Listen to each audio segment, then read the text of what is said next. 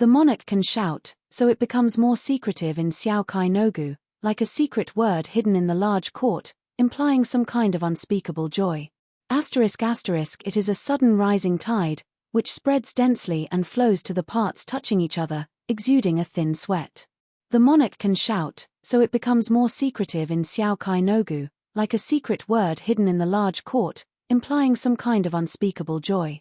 It is a sudden rising tide, which spreads densely and flows to the parts touching each other, exuding a thin sweat. The prince sat on the high position and despised the heroes during the day, and the folding fan blocked the rest of the emotions, which made him frosty, because he could see the danger sharply at a glance. But now, he opened his mouth slightly, biting Xiao Qie's fingers, the soft tongue, the overflowing fluid, and the shame that was forbearing in the expressions, all implying the word delicacy. Xiao Qie wanted him. Not only his fair neck, but his slippery tongue. The cocooned fingertips rubbed against the gums. Shun Zechuan had just drank hot tea and his mucous membrane was sensitive. His eyes were wet and confusing, and couldn't answer Xiao Qie's words. The body fluid was exuded, and the tip of the tongue was searched along the fingertips. They faced the wall, and Shun Zechuan crept forward in the squeeze, with Xiao Qie's chest behind him. This posture made Shun Zechuan feel like he had reached the top every time. He was holding the wall against his forehead, and his tears couldn't stop. When he buried his head, the back of his neck was exposed, again bitten by Xiao Qie, and the robe underneath was wrinkled. Sitting on his knees like this, the initiative is in Xiao Qie. If Xiao Qie's nose is rubbed along Shun Zechuan's neck, it seems to be both demanding and coercive.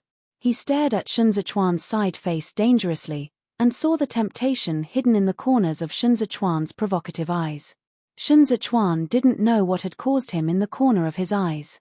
He was so innocent that he hummed very lightly when he was bitten.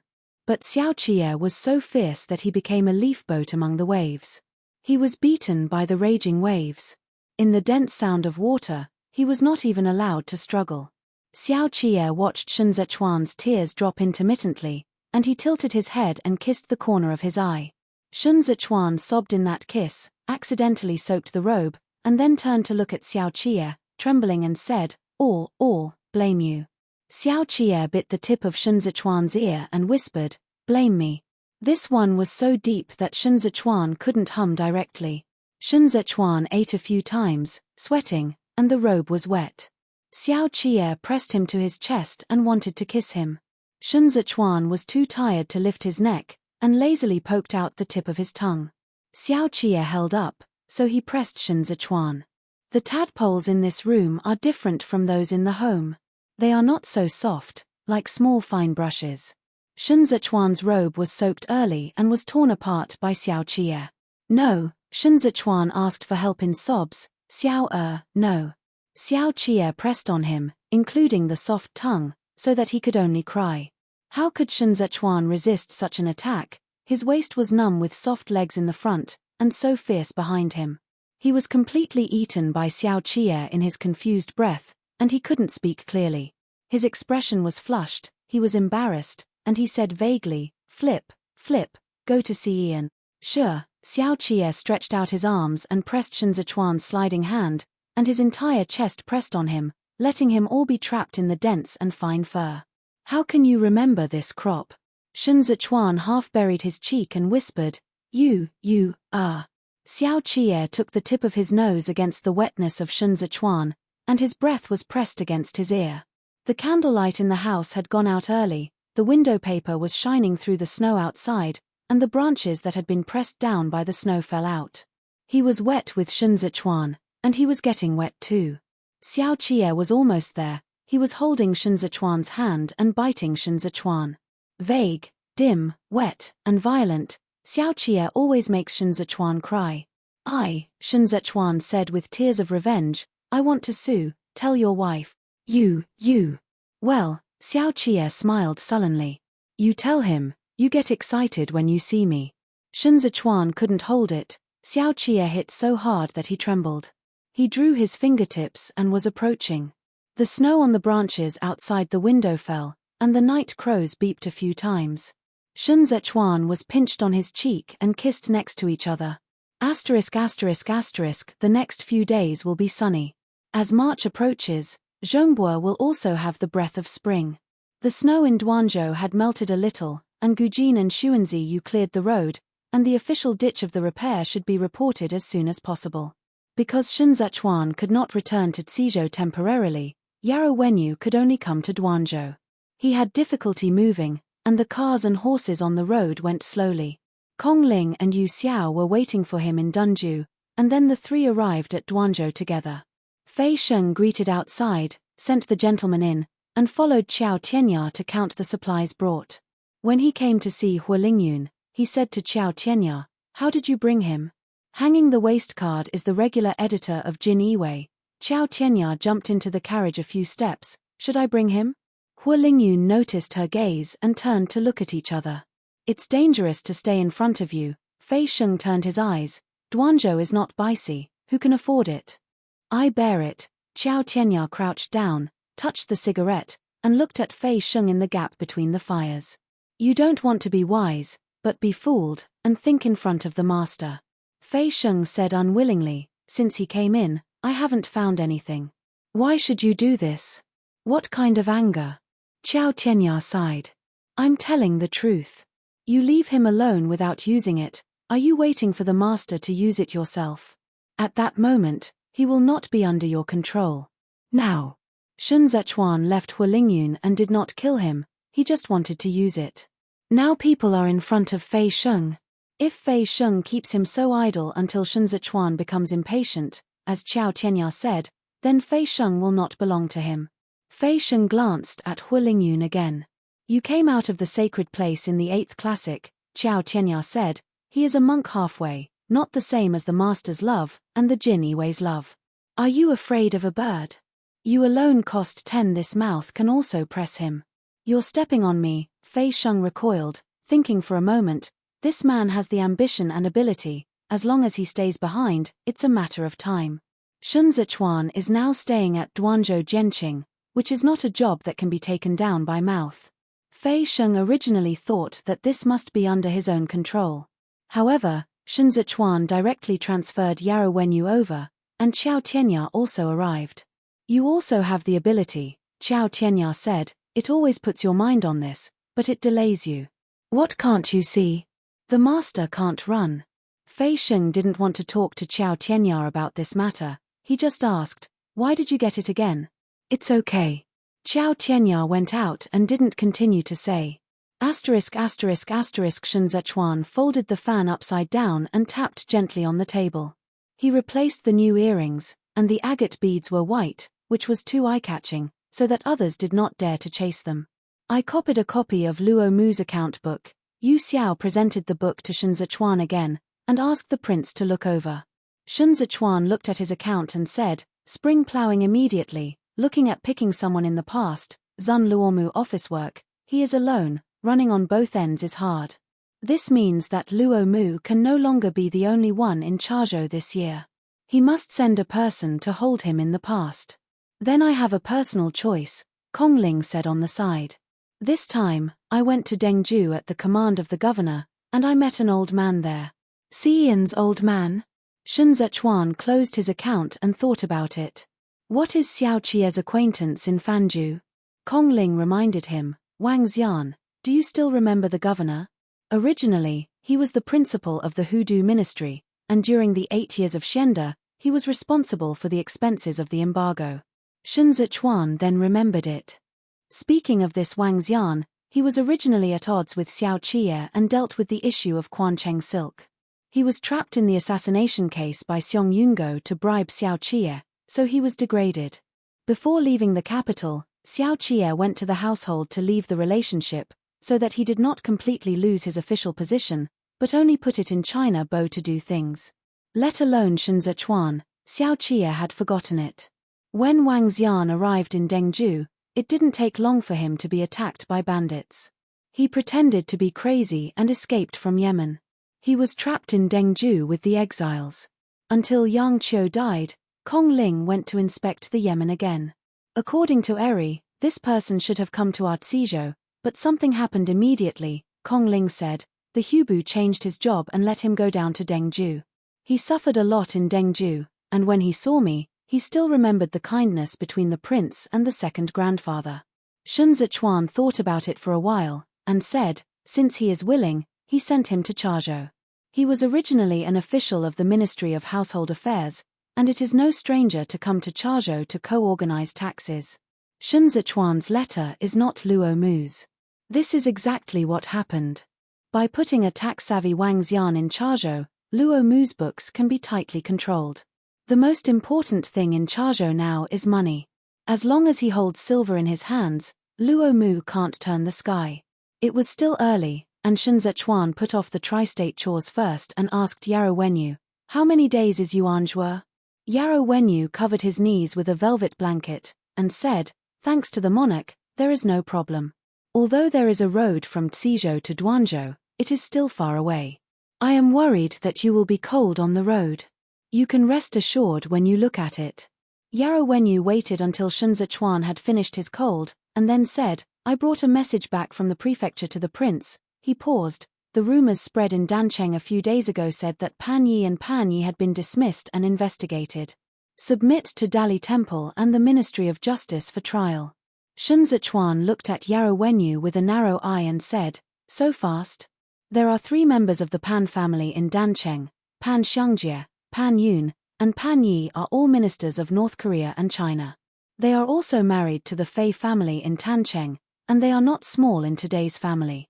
The Queen also wanted to control the dynasty, and could not do without Pan's support. For this reason, Pan Ji's dismissal was the loss of the Queen. As soon as Liang Shoshan followed Xue Xiuzhua to Dancheng, he began to check the accounts, said Yarrow Wenyu. They didn't want the original account presented by Pan Yi, but sent someone directly to take a personal measurement. Pan Yi originally thought that Pan Xiangjie and Helian, who were the security guards, as well as Liang Yeshan, who was assigned by Pan Mao, and this time the audit of the accounts could fool it, at least through this spring, but Liang Yeshan was looking for the account. In the meantime, there was a broken bullet for Xue Xiuzhua, who wanted to check the Quancheng account, but it was rejected by Kong Yang. Kong Ling said.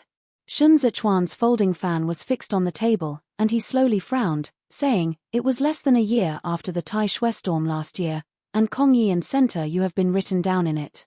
At that time, Xue Xiuzhua was at odds with each other. Why is it so fast? Juixi Governor Food Road also went to jail, which involved the problem of Licheng's account. It was said that the tariffs were tricky. Now he is impeached by the Metropolitan Institute, and even Licheng has also suffered twists and turns. Yarrow Wenyu came from a family and compared the line between them. Others were keen, and he said, the governor's road in Jueshi has nothing to do with Wucheng, but all the procuratrates were impeached together. Helian Hu of Tancheng is close to Huasha, said Shun Zichuan, but regardless of his account, Center Yu is now impeached, indicating that Helian Hu has a handle in Sinu's hands. He rubbed his fingers against the fan and thought about it. It's strange. Where is Yang Haru? Call him. Kong Shikan and Xue Xiuzhua shook hands and made peace, and there must be a reason for this. Shun Zichuan's eyes were blocked out of the capital city, but he must always know what he is doing. If Pan Yang is really dealt with as a result, it not only means that the family is frustrated, but also means that in the battle for Pu Du, the Queen has been singled out. As soon as Yang Haru's **** was next to the stool, he kept rushing, I am strangled to death in a few days. Fujuan, if you doen't call me, then I won't let me go out. Chidong's military rations have not been delivered yet, I know anxious, the flames were rushing. This Duanzhou was too broken. Would you like to have a mat? It hurts to sit on the bottom. Yang Haru gradually shut up in Shun Zichuan's eyes, he moved his body. Bribery, Yang Haru whispered, what else can Helian Hu do? He is an idle marquis who runs around for his son's future, and loves to send something on weekdays. Isn't Liang Yangshan going to Dancheng? Helian Hu was caught in the door by the door, and asked the Jueshi Juliang Road to send a bag of gold to Liang Yishan. Didn't it just hit someone's hands? I said that Liang Yishan was not easy to rectify. /Qingshan away, this is all right. Helian Hu, this bag of gold broke a bunch of people. Bringing a bribe? Yarrow Wenyu said suddenly. He looked at Shun Zichuan. Pan Jianken assigned Liang Yishan to treat Liang Yishan as his confidant, so why would He Lianhu paint a snake and give him gold? He is stupid. Yang Heru knocked on the tea lid, remembering that Fei Sheng struck his head, remembering his revenge. Feis are stupid, and his head is not bright. Then the little Prince Fei has reached the crown, and is idle. How can the family do the trick? Helian Hu Hohao followed the Queen Mother, and Hua Xiqian didn't die when he fell. Shen Zichuan's eyes lightened. He just wants to grasp Liang Qushan, and shouldn't give Liang Qushan gold, and he should turn to Juliang Road, which is simply just send himself to Liang Yunshan. What does he plan for? Who knows what he is trying to do? Yang Heru turned his eyes, followed by sitting straight, lying on the table, showing a surprised expression to Shen Zichuan. If it wasn't for Helen Hu, he would be too miserable. This led Xue Xiuzhua to walk straight home, and even Pan Pan's door fell into the water. Shen Zichuan's electro-optical stone fire figured it out, and the folding fan was snapped on the tabletop, so frightened. Yarrow Wenyu coughed suddenly. He covered his lips, drew the parchment, and calmed down slightly, then said, "Good plan. Shui Yanqing is good plan." The author has something to say. Thank you for watching. 2K Novel Reading Network. Today, the rain and snow are creeping in the capital, and the chill bones are chilling. He Lianhu knelt in the temple, kneeling numbly, and his sleeves were crying. Today, the rain and snow are creeping in the capital, and the chill bones are chilling. He Lianhu knelt in the temple, kneeling numbly, and his sleeves were crying. Then Shui Yanqing was shameless and shameless. In order to frame me, I used whatever means. Jushi governor's grain bribery. How can we be involved in our city? That's the situation of Jiang's Qingshan. Lord Qingshan. He Lianho took off the official hat resting on his knees, and he cried, and Center Shuani, biting me at this moment, it is clearly reprimanding the dissident, and teaming up with Shui Yanqing. They do it. Concerning the work of the Go-Go Ying camp, Kong Boran still has to appease her, and the bad ones are all in style. You seldom use this kind of words to mourn your family. The Queen Mother was furious. You have to be really orderly. Xue Xiuzhua can catch up with the accounting problem. Zhu Shidwa Liangdao has been greedy in Tancheng. If this is not done by you, Paul, is he so capable? The hall was brightly lit, and the Gongyi retreated to the door of the hall. Only Aunt Liaoyu kneeled and served on the side. Helian, who came to bear Jingjing's sin and wore a thin dress, and now he was trembling under the anger of the Queen Mother. As soon as Emperor Tianchen died, the Queen Mother filled the family with leaks in this position, and she was exhausted today. She sighed at He Lianhu across the bead curtain. He Lianho heard bad words, and hurried forward on her knees, and said, "The Queen Mother is angry, and now it is the best policy to abandon the to protect the car. In any case, he must save Pan Yang. Pan Yang is Pan Xiangjie's sister-in-law, or a key member of the household. They broke Wei Huaigu last year, and now only Pan Maro can still stand in the household. If Pan Maro is lost, the family treasurer will be gone." The Queen said, "You can keep Pan Yi, and you can't keep Pan Yi. This Pan Yi is the husband of Jiaoyu County. Without Pan Yi, she will be widow." For a moment, Helian, who was sad, and Voldemort choked, wiping tears and saying, "I am a father. If I had been forced to the Jedi, why would I abandon such good people? I am helpless. I would rather she be widow than let her be implicated." The Queen Mother's face in the bead curtain finally said, "You go back and let Zhao Yu and Pan Yi leave." The rain and snow outside the palace struck the palace eaves, and the Zhu wall was sinking into white snow. The ancient bell in Wang Lu was resentful and hurried into the court hall. Pan Yang has the ranks in his body, and there is no need to bow to the court judges. After Yongyi years, Dancheng will no longer be rewarded for farmland, but now the total measured by the Ministry of Households differs from the number of days reported by Dancheng. Xue Xiuzhua sat upright, looking at Pan Yang. Pan Yi served in Dancheng the prefecture government, concealed the extra fields from the Ministry of Households, and you presided over the taxation affairs of the Ministry of Households. The inspection of the vacancies of the field tax in these years has not raised any questions. I ask you, do you know that the Dancheng field tax is doing fake accounts? Pan Maro closed for a few days, and his robe was wrinkled. He sat opposite the desk case, watching. Xue Xiuzhua didn't answer. Shueshozhua confronted Pan Yang. Pan Jian is not good at trial. This kind of high-ranking officials are familiar with the review process. Smart people will remain silent in the face of Dali Temple and the Ministry of Punishment.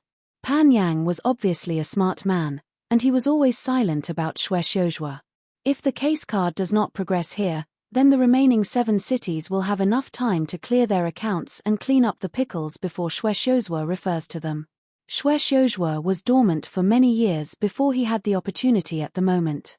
He couldn't let Pan Yang escape. Pan Xiangjie stayed the same, Shueshozhua said with 10 fingers crossed. The Queen Mother praised him as the assistant minister. After spring this year, she is expected to be transferred from the Ministry of Industry. This is a hint to promote him to the cabinet. You are deadlocked with me here, and all of him after spring examinations and assessments are bound to be implicated. Pan Yang leaned down and took a scornful sip, saying, "You persuaded the governor to pay a bribe, and took the opportunity to bridge the cabinet with Kong Kong. Now you want to take us Pan, but because I let Yarrow Yuanjua go. Sister-in-law, what do you pretend?" Shueshozhua's look remained unchanged, he said. Before Pan Xiong was the outstanding minister of the Ministry of Work, your Pan family invaded the people's land in Dancheng. During Yongyi's reign, Dancheng Bai Kao Cheng complained of all injustices and was killed by 13 horses on Shunwu Street. His 80-year-old father was killed at the gate of Dancheng City's Yamen. You're right, I did take you Pan Yarrow for Yarrow Wenyu, but Yarrow Wenyu is just an opportunity for you. Even without Yarrow Wenyu, Pan will have to repay the debt. Pan Yang's hands and feet were cold. He leaned back to the chair, avoiding Shueshozhua's eyes. In the first year of Shenda, the old leader of the Hage inspected Dan Chengtian tax. The official under his name was Jiang Jun. It was my colleague in the position of the Ministry of Households. At that time, the problem of Dan Chengtian tax had already surfaced. As a result, Jiang Jun died on his way back to Dudu, and his account book was missing. Shueshozhua said calmly, "Shenda's 2-year-old man recovered his account, and Hua Xiqian thought we had evidence in his hand, so he ordered the family to pay the tax. You are not willing to pay from the private treasury." In order to supplement the money, the invasion intensified in the 8 cities. That year, 7 families in Dancheng swallowed medicine and committed suicide. Do you know why? Pan Yi certainly knows why. That year, Hua Xiqian was forced to rush, and even Pan Xiangjie was also anxious. For this reason, while expanding the invasion of the people's land, the original land tax was distributed to the people in the city. These flat-headed people lost their food fields and had to bear high taxes. This is not a special case of Dancheng. This is the normal scene of the 8 cities after Shenda years. Shueshozhua said here, "There are no other people in the hall," he continued. Later, Jueshi was hit by disaster, *** mountain. Do you know why *** mountain refused to merge with Hua Xiqian at the time? Because his brothers are Jiang Jun, there is retribution in this world. Pan Yang's throat tightened, and he reluctantly laughed and said, "Then you frame innocent people now, aren't you afraid of karma?" Innocent. Jushi Judao Road is innocent. He can serve as Judao Road through your support, and then the Ministry of Households will give all praise and put it to Jueshi to check and balance the mountain.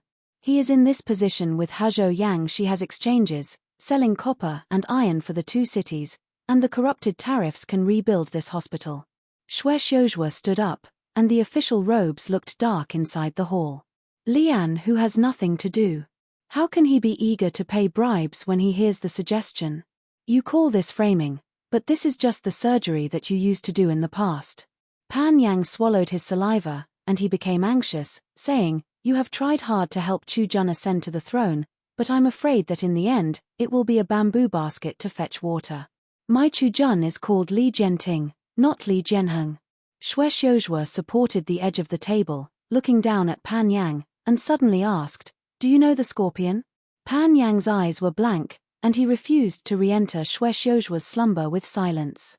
Shenda's defeat of the soldiers in the 4 years gave Hua Xiqian a chance to breathe. Whether it was Shunwei avoiding the war or the invasion of the border sands, God seemed to be helping the family escape the calamity. Shueshozhua said, "This kind of thing, I don't believe it." Pan Yang didn't know what Shueshozhua was talking about, but he smelled danger. He could keep a close eye on the invasion of Mintian, but he could not rush past in collaborating with foreign enemies. Once this kind of thing starts, it is a disaster. Do you want to frame me again? Pan Yang said sharply, you take my Chujun and invite you to power, but you dismiss aliens in the DPRK, and you are doing private favors. If you are truly a country, why are you against Lu Guangbai, who made the hands and feet of Bianju and Junliang? Xue Xiuzhua suddenly dropped the confession in his hand. Who is Qi Dongjuan's encroachment on nearly half? You have repeatedly suppressed Qi Zhuyin and let the One North family from the north, 120,000 iron riders to the northeast, without Xiao Qie, who can tie Xiao Fengshu and Xiao Jiming? You might as well ask yourself, how has the court always been able to make up for you? The Queen Mother has control of Chao Yi, but now he refuses to abandon his family to make up Chidong army. Xue Xiuzhua's chest was undulating, and he turned his head to calm down a bit. I'm eliminating aliens. Xue Xiuzhua looked at Pan Yang again. I want to uproot you residues and the scorpion. Yarrow Wenyu suffered from cold for a long distance, and fell to Duanzhou the first night. Shun Zechuan saw Yuanzhua feel sorrowful when he saw the illness, so he let the doctor stay in the hospital and die at any time. When Xiao Qie saw that Shun Zechuan was about to pass by, he said, let's go together, I'll see him too. After the two men drew a meal, Fei Sheng followed. Xiao Qie held an umbrella and walked with Shun Zechuan to Yarrow Wenyu's yard. Shun Zechuan looked at the eaves, and asked the maid who came to welcome him, why don't you go in and serve? The waitress saluted, and whispered, Mister, don't let anyone wait at night. Xiao Qie shook Shun Zechuan's hand and motioned for the maid to step down. He shook his umbrella and said, Yuan Zhua has high spirits. I haven't seen Qiao Tianya. Shun Zechuan looked around and looked at the main house. Knock at the door. Between them, the door was open. Qiao Tianya, dressed in regular clothes, gave a little gift to the two of them, and gave way, saying, Yuan Zhua. Mister hasn't even slept yet, and he is waiting for Fu Jun and Yi in the house. Yarrow Wenyu was up, his cleaned face was resting on the back of his chair, and the book on his knees was scratched by the tiger slave. Xiao Qie leaned over to pick it up for him, looked at it by the way, and said, Atlas, there is a set in your study in Mai's house. Eri spent a lot of money, it's a pity that the house stayed in Qiong. Yarrow Wenyu's voice was like jade, he had cleared up his fatigue and turned 4 wheelchairs to signal Xiao Qie to sit. Shun Zechuan took off his coat, looked at Yarrow Wenyu's face, and said, long distance travel, I shouldn't call you to the hall today. Recently snowing, I will have to suffer this way sooner or later. Without anyone else, Yarrow Wenyu and Xiao Qie are old friends again, naturally more relaxed than usual. He poured tea for Shun Zechuan, raised his hand and could not see Shen Yang, saying, Fu Jun is still thinking about the capital at this moment. Spring plow is coming. Shun Zechuan pressed his forefinger to the teacup, and the agate beads in his ears shook in the dim light.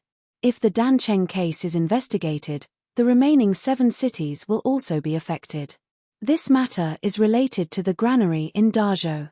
Abandoning the soldiers to protect the car is a common method used by the family. If Xue Xiuzhua really rushed them, throw away a Pan Yang, Xiao Qie repositioned the residual chess in the small case on the side, it is not impossible. Xue Xiuzhua this time killed 3 birds with 1 stone, used gold to pull Liang Yingshan into the camp, and pushed Dan Chengtian tax to the agenda, and also prepared for the future inspection of Yuncheng tariffs, Yarrow Wenyu said. There was something wrong with Helian Hu, and the Queen Mother had a hard time. But Kong Shikan would help him, it must be more than one reason. Shun Zechuan watched the tiger slave run to his feet, quietly moved away, and looked at the cat and said. Qi Zhuin's eyebrows were sent to the fire mouse department. At this juncture, if Xue Xiuzhua was willing to give the cabinet millions of dollars, Kong Kuan would naturally not refuse. Tiger slave stretched his waist, put his paw on Shun Zechuan's boots, and stretched himself with his buttocks. It yelled mo meow a few times, squatting back and forth against Shun Zechuan's calf, and was pinching his neck by Xiao Qie when he was about to grab Shun Zechuan's robe. Xiao Qie looked at it and said, Yes, I almost forgot, Shui Yanqing still has a pen in his hand. The tiger slave made a circle in the air and saw Xiao Qie, his ears shrunk, and he was afraid to move with his front paws. Xiao Qie threw it back, It landed lightly, turned his tail to the side of the four-wheeler, crawled back to Yarrow Wenyu's knee to touch. Yarrow Wenyu touched the tiger slave and said, Shwe Xiozhua added Chidong's army to the army this time, and the commander must also accept his affection. The Queen Mother will lose the opportunity to watch the fire across the shore. This matter is easy to solve. Shen Zichuan looked up at them both. As long as the Queen Mother points a marriage to the commander, Chidong's military power will be 2 points. Marry a marshal. Xiao Qie said, there must be a knighthood, and now the old men with the knights are not suitable and cannot be suppressed. Since Helion who has been dragged by Wu Cheng, he has simply kicked him out. Shen Zichuan took Xiao Qie's palm pawns and placed it on the board. Isn't Xiao Hu Fei Shi still alive? He married the commander and became a vase at Chidong, and the military power was taken over by the Queen. Fei Shi is still a close friend of Pan Maro. With this relationship, as long as Pan Maro did not die, he would have a chance to rise again. Hu has married a daughter who has been living for nearly a century. Today, it is finally her turn to marry a man. As Xiao Qie said, abandoning the ***** car is the Queen's usual method, but it is not only Pan Yi that she is going to lose, but also Helion Hu. Xiozhua has been grabbed by Shwe Xiozhua, and Liang Qiushan holds the Qiu account. Since it is a city account, then let the city bear. In the first half of her life, the Queen Mother was at the mercy of her. Passion may not be desperate for her. Rather, she was used to being passive. There is only one supreme in the world. Since Chu Jian Li Jianting can, why can't she spend cranes? So far, Li has lost Emperor Guangqing, Xianyang Emperor, Tianchen Emperor, and Yongyi East Palace successively in the hands of the Queen Mother. Xiao Qie looked at Bai Zi in his palm. If you lose again this time, Daiju will really be changed hands. During the rain and snow, Li Jianting stood up in a cloak. She faced the Queen Mother across the snow curtain. The Queen Mother looked at the young Chu Jun, and saw the shadow of Emperor Guangqing from the eyebrows of Li Jianting, her husband who had held her half a life, and the shackles that had trapped her in the harem. Now she stood at the peak of 9, she no longer feared these eyes. The Queen Mother showed a kind smile to Li Jianting, thinking silently. /////Lun's evil species. The author has something to say. Thank you for watching. 2K Novel Reading Network. In the blink of an eye at the end of February, the Dan Cheng case became a well-known large case in Pandu. Pan Yang spent half a month in the conference hall without any progress. The students in the room had a lot of discussions about this. They pinned their hopes on Shwe Xiozhua, and there were more and more discounts for the impeachment of Pan Xiangjie. In the blink of an eye at the end of February, the Dan Cheng case became a well-known large case in Pandu. Pan Yang spent half a month in the conference hall without any progress. The students in the room had a lot of discussions about this. They pinned their hopes on Shwe Xiozhua, and there were more and more discounts for the impeachment of Pan Xiangjie. When the snow stopped, a row of Jueshi caravan also arrived in Batu. Xiao Wu was wrapped like a mule, but he was very dexterous. He jumped down from the carriage and stood on the level talking to the tax collector who was collecting taxes. The curtain at the back opened, and Ji Qingqing, who had a short hair, walked down. Ji Qingqing raised the copper plate with his thumb, and steadily caught it. He smiled at the clerk. We are familiar with the goods coming and going. We also invite the master to appreciate his face in the evening. Let's sit on Donglong Street. My brother got your care last year, and I have to thank you for this. The tax official with the tax book knows that this person is a businessman from Jueshi. Last year, Xiaowu escorted goods, and the sea of silver that was delivered here. Now I finally saw Ji Qingqing, although it was the first time, but he was familiar like a brother. The sergeant jumped off the truck and arched his hands at Ji Qingqing and laughed. I'm a muddy pen. How can I afford Ji to say master? You are the grandfather. You are our grandfather. Ji Qingqing returned to Lijiu after a year and saw that the gates of the city were all cross-checked, and the road guides and books of the past caravans were detailed. He calmly said to the official, how long does the brother have to stand here on such a cold day? I look at the team behind. The ***** stood by the side and received the tobacco handed over by Ji Qingqing. He had got a lot of ice respect from Ji Qingqing and naturally he was willing to deal with Ji Qingqing. He immediately and half-truly complained, "Where is the closed city? If it weren't for other strengths, who would rather stand here? Don't you know that there are more than 100 caravans coming and going in this day, and there are so many sneaky sneakers and tricks, thinking about ways to tax evasion?" "That's really not a thing," said Ji Qingqing. "Isn't it sincerely hindering the brothers' office work? You are a man." Yi Li took the bridge in his eyes with Ji Qingqing. "I have been collecting tax and money for so long. It seems that Ji Yi is the best of you."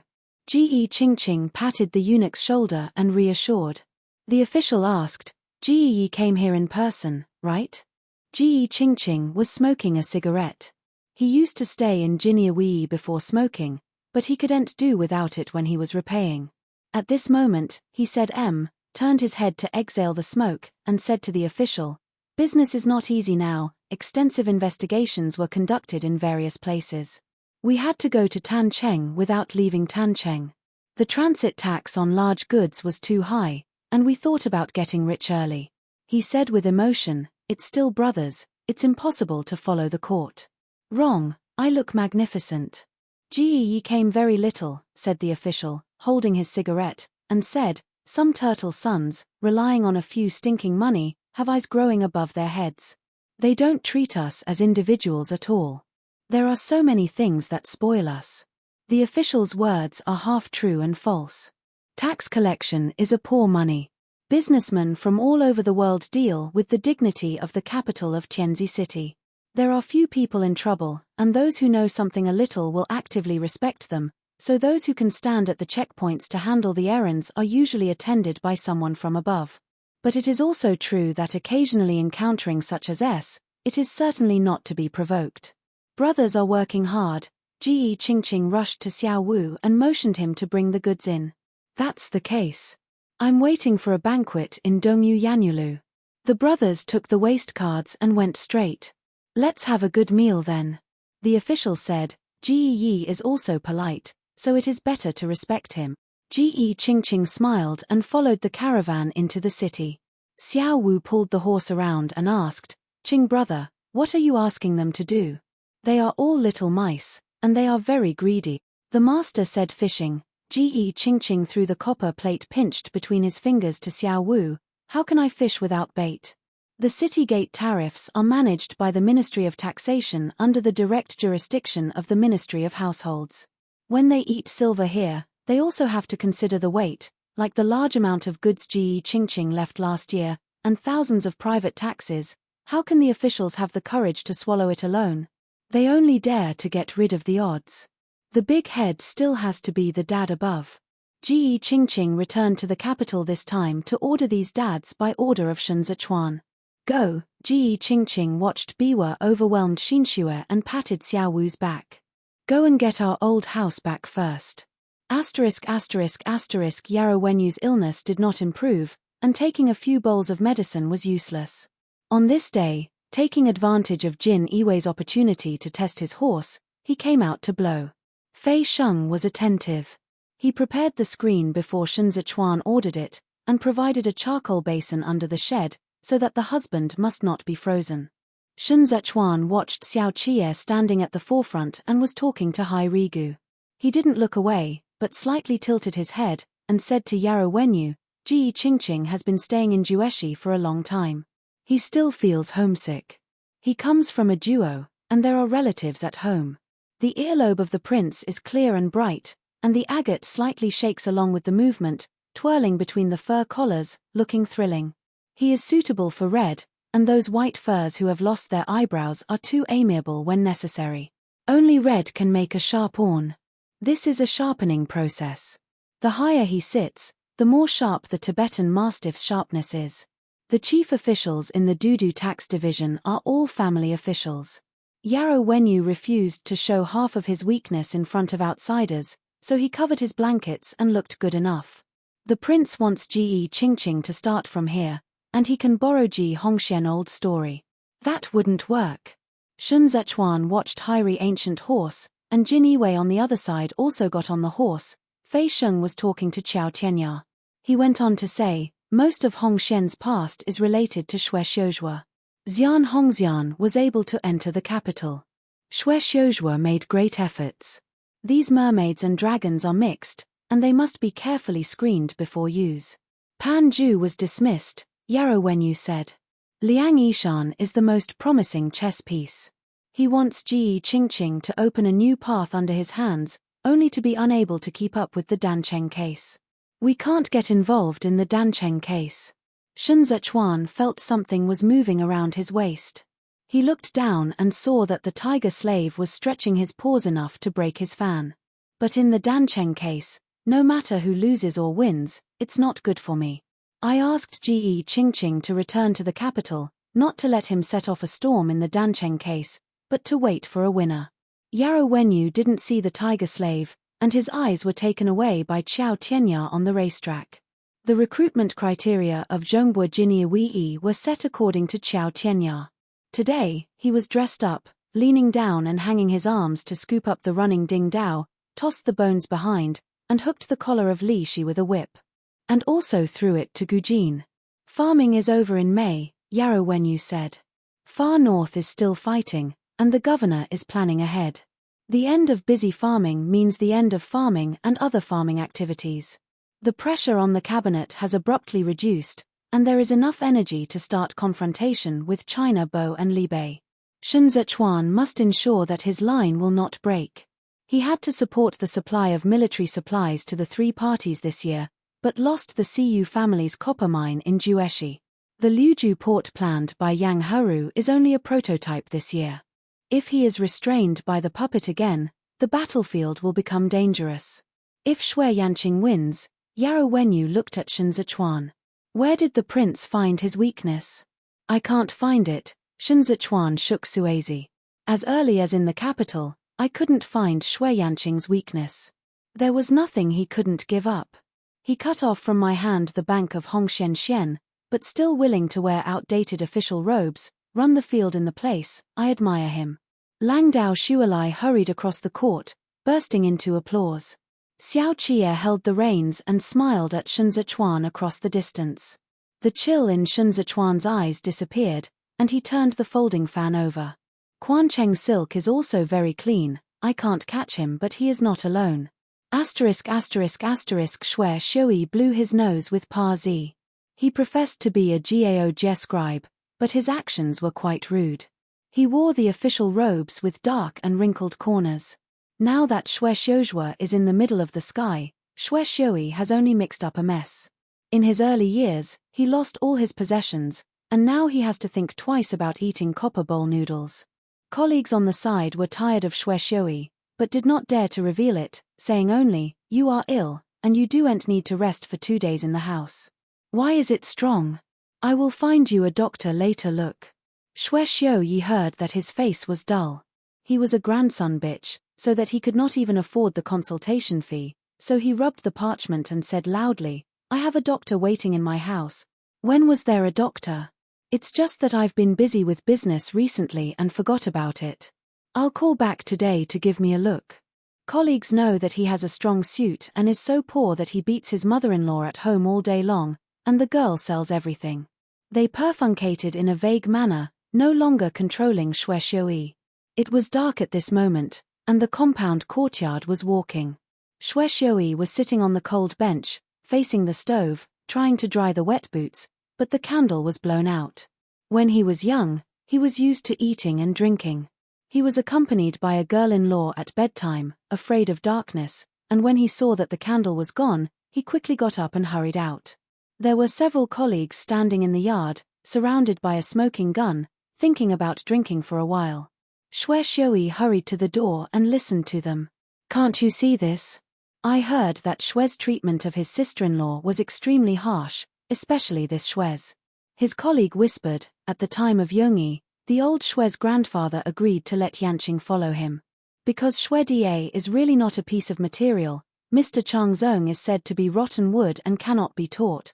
Xue Xiui was half-hearted, and he was so good-looking that he shrank behind the door, shy, and listened to them continue. "So Xue Yanqing is not willing to promote him now," someone said. "Standing in the door to make a mess, Yu is not as much as asking for food outside. If his family takes the title like Faze, that's fine. Nothing. I think Shui Yanqing's Baoju are all clear from Hanlin Academy. Most of these people are Jinsha in the spring festival. After the hall test, they are all talents. How does Shui Da promote? He knows the fart. Last time he asked him to sort out the old case. 8 words were misprinted on a piece of paper. They gathered and laughed. Shui Xiui trembled his hands. He was holding his wet robe and wanted to run out and scold the despicable villains who mocked him in the back, but he was no longer than he was, and without Shui's honor, he ate on this point and never eat again. Dare not to cover up like humiliating Pan Mao. Shui Yanqing calculated something. Shui Xiui stretched his neck and took a light sip. Despicable bitch. The author has something to say. Li Jianting's life experience guides 120 chapters, and the autumn rain that Hussein said rounds up guide 151. Don't fight, don't fight, don't fight. Bayou Love Love Cosmic Wave 2K Novel Reading Network. Lang Dao Shuijin is invincible on the racetrack. It is the uncrowned king under the Hongyang Mountain. Xiao Qie stopped playing after 2 laps, and went down to eat the tea left by Shen Zichuan on the table. The temperature of the monarch still remained in that cup. Lang Dao Shuijin is invincible on the racetrack. It is the uncrowned king under the Hongyang Mountain. Xiao Qie stopped playing after 2 laps, and went down to eat the tea left by Shen Zichuan on the table. The temperature of the monarch still remained in that cup. It's a rare day, Xiao Qie said, drinking tea and wiping his hands. Set a reward for them to play. There are ready-made rewards. Shen Zichuan turned his head and said to the maid in front, tell them a few, and outperformed me with great rewards. Xiao Qie sat down, and his long legs were so crowded that Shen Zichuan was almost nowhere to go. He asked, what reward? Shen Zichuan laughed without answering. A few people on the horse race stopped, and the tiger listened to the reward, and he said, this is our advantage.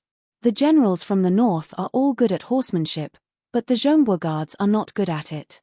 Gujin and Zunziyu could beat their heads, and there was no suspense in this race. Sitting on horseback, Fei Sheng said to Qiao Tianya, will you get on? Qiao Tianya held the reins and greeted Gujin behind, saying, are you a prince's face? Do you come down without a fight? Peach, come up and accompany your old brother to run this game. Ding Dao came across the reins and said to Fei Sheng, don't be afraid. When you left the north, Jin brother didn't run over me. I'll block you for a while, and you will concentrate on playing the game. I'm not afraid, Fei Sheng said after seeing Qiao Tianya stepping back. You can't retreat, too, our brothers will work together. Qiao Tianya pointed his back with a whip, and Fei Sheng took a look, and Hualingyun was also there. Qiao Tianya said, the last road is narrow. Don't entangle with Xuanziyu. Just keep your eyes closed on the horse. Someone behind will block you. He is going to lift Fei Sheng with Hualingyun and give Fei Sheng the limelight. For a while, Fei Sheng didn't know what it was like, rushed to Qiao Tianya and said, you are my brother. Although Yarrow Wenyu couldn't hear them, looking at Qiao Tianya backed up, he understood what they meant. Xiao Qie held the teacup, looked at the horse farm, and said playfully, this Qiao Tianya also gave way to Chen Chen. Horse racing is on the rise, and everyone just has fun, but it does not mean that Jin Yiwei can lose too badly. From both the North Rail Riding and the China Boss Army, Qiao Tianya still had to give the opportunity to Fei Sheng. Yi said that Qiao Tianya had no ambition. Yarrow Wenyu grabbed the tiger slave and watched Qiao Tianya silent. Shen Zichuan wiped the folding fan a bit and closed it again. He looked as if he was well informed, neither talking nor anxious. Xiao Sheng. Yin Chang stepped on the fence, sat up, and shouted at Fei Sheng heartbreakingly, hurry up, win the old man and take you to drink. Yin Chang's words faded, and Gujin's horse raced like a wind. The old man ate a mouthful of ash, and was almost anxious to stand up. Gujin and Xuanzi's auxiliary vehicles are interdependent, blocking Fei Sheng's road. Fei Sheng was half a step slower and couldn't get past. The Ding Dao behind drilled a few times, passing by Fei Sheng, blocking Jiyu Jin's buttocks from the outside, so that Jiyu Jin had to slow down and gave up the road to Zunziyu. Jin brother, do you have 1 or 2 silvers in your old boots? They are all soaked. Before I leave, Lioli at the door of our house is still asking, when will your credit for the wine be returned to others? I think it's awesome. Ding Dao said more and more vigorously, I'll take the money out of your boots and pay half of it. Half? How many or two did you credit? My accounts are all mixed up. Gujin couldn't bear it. He tilted his head and said, shut up. As soon as he was distracted, Fei Sheng was knocked out of his inner position. Gujin cherishes his horses and refuses to squeeze them.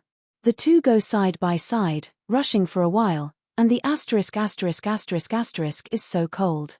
The road is wide and narrow. After crossing this distance, there is a slightly wider curve ahead. Gujin wanted to suppress Fei Sheng here, and Fei Sheng also wanted to surpass Gujin here. Both men closed their mouths and galloped in the dust. Seeing that the curve had reached the front, Gujin clamped the horse's abdomen, and Ding Dao in the rear had already withdrawn, and Hualingyun was on top. As soon as Hualingyun approached, Gujin realized that this man was riding well and felt more oppressive than Fei Sheng. The corner turned abruptly, and Gujin's horse head turned sideways. However, Hualingyun, who was catching up on the side, suddenly accelerated, and the pony's thick front neck followed the direction, pressing Gujin inward. Gujin swiftly pulled the reins, but the horse couldn't stop rushing forward and was forced to slam into the innermost Fei Sheng. Fei Sheng's position suddenly narrowed. In order to avoid the collision, he tightened his right hand subconsciously, and immediately turned his head, reached the fence, and slammed the wooden fence while flying. The warhorse was frightened, and the horse's hoof was caught by a railing in a hurry, and it was planted out of nowhere. Fuck. Hu Taihu stood up. The horse twisted to its front knee when it was planted, and Fei Sheng moved quickly in the dust, and immediately hugged his head to protect his head, rolled to the ground, startled with cold sweat. Gujin has stopped, and he took the lead in dismounting, pulling up Fei Sheng. Fei Sheng stood on his legs, his robe was covered with mud, he wiped the sweat from his face, spit out his teeth, and said to Qiao Tianya behind, nothing. Hualingyun whips his whip, and on the sidewalk that is gradually narrowing, there is a tendency to surpass Sunziyu. Xuanziyu heard the movement and said as Hualingyun approached, isn't this authentic? Brother. Hualingyun half leaned down, like a sharp arrow breaking the wind. His momentum was too fierce, and he ignored the fences on both sides of the road, and allowed his calves to be wiped with bleeding marks by the wooden fence. Xuanziyu's stable scattered sawdust on the fence, and he cursed harshly, this *******. The fence was affected by Fei Sheng's road, and this half was crumbling. Xuanziyu heard a bang, and the fence had been broken. He did not dare to die with Hualingyun anymore, and immediately turned around and took the horse out of the road. Xuanziyu took a sip, leaned down and hugged the horse's neck, comforting hoarsely, Laro Tsu was slightly wronged. Hualingyun Rui could not take it, Mercedes was in the last section. He breathed slightly, leaving all the noise in the wind, and only the end was visible in his eyes. His future depends on fighting. No one is his brother here, and no one is his legacy. He knows what it means to be placed in Jin Yiwei, but this is far from enough. His ambitions are all on the battlefield. He must find a way in front of Shenzichuan to be reused. Yin Chang was anxious to pat his thigh straight, anxious to spread his legs to chase the kid. He yelled, you can't cheat. You can't. Between the electric light and the fire, I saw the horseshoe stepping on the flying mud suddenly, as if the lightning broke through the dust, immediately after Hualingyun. Qiao Tianya. Yang Taihu poked out the fence excitedly and shouted, Qiao Tianya. Yarrow Wenyu's throat was dry. Seeing Qiao Tianya's brazen hair in the wind and the boldness between his eyebrows, he seemed to hear the sound of cracking ice. Hualingyun's brow frowned slightly, and he looked sideways to see Qiao Tianya pressing up. Qiao Tianya pressed the earthy smell of the tongue and smiled shortly at Hualingyun. Both men lowered their predecessors at the same time, squeezing a pavement between the fences that were smashed to the west. It seems that Qiao Tianya rarely has the urge to win, but today, in this boiling noise, he is the Qiao Jialang who struck the capital 10 years ago. The noise between the racecourses was full of anticipation, and the shouts were fierce. The silk is hanging in front of it, and the fence is like a broken rope, which is turned over by the rapid sound of horseshoes. Hualingyun gritted his teeth, and the wind fluttered in the dust, and his idea of winning almost overflowed his chest. At this moment, the iron bar suddenly ran out in front, and the force of the frontal collision was enough to scrape the person to the ground. Hu Lingyun made a quick decision, rolled over, and rolled to the ground between Pegasus, avoiding the iron. But after he got off the horse, he heard that Xiao Tianya was still moving forward, and he couldn't help but said, "Joe." The scarlet warhorse rushed over the iron, no one on his back. Yarrow Wenyu clutched the handle of the four-wheeler, and his breathing stopped. In just a few moments, Xiao Tianya turned back from the side of the horse, and suddenly the scene was full of enthusiasm. Xiao Qie said pretty. Xiao Tianya took off the heavy color when Jin Yiwei came, then laughed. His lost frustrations were melted by the sunny day, and at this moment became a shining sweat, sitting on the horseback with a good posture. Yarrow Wenyu's calm face showed almost no clue. He let go of his hand, but found that Xiao Tianya was looking here. Xiao Tianya retracted his eyes, dismounted and hit Fei Sheng with his shoulders, blocking Fei Shengzhang's sight of Hu Lingyun, and Fei Sheng said nothing. After they finished the game, they were rewarded by Shen Zichuan. Shen Zichuan was holding a folding fan and standing tall, saying, "Since the grand prize has been said, you can't use silver money and vulgar things to perfuse you. The position of the commander of the Duanzhou Genie Rider has been left empty." He paused and said, "Today Xiao Tianya." Sure enough. Fei Sheng knelt down, sulking. But here are all people. He can't look at the master, but frustration is true, he can only reluctantly invigorate his spirit and maintain calmness on the face. Fei Sheng was transferred to Jinichi, and Hu Lingyun co-worked. Zhongbua Jiniawei was renamed Jinichi, and still has the power to report urgently.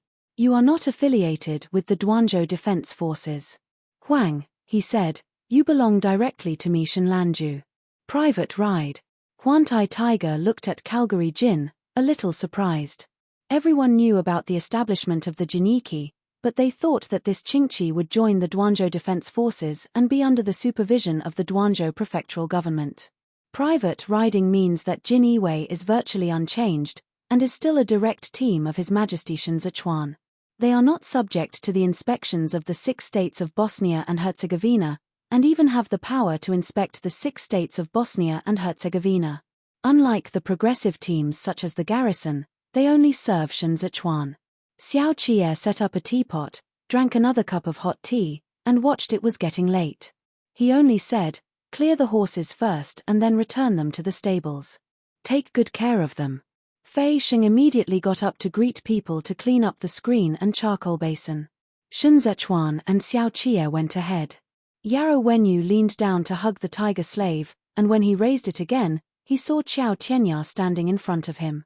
Xiao Tianya blocked Hu Lingyun's body, pointed to Fei Sheng over there, and said, after packing up the compound, "It's on standby." The atmosphere around Hu Lingyun was not good. He nodded indifferently, bypassing Xiao Tianya. Yarrow Wenyu looked at the cat, and suddenly a color ball fell into his arms.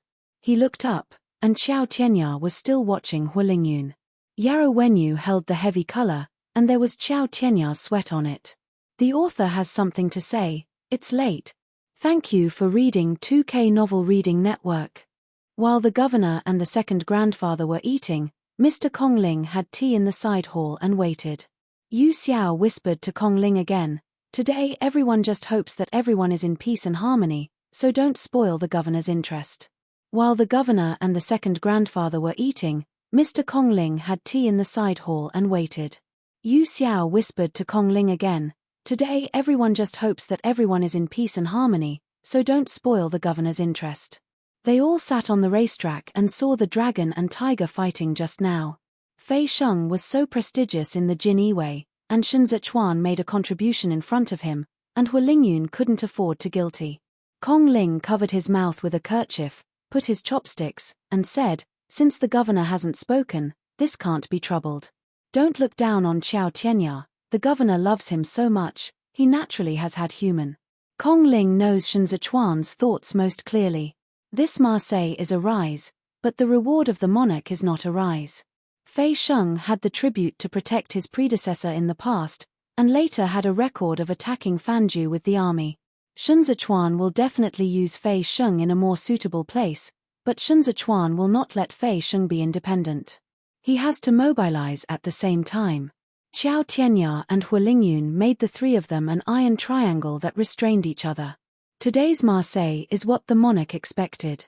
Shun Zichuan divided his private affairs from his official duties. From Jin Yiwei to Liu Ju, he was quietly constructing checks and balances. Shun Zichuan is not as strong and dazzling as Xiao Qie, but he always sits at the top, holding everyone in his arm in the palm of his hand, and letting them reach a delicate balance here. Kong Ling thought of this and couldn't help feeling. Qi Hualien is also the emperor. Shun Zichuan knocked chess pieces against Xiao Qie. They regained their interest in Yuan Zhuo's house last time, and now sit here to eat. Xiao Tianya was unexpected, Xiao Qie said.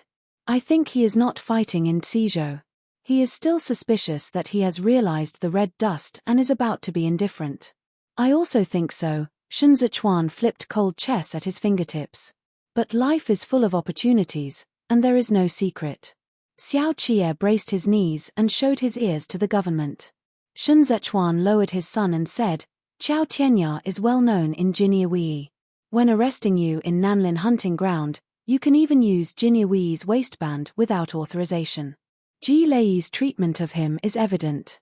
Miscellaneous in the capital, Fei Sheng can be overwhelmed, effort and energy are indispensable. The reason why he retreated in Cizhou, I guess he was hurt by Yuan Zhuo. But he wanted to retreat, Yuan Zhuo pushed him back into the game. Shun Zichuan hesitated about Hualingyun's whereabouts during the great victory in Fanju.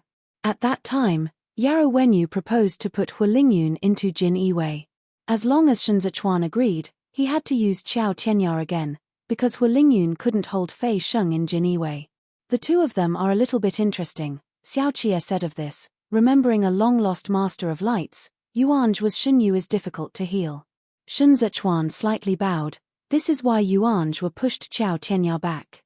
Xiao Qie was silent for a moment and said, heavenly and talented. The atmosphere was slightly sinking.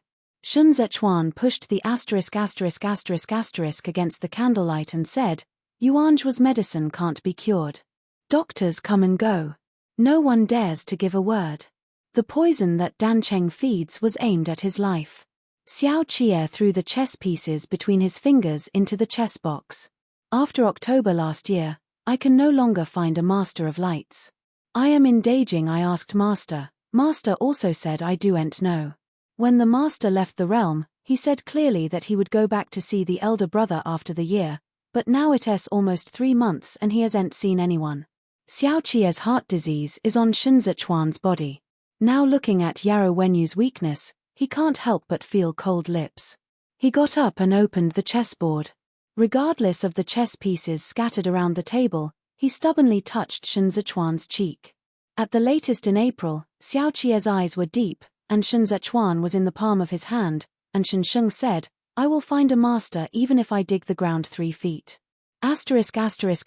Lanterns hung high above the office yard, and the slate was spotlessly clean. This yard is a new choice. A few years ago, officials in Duanzhou, Yemen took a rest yard when they were on a business trip. Now they are empty for Jin Yiwei to run a business yard, and they have opened up a few houses as the main hall. Fei Sheng stepped on one of the stools and sat inside to drink. He was surrounded by a few brothers, messing up the food and drinks, squinting out. Hualingyun squatted on the steps with their backs facing them, eating dry food in cold water. He ate halfway and suddenly flew over a kuju, hitting his water sack. The water sack dropped to the ground and wet the corners of his robes. He swallowed the dry food in his mouth and turned to look at it. Jin Yiwei under the tree smiled at him and said, It's dark in the courtyard and I can't see clearly. Hualingyun reached out and picked up kuju, got up and wiped his mouth. Jin Yiwei teased Hualingyun and said, I shouted 1 or 2, and you threw it back to me. The man's voice faded, and Hollying had thrown kuju out. That series of Ling flew over the wall, and disappeared when it was a while. Hualingyun rubbed the snow and replied, The courtyard is dark and I don't see clearly. Fei Sheng picked vegetables to eat, and without looking back, several Jinyi around him stood up. The other across the branch came across Hualingyun, smiled and cursed, Dog day, throw it so far, you pick it up. One of the lanterns in the courtyard suddenly went out, and this side went dark. Hu Lingyun felt that he had hit his belly, and he rolled up his cuffs, followed by a punch. Step edge slipped, several people stumbled him, let his fist empty. The next moment, Hu Lingyun was overturned to the ground, he protected his head, and took a few more blows. Qiao Tianya stepped in from the gate of the courtyard, and his robes were not lifted. He kicked one with a cold voice and reprimanded, "Everyone get up." "What's the matter?" Fei Sheng moved his butt, looking down at the steps, looking calm. "How did it get here?" Hu Lingyun was still protecting her head, and was covered with shoe marks all over her. He squeezed blood out of the gap between his arms, and a carp lifted himself up. Qiao Tianya looked at Fei Sheng, and Fei Sheng said, "I'm not listening, Xiao Hua, why don't you call me?" Hu Lingyun's mouth was full of ice dumplings, and he spit a few more times, ignoring Fei Sheng at all. "A few years ago when we received the waistband, Qiao Tianya ripped off the waistband of the former Jinya Wei and raised it to everyone in the hospital. He raised his voice. I said to his mother, I want to be up and down and be a brother all unloaded.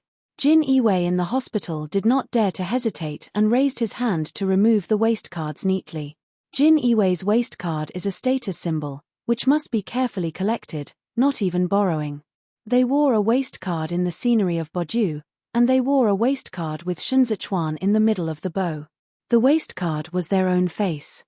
Throw, Qiao Tianya tossed his waistcard to his feet, kicked away without looking, and looked around at the crowd.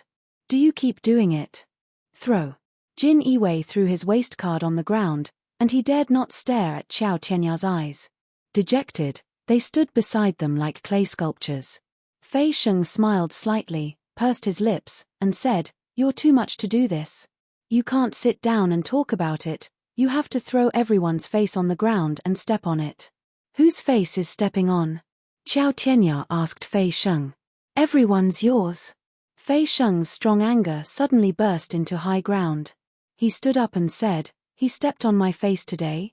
He clearly stepped on me. What's wrong? I should deserve to do it when I am 10 years old. Stepping stones? You Qiao Tianya is also good. Qiao Tianya said, Go out. The Jin Iwei in the courtyard immediately retreated and evacuated, leaving only 3 of them. Fei Sheng threw the chopsticks in his hand into the wine glass, and the unwillingness burned with the anger. He lifted his feet and rolled over the table. He turned and pointed at Hu Lingyun, saying, I feel good about stepping on me. The limelight is coming out, the master's reward is going to be grabbed, you have to take the old man's merit in front of him, this is so big. He said again and pointed to Qiao Tianya, and said in a cold voice, Are you good with him? ? Yeah, Qiao Tianya was passing over, even if you count. The candlelight in the hall was bright, Fei Sheng was standing inside, Hu Lingyun was standing outside the black cormorant, and Qiao Tianya stepped on the black and white junction, blocking both sides a little. The crow of the old tree snow crowed a few times, and Fei Sheng's chest was undulating, and he took a few steps closer. I'm here to follow my master and run away, and you're going to **** me with a new dog. Fei Sheng pointed to himself, his eyes turned red. I opened the door to the capital, Dunju Fuxianding is my guard, and Fanju was the one I fought with the old man. Why can't I do this position? Why should it be you Qiao Tianya? I **** treat you as my brother. Qiao Tianya took a step closer and said, Take me as a brother and say I'm counting you. I told you long ago, don't put your mind here all the time, it's because you can't run away. Fei Sheng immediately said, Shouldn't this position be mine? The night crow on the snow tip suddenly flew, and the remaining lanterns dangled in the courtyard, pushing the shadow on the ground upside down. In a tense atmosphere, Fei Sheng slammed into Qiao Tianya, stepped down a few steps, ignored the shout, and went straight out. He can't stay in a moment. Fei Sheng left the compound, and no one wanted it. He ate a lot of wine, walked along the wall, slipped a few times, and his head was blue. Suddenly he squatted at the root of the wall, wiping his eyes wryly, not knowing who to call. Fuck. Fei Sheng awoke a little, and he was blowing his nose, and someone was blowing his nose. Fei Sheng stood up in fright, watching his head pop up. Yin Chang grabbed his sleeves and waited for him. He slumped a few times and said, Why cry? Fei Sheng saw the old man without moving, and stood still without saying a word. Walk around, Yin Chang whispered the frozen hemp feet, urging, find a place to drink, the pestle is cold here. Fei Sheng was unwilling. He was mad with a temper, and still had fire in his heart. Yin Chang rubbed his arm and said, I just got a tooth, and I was still angry with others. Fei Sheng threw away the handkerchief, the face was cloudy, and finally he managed to squeeze out a laugh and said, I'm so angry with them. Yin Chang probed and looked at Fei Sheng's expression. The lantern in front couldn't shine here, and Fei Sheng stood with a sullen head. Don't show the old man at the beginning. Yin Chang couldn't stand the cold. He shuffled and said, give him that position. I look at you and it's amazing. Bone Jin is so good at it. We can compare it with him at Xiaobua. There is no such ability. We still have a future. We have to fight with people here. Be careful to see the Fu Jun, and scold you carefully. Fei Sheng stunned with anger. Yin Chang ignored, and then said, you pressed Hulingyun so tightly, isn't it right? Can this convince the public? There is a Dengju garrison in Jinyiwei. Isn't it the heart of others? What is the commander doing? Yes. Let us manage the army, don't worry. Can this position give you? Fei Sheng snorted. Jiao Tianya can go, Qiao Tianya can. Human Qiao Tianya really has this ability. Yin Chang said with a sigh, and went to the other side of Fei Sheng. The old man was short, and Fei Sheng stood a few short heads in front of him, and said, look at him, I didn't it from you in Suzhou, but the prestige is still there. He advised you not to persuade you to keep pressing Hulingyun so old? Don't talk. I know, you want to say that you haven't pressed Hulingyun, but have you arranged for the errand of Jinyiwei? Fei Sheng said, I'm his mother. I'm in charge of eating and drinking Lazarus. Yin Chang jumped up and hit him, and said, you bastard, why don't you know the trick? What you do, you know best. Pushing Fei Sheng again, hurry up. Fei Sheng was shoved. Yin Chang punched his and cursed, if you are my son, I will pump you. Fei Sheng pulled his dirty robes and looked back angrily. I have a mother. Give me a good look.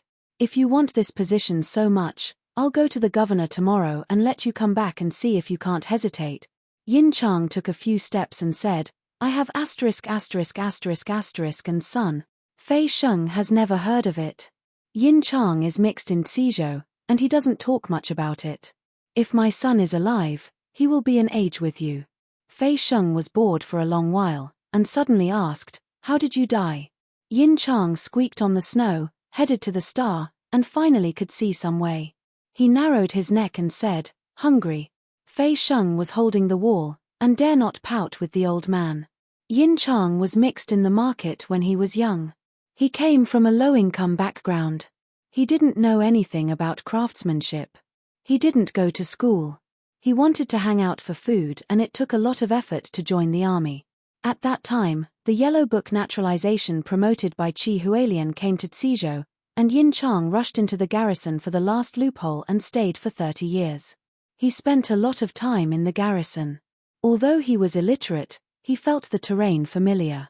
As he and Fei Sheng boasted, as long as he was in Zhongbua, he would not go wrong with his eyes closed. The ordinary bandit was not his opponent at all. Yin Chang didn't want to mention his wife and children, because they both starved to death in Xiandenian. That was the beginning of Yin Chang's alcoholism. He looked back at his past, thinking that he was like the mud under his feet, and he had never seen anything in his life. You follow the governor and have a future that is more promising than me. Yin Chang looked at the road under his feet. Xiao Sheng, you have to go down and down in your life. You can't do it by looking up.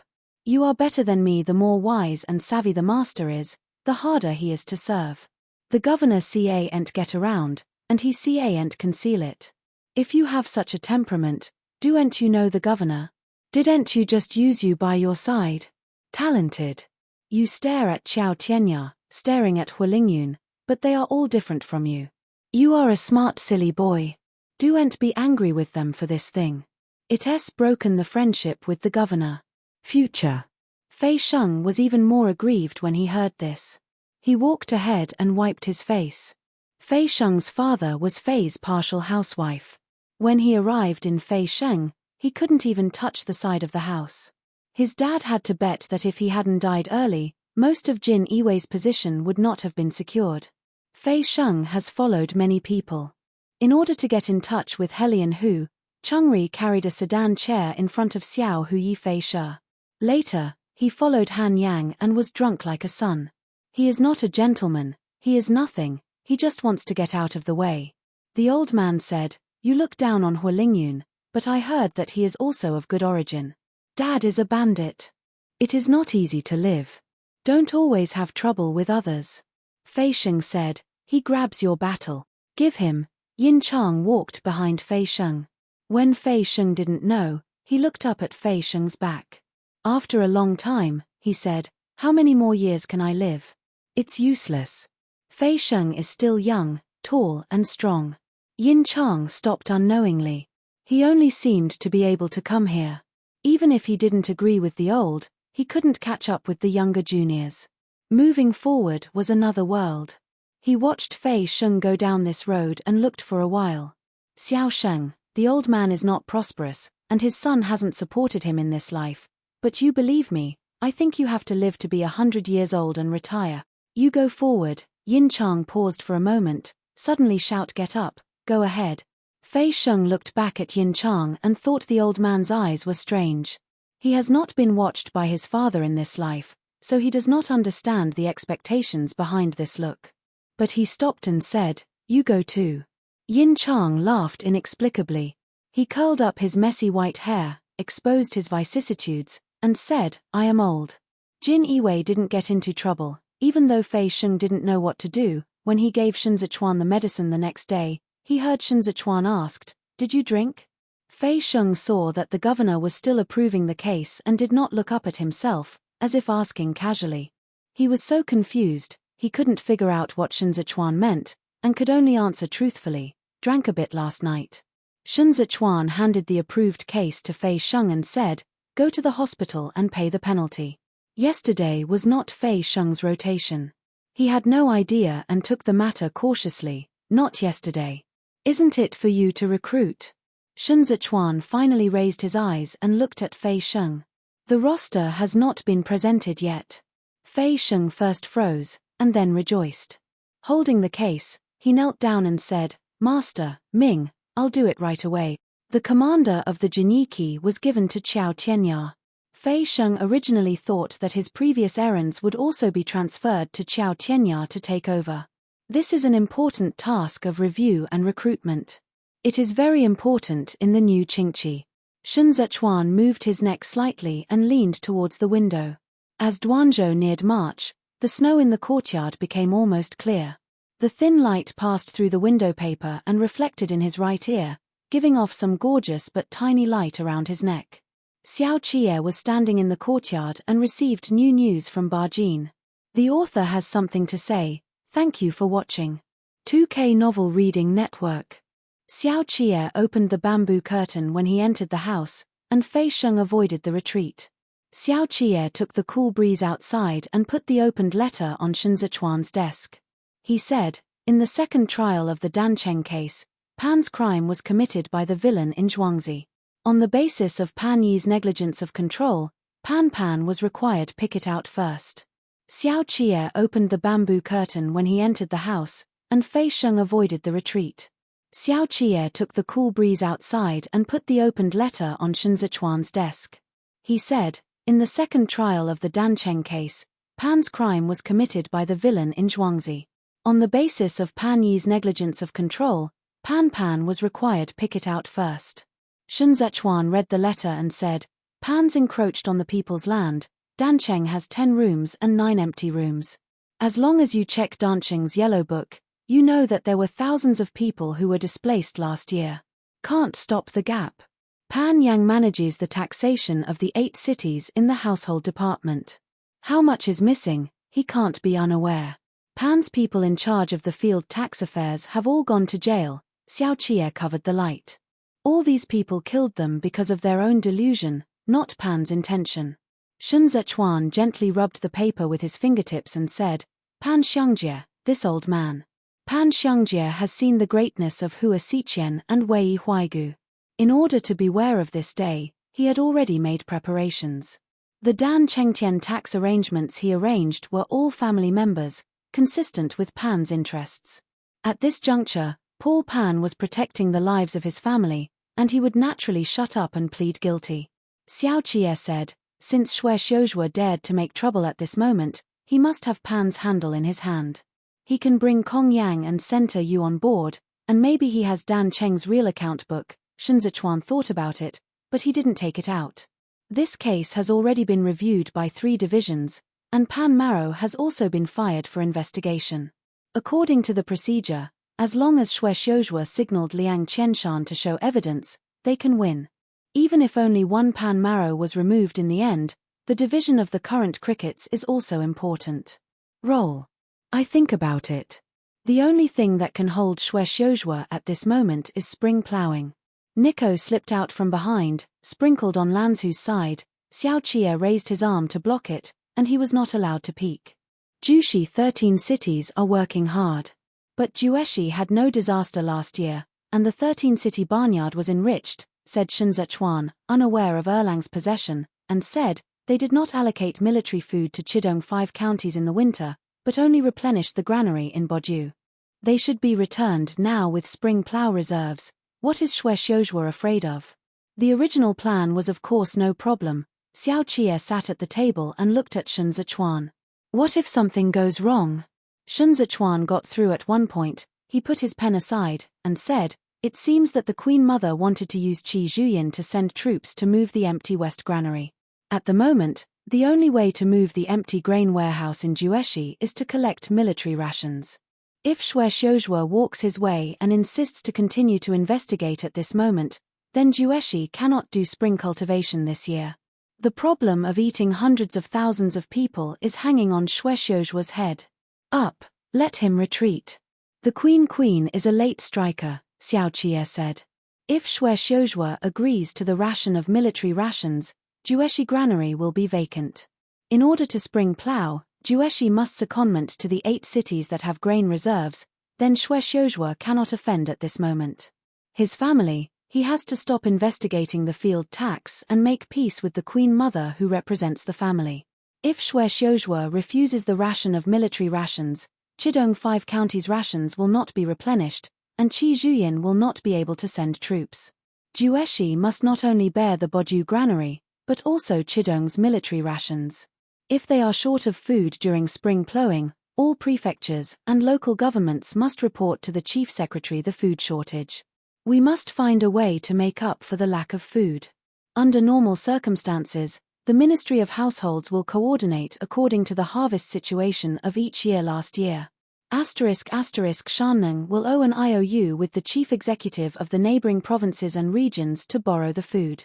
At that time, everyone will discuss it by themselves to see if they can exchange agricultural products in China or buy silver.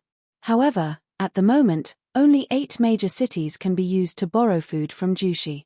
To convince the Queen Mother to borrow food after being emptied by the military rations in Xueshi, Xue Xiuzhua must have passed the tax on the 8 cities and even the tax on the city of Dancheng. If you have money, you can't buy any food. The tax on the land has already been solved. If you miss it, it will be even harder to investigate. Moreover, if this case affects Tai Xue's eyes, if Xue Xiuzhua retires, the students will have to write down on him. Shen Zichuan slowly on the table. The Queen is cleverly set, but she just played the pawns and made Xue Xiuzhua retreat. The Queen Mother also took advantage of the potential of Shen Zichuan here. Shen Zichuan's military supplies to Qidong were all stolen by Yang Heru integrating Hezhou and Jueshi granaries, and then all were requisitioned from Jueshi. Jueshi experienced it within half a year. The rations were filled twice, and the granaries naturally could not afford it. Xiao Qie covered the top of Shen Zichuan's hair and said, Shui Yanxue, who has nothing to do with, is dead. There are still ways. Shen Zichuan looked up, and said to Xiao Qie purely, if it was me, I would just remove the Queen Mother. ******. In the past few days, the snow in Liju has quickly melted, and the eaves along the street are running down the water. Fortunately, Guangzhou was newly repaired last year, and there was no blockage. Xue Fu's position is not biased, but he is too close to the house next door, and the roots of both walls have collapsed. Shwe has recently lived in Dali Temple. When he returned to change clothes, he saw that the courtyard wall had been renovated. He asked the supervisor at his home, when was it repaired? Shwe's family didn't pay attention to red tape. The supervisor was old, and he was still respectful. He said truthfully, the old lady returned to visit Jinjia a few days ago and saw that the wall of the courtyard collapsed. Uncle asked someone to fix it. Shwe heard the words dim in his eyes, thought for a moment, and felt that his brother Shwe's move was strange. Shwe and Shwe did not deal with it. After leaving, they quickly destroyed the remaining family property. Shwe's light was doing idle work in the household and barely made a living. Where did he get his spare money for Shwe repairing the wall? Let the account room make up for him, Shwe said. Mrs. don't have to come to see Jinna again. Jinjia is Shwe's sister-in-law. He is 8 years old this year. Shwe kept up with him and did not return Jinjia to Shwe and his wife after Shwe went out. Shwe Dalai asked for a few times because he could not see Shwe and could only give up. The supervisor said yes. Shwe's baggage is light and lightweight. He does not wear polo satin. The most glamorous clothes are the official robes, which are easy to pack. He often lives in the office of the office. There is only a dumb person to follow the pen and ink, there is no maid, ordinary coarse tea and light rice, all are the habits of the household to leave the local field during the incident. Shwe will return to run the compound courtyard after finishing packing. The supervisor gave him an umbrella, and persuaded warmly, the third master lives in the compound, and there is no one to wait for him. The weather changes suddenly, and his clothes must still be thick. Shwe arrived at the door, and Dua came forward to pick up the umbrella and spoke to him. Shwe bowed his head, signaled that he knew, and turned back to the supervisor and said, "You will be taken care of by the head of the house. My yujong will be returned on time. If you see anything to add in the house, just add it." Shwe did not sit in a sedan chair since he was promoted. He walked back and forth. At the moment, when he was instructed, Duan raised an umbrella and turned into a drizzle.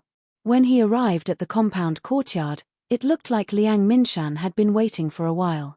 "Master Yanqing." Liang Yangshan greeted him at the bottom, saluting Shwe. Shwe sent Dudu away and said to Liang Yishan, "Go in and talk." Liang Minshan took a few steps and followed Shwe into the room. The light was turned on in the room, but the charcoal basin was empty. Liang Qiaoshan felt the chair was cold when he sat down. He had just seen the house while he was waiting. It was plain and simple. The only thing that was valuable was the pen of the old yarrow hanging on the wall. Besides that, the tables, chairs and benches were all ordinary objects. Who would have thought that Shwe could afford Chidong's army? Chongshan doesn't have to be constrained. Shwe opened the window, sat down, and said in a warm voice, "Is this for the Danchengshan tax case today?" Shwe is tall and upright, with a generous manner, it is like a spring breeze. He is now also a capital minister, but Liang Yishan is very comfortable in front of him. He has neither the arrogance of his family's children nor the prudence of the cold door, and it is easy to make people feel good when talking. Yes, Liang Minshan took out the tightly wrapped account book in his arms. Xiaoguan came for the Danchengshan tax case. Shwe is waiting for his following. Liang Yangshan went on to say, "Last time the Queen Mother made a decree, it would take Miss 3 to return to peace, and the commander had to accompany his father. According to the humble official's opinion, this is to urge the adult. At this time, the Queen Mother summoned Qi Zhuyin to enter the capital, nothing more than to put pressure on Shwe, and the ration of military rations was still hanging there, time was not waiting. Shwe said, "The cabinet has drafted a ticket allowing the marshal to send troops to the Mouse Squad. The Queen Mother has been slow to approve the red. At present, the marshal is not bad at all." Liang Yishan said, "The matter of military rations is still pending. If we drag on it, I'm afraid it will delay the spring farming in Jueshi." Shwe did not rest for a few days, but it was also difficult here. He and Jiang went to great lengths to sort out the books of the 13 cities of Jueshi, in order to avoid the situation where Jueshi was displaced like the 8 major cities. The Queen Mother took his weakness, which was really easy to move. Today Liang Sheshan is not here to see Xue Xiuzhua is also going to see Liang Sheshan, he said. Chongshan is also in charge of the salt tax affairs of Hezhou and Jushi. Let me tell you more about Hezhou. This is to borrow food from Hezhou. Liang Sheshan was indifferent. He said, Xiaoguan is frank. It is really difficult for adults to borrow food from Hezhou. This year, the harvest in Hezhou is not fake. I can borrow people's food with the Yang family. Yang Heru is very difficult, and he has a lot of money. He may not be willing to lend money. He is afraid that he will ask for something else, which will destroy the soup in Hezhou. Xue Xiuzhua was lost in thought. He is having difficulty with food, not money, and the most important thing is that he can't buy food right now. If he is worrying about Chidong army now, he can raise tariffs in Hezhou and Jueshi and get rid of them from the merchants, but the shortage is food.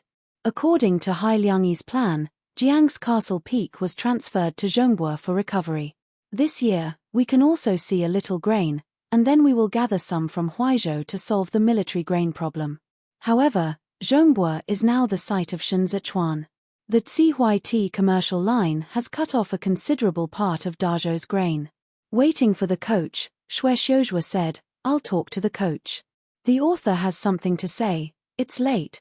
I saw a small boss who couldn't distinguish between Xue Xiuzhua and Xue Xiui, and later replaced it with Xue Da. Thank you for watching. 2K Novel Reading Network. The horseshoe stirred the mud and stopped at the gate. The horseshoe stirred the mud and stopped at the gate. Qi Zhuyin hangs his cloak between his arms, carries a gloomy sky behind him, and looks at the towering city walls of Lijiu. At this moment, the sky was not yet bright. The 8 battalion teenagers stationed on the city wall saw Chidong's flag and immediately stretched out his voice and shouted, Open the door, welcome to the commander. Several city soldiers shouted at the door to pull the door, and Ji Tuor made a muffled noise, and the mottled city gate slowly rose. The soldiers at the 8th battalion inside the city gate were separated on both sides, saluting Qi Zhuyin in front of the gate. Qi Zhuyin raised his arms, and the Chidong cavalry behind him backed neatly, leaving her a considerable distance. She shook the reins and embarked on the official way of the capital with the carriage of flowers. The soldiers on both sides stood solemnly without squinting. Qi Zhuyin wore a court dress today. Although she had no title, she was qualified to wear a marquis dress because her queen mother kissed her. As the base of the court suit, Boozy embroidered the white zeal that transcended the rank. The hair crown of the men's clothing was changed. He wore 5 beads and swayed in the air as the horses moved around. In front of the official road is a welcoming court official, standing next to the commander Jin Yiwei to make Han Yu and the internal supervisor Fu Man. A slight greeting from both sides will lead Qi Zhuyin into the palace. The streets were clear, no one was hustle, and I was so silent that I only heard the solitary bird. Han Yang got on the side of Qi Zhuyin and laughed. Bian County wins, the handsome man has worked hard, and this time he has entered the capital, he will have a great reward. Although she said this kindly, she stood on the pain point of Qi Zhuyin. She did not confer the title on several occasions. Now she is rebelling from the north. She took the opportunity to remove the imprisonment from the prison army, and became a southeast thorn that could threaten concessions to the concubine, which had long dissatisfied the Queen Mother. At this moment, next to the battle in Bianxia, the title is the Queen Mother's chain to check and balance Qi Zhuyin. Qi Zhuyin did not deal with Han Yang, and was unhappy in the previous few times. At this moment, he and Han Yang were hypocritical, and said, Let the commander make good luck.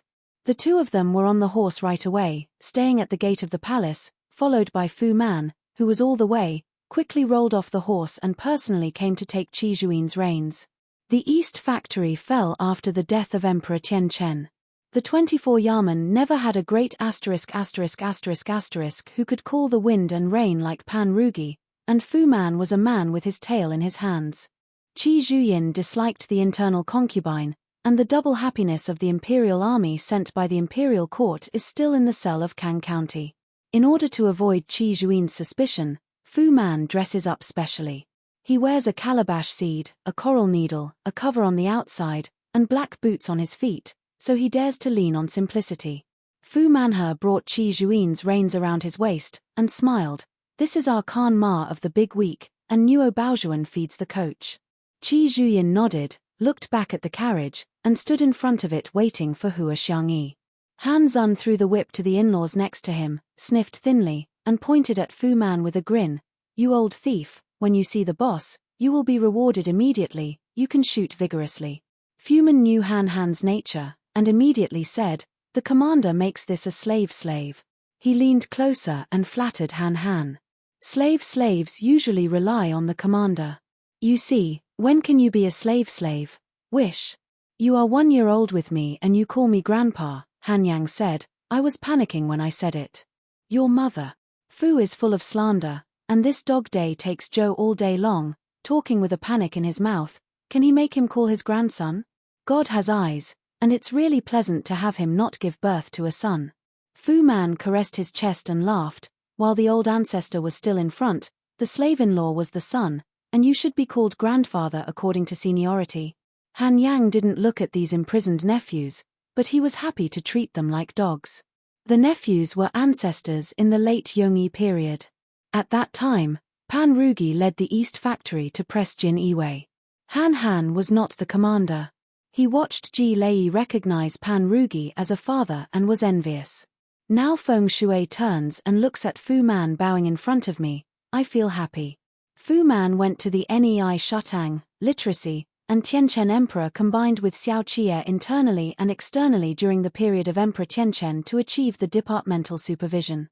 Later, Emperor Tianchen was assassinated by Mu Ayu. He immediately defeated him and obeyed Han Han's command. He summoned Xiao Qie into the palace with a roll of imperial decree, so Han Shi framed Xiao Qie.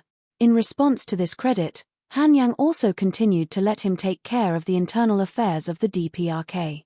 Anyway, Feng Quan went on, and Fu Man would be able to become an ancestor if he tried his qualifications again.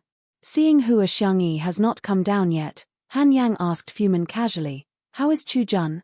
At the beginning, Han Yang had a trick in the prison game, but did not kill Li Jianting, which made him support Han Jia's ascension. He settled with Xue Xiuzhua and arranged for Fu Man to stare at Chu in the palace. Fu Man whispered, everything is normal. Xue Yanqing was chasing the chaos in the Chadan city recently. Chao Han looked at Fu Man.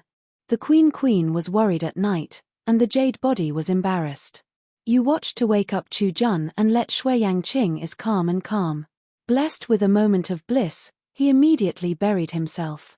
The point of this sentence is to make Xue Xiuzhua calm. As for what method to use, he must be blessed to think for himself.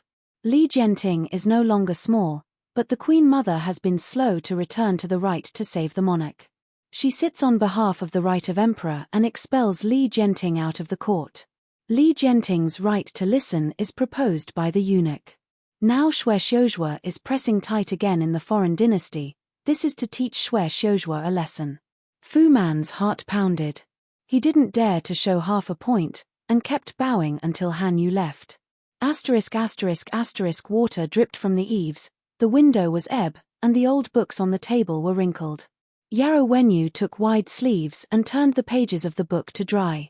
In March, the snow and ice melted, and Duanzhou suddenly became warm, with tide everywhere. Shun Zechuan stood at the table and casually looked at Yarrow Wenyu's old books. Military Levi Xue Yanqing had to talk to the commander in detail. Yarrow Wenyu smoothed the wrinkles with his fingertips. Last year Chidong only had battles in the Bian County. At that time, the rations were supplied by the capital, and the remaining 4 counties were not damaged.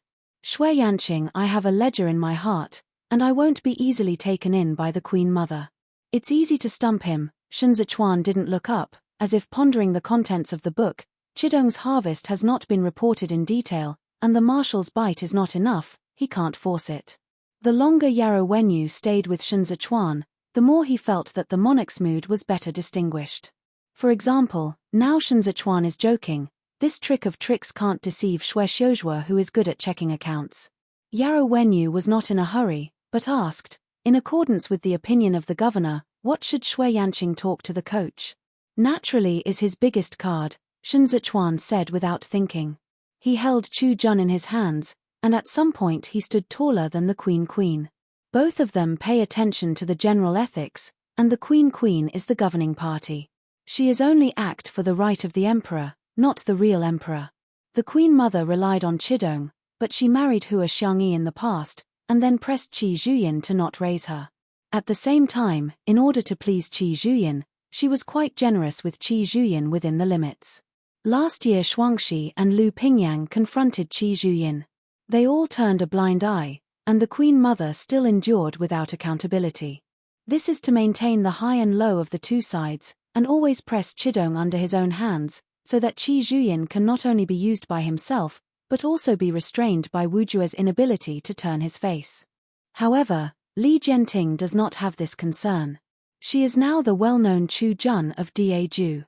She has the cabinet teaching, the prestige of the students, and the supporters led by Xue Xiuzhua. Qi Zhuyin is loyal to her and she is justified. Impeachment, Fengqi's Huyan is a one-word thing, and this is exactly what the Queen Mother in an awkward position cannot do.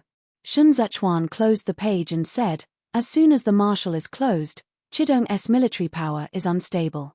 Chuyin is the root of Qi Zhuyin who cannot be attributed to orthodox. Imagine if she was killed in battle or dismounted from injury.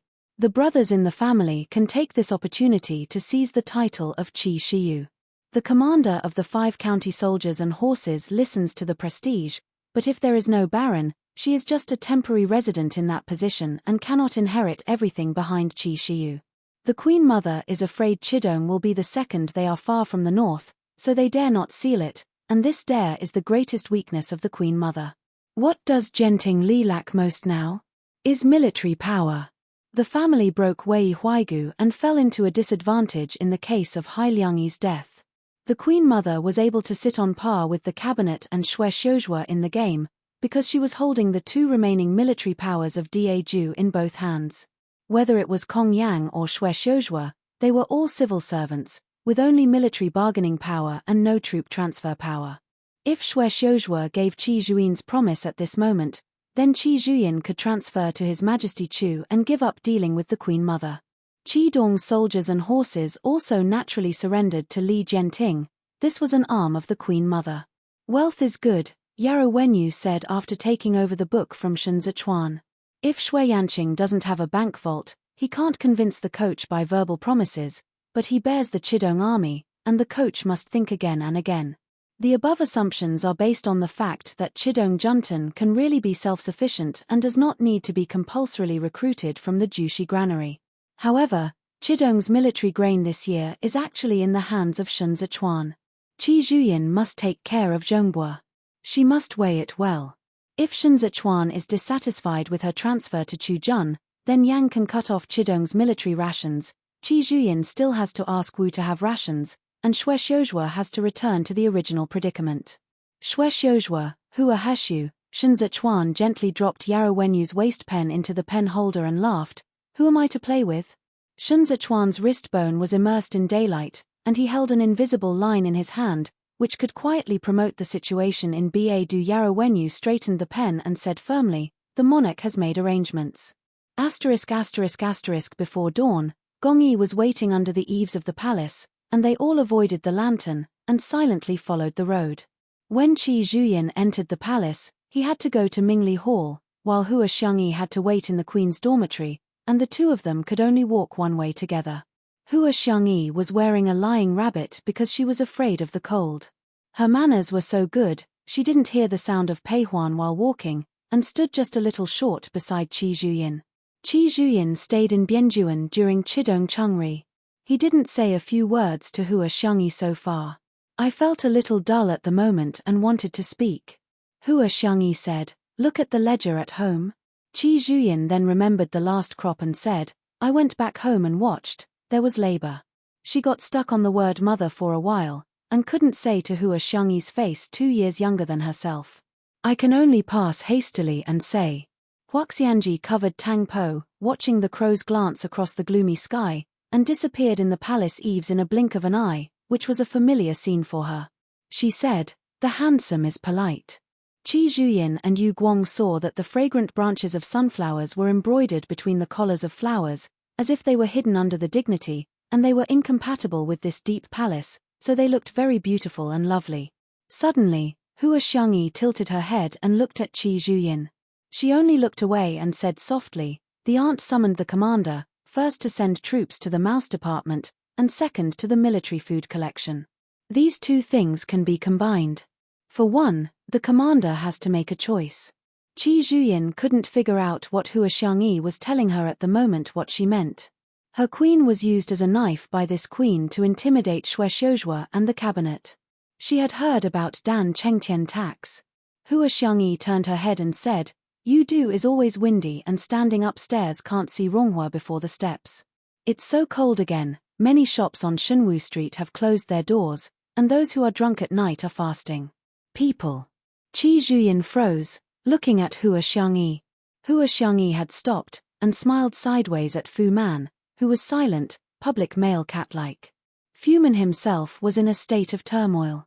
He faintly listened to what was cold and didn't go to his heart. Seeing the flowers fragrant standing in front of him, he felt that the three ladies could not be overlooked, and he laughed at the lantern and said, "The slave is afraid of shocking Mrs. Yaxing and the boss, and dare not make a noise. Now that you are here," Hua Xiangyi whispered to Qi Zhuyin, "go ahead, Marshal." The newly planted flowers and trees on the side of the Mingli Hall were covered with frost. The front of the hall was empty and the floor was polished. The name was announced in the hall, and the led Qi Zhuyin to the next level. She stepped on that step and felt cold under her feet, a feeling she couldn't get used to no matter how many times. The curtain opened to the sides, and Qi Zhuyin stepped in. Several courtiers waiting inside got up. Qi Zhuyin didn't look at anyone, and saluted to the Queen Mother.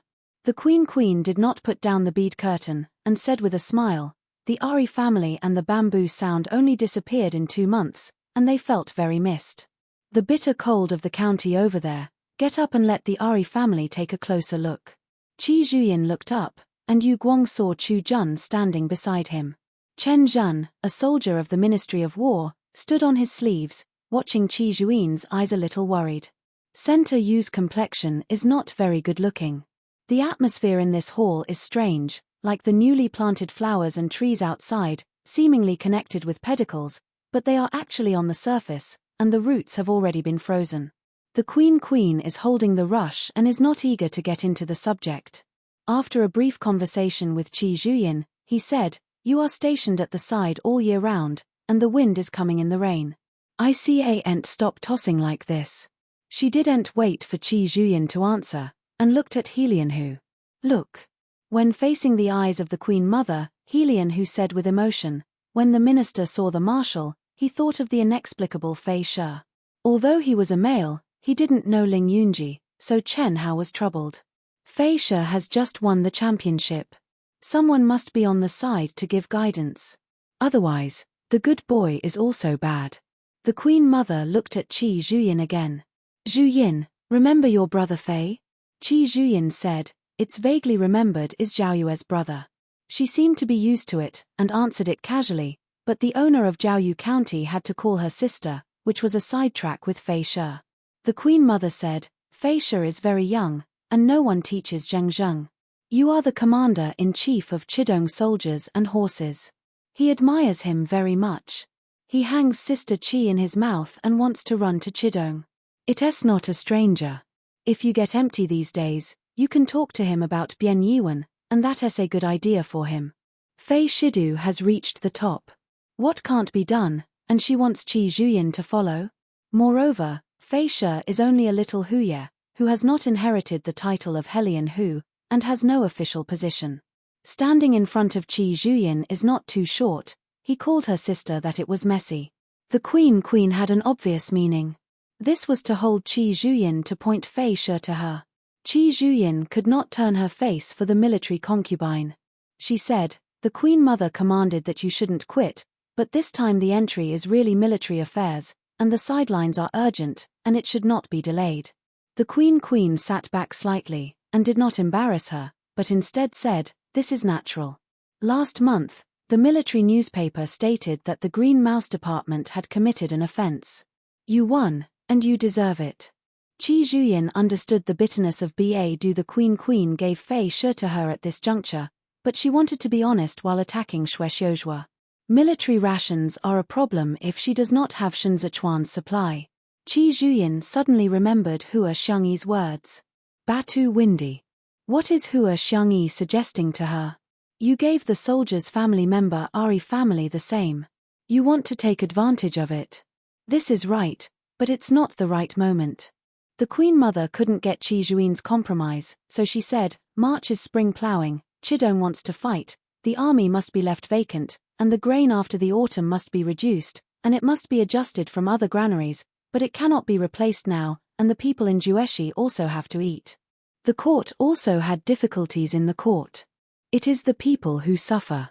The Queen kept silent about the 8-city granary, which was left to Qi Zhuyin for her own mention. As long as she raised it, she could kick the question to Shuexiuzhua. At that time, everyone was deadlocked and still had to listen to the Queen's dispatch. If Shuexiuzhua didn't wave his hand and Qi Zhuyin didn't marry, Chidong would not be able to send soldiers or get food. Suddenly the needle was heard inside the hall, and no one snored on either side. Qi Zhuyin thought about Hua Xiangyi's words in the middle. At the beginning of the year, the Ministry of Households reported the harvest situation in various places, said Li Jianting, who had never intervened in Mingletang, coldly. Juixi can't afford it, and he can join the granaries in the other states to fill the gap. The Queen Mother said, Chu Jun ignores the affairs and does not understand the way. Huzhou made a round last year. This year, it will supply the Lijiu granaries with Jueshi, which is difficult to do everywhere. During their conversation, they avoided the 8 big cities, and Qi Zhuyin flashed aura. The 8 major cities surround the capital, isn't it the pre-order prosperity of capital? Hua Xiangyi said he couldn't see clearly. What wasn't clear? Can't see the details of the 8-city harvests. Since Dancheng field tax can be used as a false account, how much of the field tax in the remaining cities is true? The fields did not measure and understood, and there was more to be concealed in the meantime. Hua Xiangyi's last sentence was about an empty stomach. Last year, countless people in Dancheng were running hungry. Pan Yiming couldn't hide it, so why didn't he set up a shed for porridge immediately? In a few moments, Qi Zhuin's sweat fell down, and he said secretly, ******, the cane chair dangled slightly, and the white armbands were on his knees. Shenzichuan opened the folding fan, blocking out some sunlight. Yarrow Wenyu was still packing old books at the table, and the courtyard was quiet. Shenzichuan looked at the plum leaves above his head as he dangled, and the light fell on him. He took a folding fan and held it in front of his eyes. Yarrow Wenyu turned from an old book to a case of criminal affairs. He opened it and saw that it was the earliest grain register in Chazhou. He has also seen it before, but then God turned the ghost backwards, turned the four-wheeler, and said to the door Shenzichuan, the high-priced grain in Chazhou in the past was Huzhou grain, but Huzhou also paid for it last year. With the military rations and the Boju granary, I think all the goods are on this account. If Yang Heru still bears the food of the Luoshan bandits, even if Huzhou has a good harvest every year. He slowly flattened the booklet, it should be empty. I originally suspected Yang how to sell the grain stolen from Jueshi and Huzhou, but when Fanzhou's account came out, I found that there was no grain left in the granaries in these 2 places to do business for him. Lang Yeshan began to manage the taxation of Jushi and Huzhou last year. Yang Heru said last time that he failed to establish a relationship with Liang Yeshan. Yarrow Wenyu held the door frame, his expression changed slightly. Where did all the food he sold last year come from? Are you here? Shenzichuan tilted his head and looked at Yarrow Wenyu for a moment. 8 cities granaries, Yang Heru's last year's resale of grains to Zhongbua states flowed out of the 8 cities. Yarrow Wenyu quickly flipped through the booklet. Fan and Deng's high-priced grains were resold by Caiu's hands. The prince killed Caiu, Yang Heru didn't tell the truth. The folding fan in Shenzichuan's palm suddenly closed, and he was still leaning back, gazing at the sunlight. Immediately after that, he said, the Queen Mother did not have a reserve of Chidong military rations. She drew cakes in the air.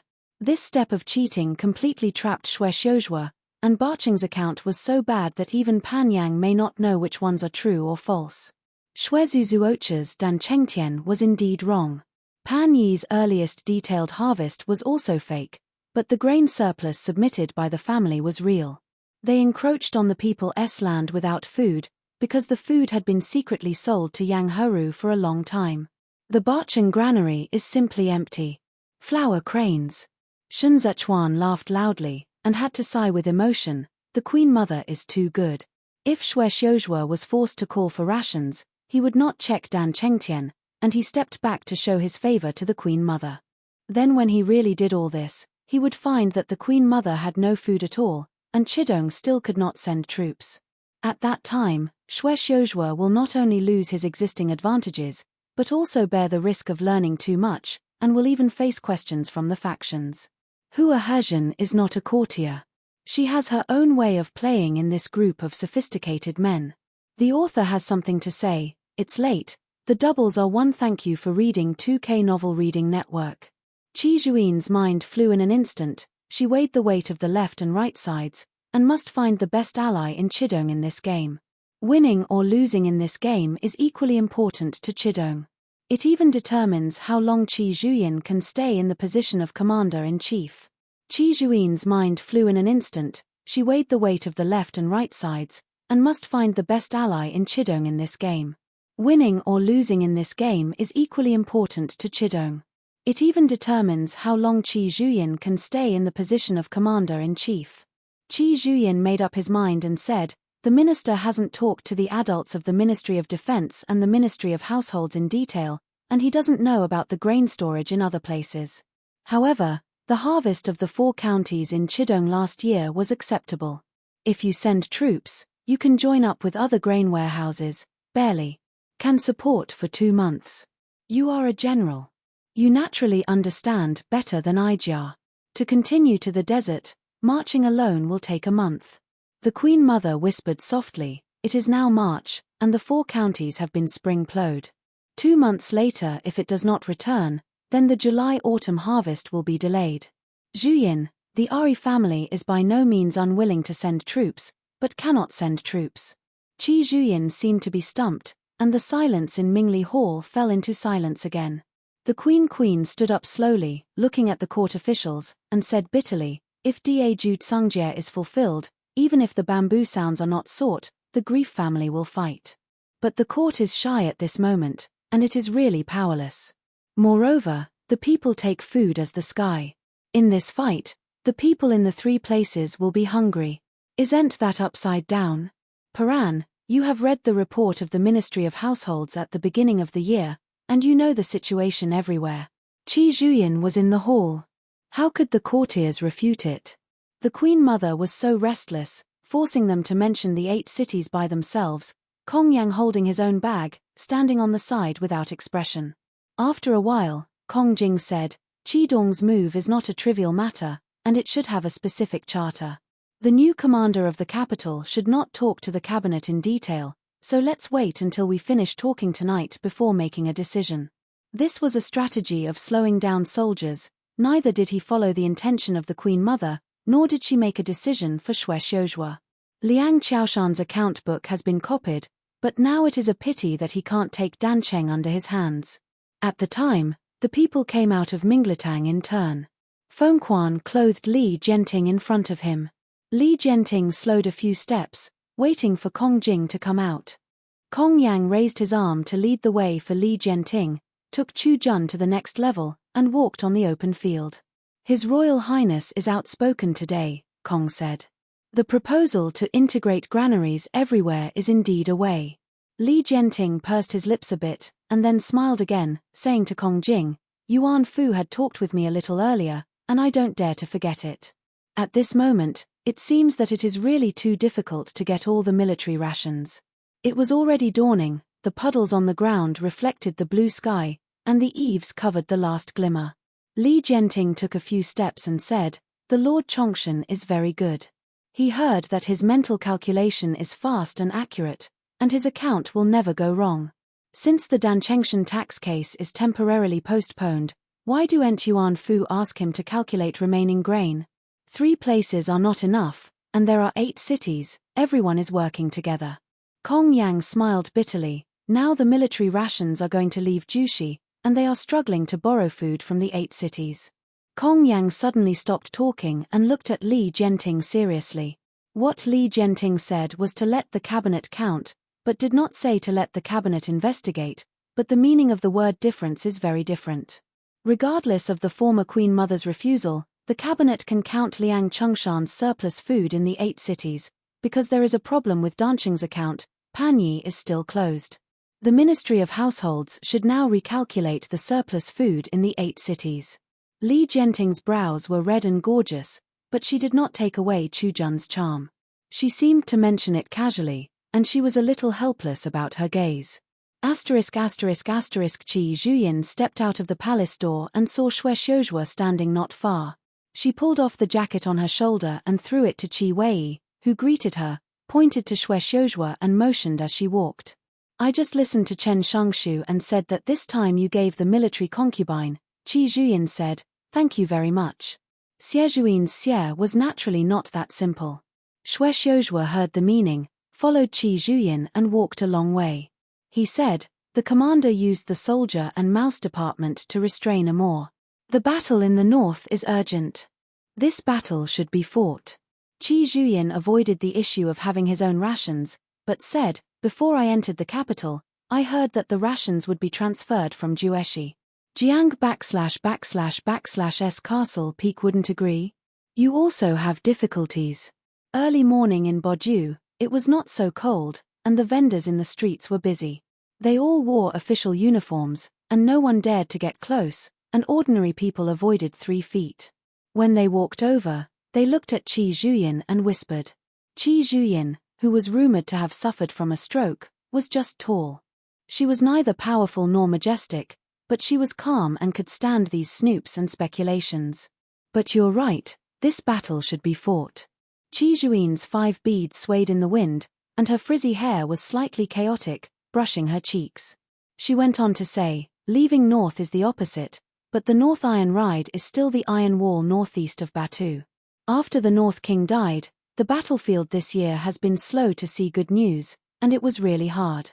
You are in Batu, far away, the 12th part of Biancha is half knowledgeable, and only a few military newspapers cannot depict Amor's ambitions. Don't always feel that they really can't enter. I am the capital of heaven and earth, and I have rested here for centuries of prosperity. It is different from the frontiers of the wind and dust, and has not been hit by a knife so far. It has only been 7 years since the defeat of Zhongguo Bing, but the fear at that time has not been found in Lijiu. The fear of Biancha cavalry here has long faded. Amor has commanded 6. In Gudal, following the military camp of Daju, Chidong will not send troops again this year, and he will not be able to stay out of the scene. I can tell you that my soldiers can't run away from the Biancha cavalry. The lost city can't support it, then the Biancha cavalry has slid into the capital, and I can't catch up. The wind intensified slightly. Qi Zhuyin stood still and turned to look at Xue Xiuzhua. Behind her is the towering Zhu Wall. The stacked eaves soared into the clear sky, and there was no cloud above her head, and the puppets were exposed in the morning light like this. I must send troops. Qi Zhuyin didn't jump in his eyes. Chidong rarely participates in the affairs of Boju. Qi Shiyu is very clever. Whether he is dealing with Chidong's relationship with Li Bei or maintaining the friendship between Chidong and his family, he can find the most appropriate time for his team. But Qi Zhuyin couldn't do it. She didn't have the patience of Qi Shiyu. She would rather attack the Green Mouse department at the risk of being dismissed by Badu, because she knew that the battle situation was far more urgent than the political situation. The Queen forced Xue Xiuzhua into submission, but she also forced Qi Zhuyin to marry Fei Shi, which showed that she would not give Qi Zhuyin any title, and even revealed the signs of wanting to divide Qi Zhuin's military power. Maybe someone is better than Qi Zhuyin, but at this moment that is about the north-south battlefield, Qi Zhuyin will not give Chidong military power to anyone other than her. Since the Queen Mother already has the idea to move her, she will not sit still. As long as I leave the army before I leave, I can approve the Ministry of Defense order can be issued. Qi Zhuyin suddenly laughed. It is not difficult to get stuck in your rations. I will not force Juesh's food. Xue Xiuzhua lifted away the willow branches and said, the deal. *****. The incense in the hall was a bit heavy, and the flower fragrance smelled tired for a long time.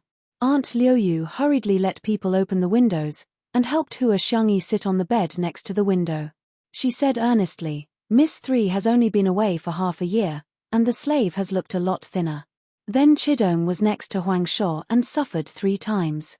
Miss Hua Xiangyi looked at Pa Zi and said, Aunt is thinner. She turned her eyes and saw the small Buddhist temple in the middle. Aunt Ryukyu said, the Queen Mother misses Miss 3. She blesses Miss 3 every day in the presence of the Bodhisattva. When she got cold last night, she wanted to see Miss 3.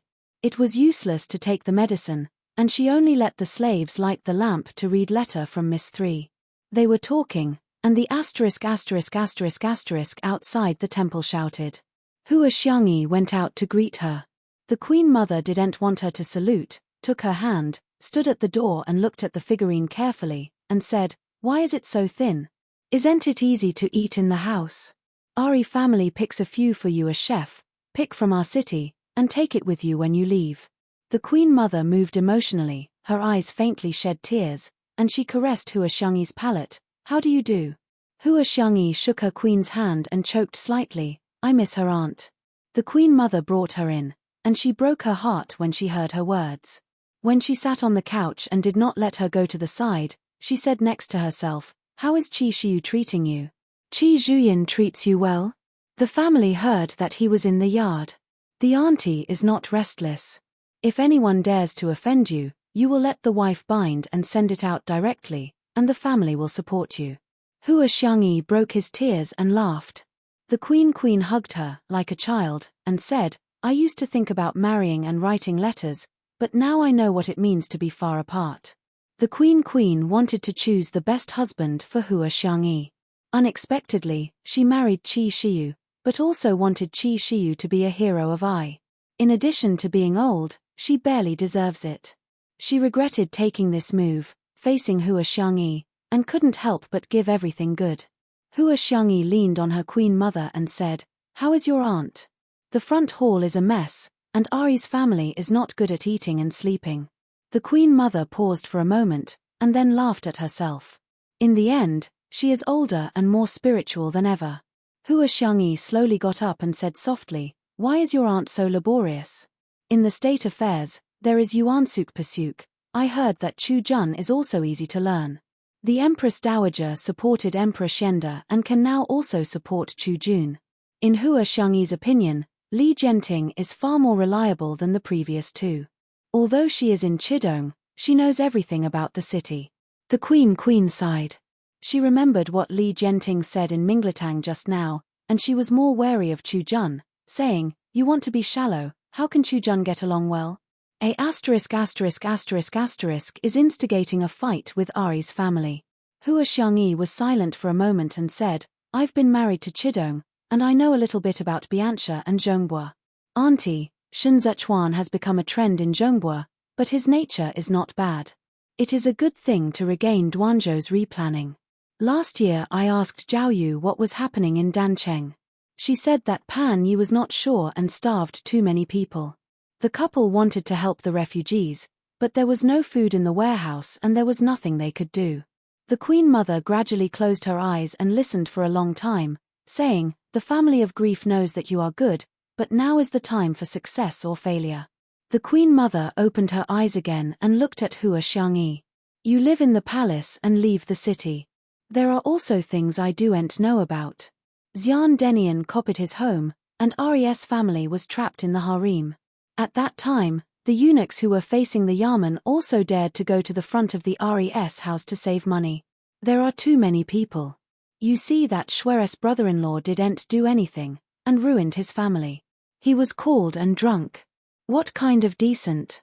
You look at Shui Yanqing, the ***** in the jerk, he has to count it. The Dancheng field tax is to take us as a stepping stone for Chu Jun.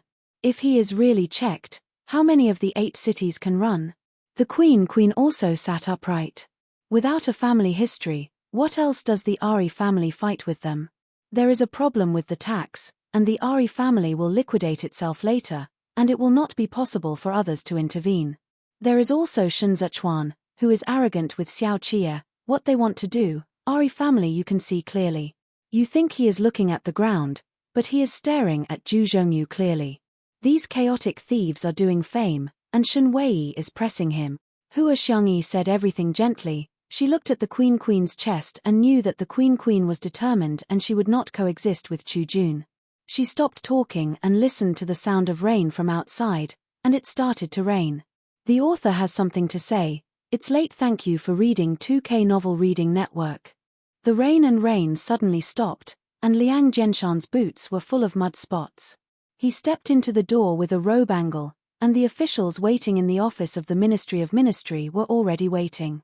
He heard the rain outside stop abruptly, took out a handkerchief and wiped off the thin sweat on his face, and said simply, "Let's count." The rain suddenly stopped, and Liang Jianshan's boots were full of mud spots. He stepped into the door with a robe angle, and the officials waiting in the office of the Ministry of Ministry were already waiting. He heard the rain outside stop abruptly, took out a handkerchief and wiped off the thin sweat on his face, and said simply, "Let's count." The sound of the abacus twitching inside the room suddenly crackled, as if it were a proper shower, and it fell down again in the office. Liang Minshan held the cabinet ticket and sat on the teacher's chair, reopened the 8 city books that had been piled up, and buried his head for recalculation. He calculated well and knew the taxes, and the posting speed was fast, but for the sake of stability, he still had an abacus and pen and paper near him. It was raining all night in the Hubu office, and during that time, only the escorts went in and out to make refreshing tea for everyone. However, in the noise, the Queen Mother remained awake all night. The incense burner was burned in the hall. The Queen Mother turned the beads, and leaned on the couch to be kicked by her aunt. There is no one else in this hall.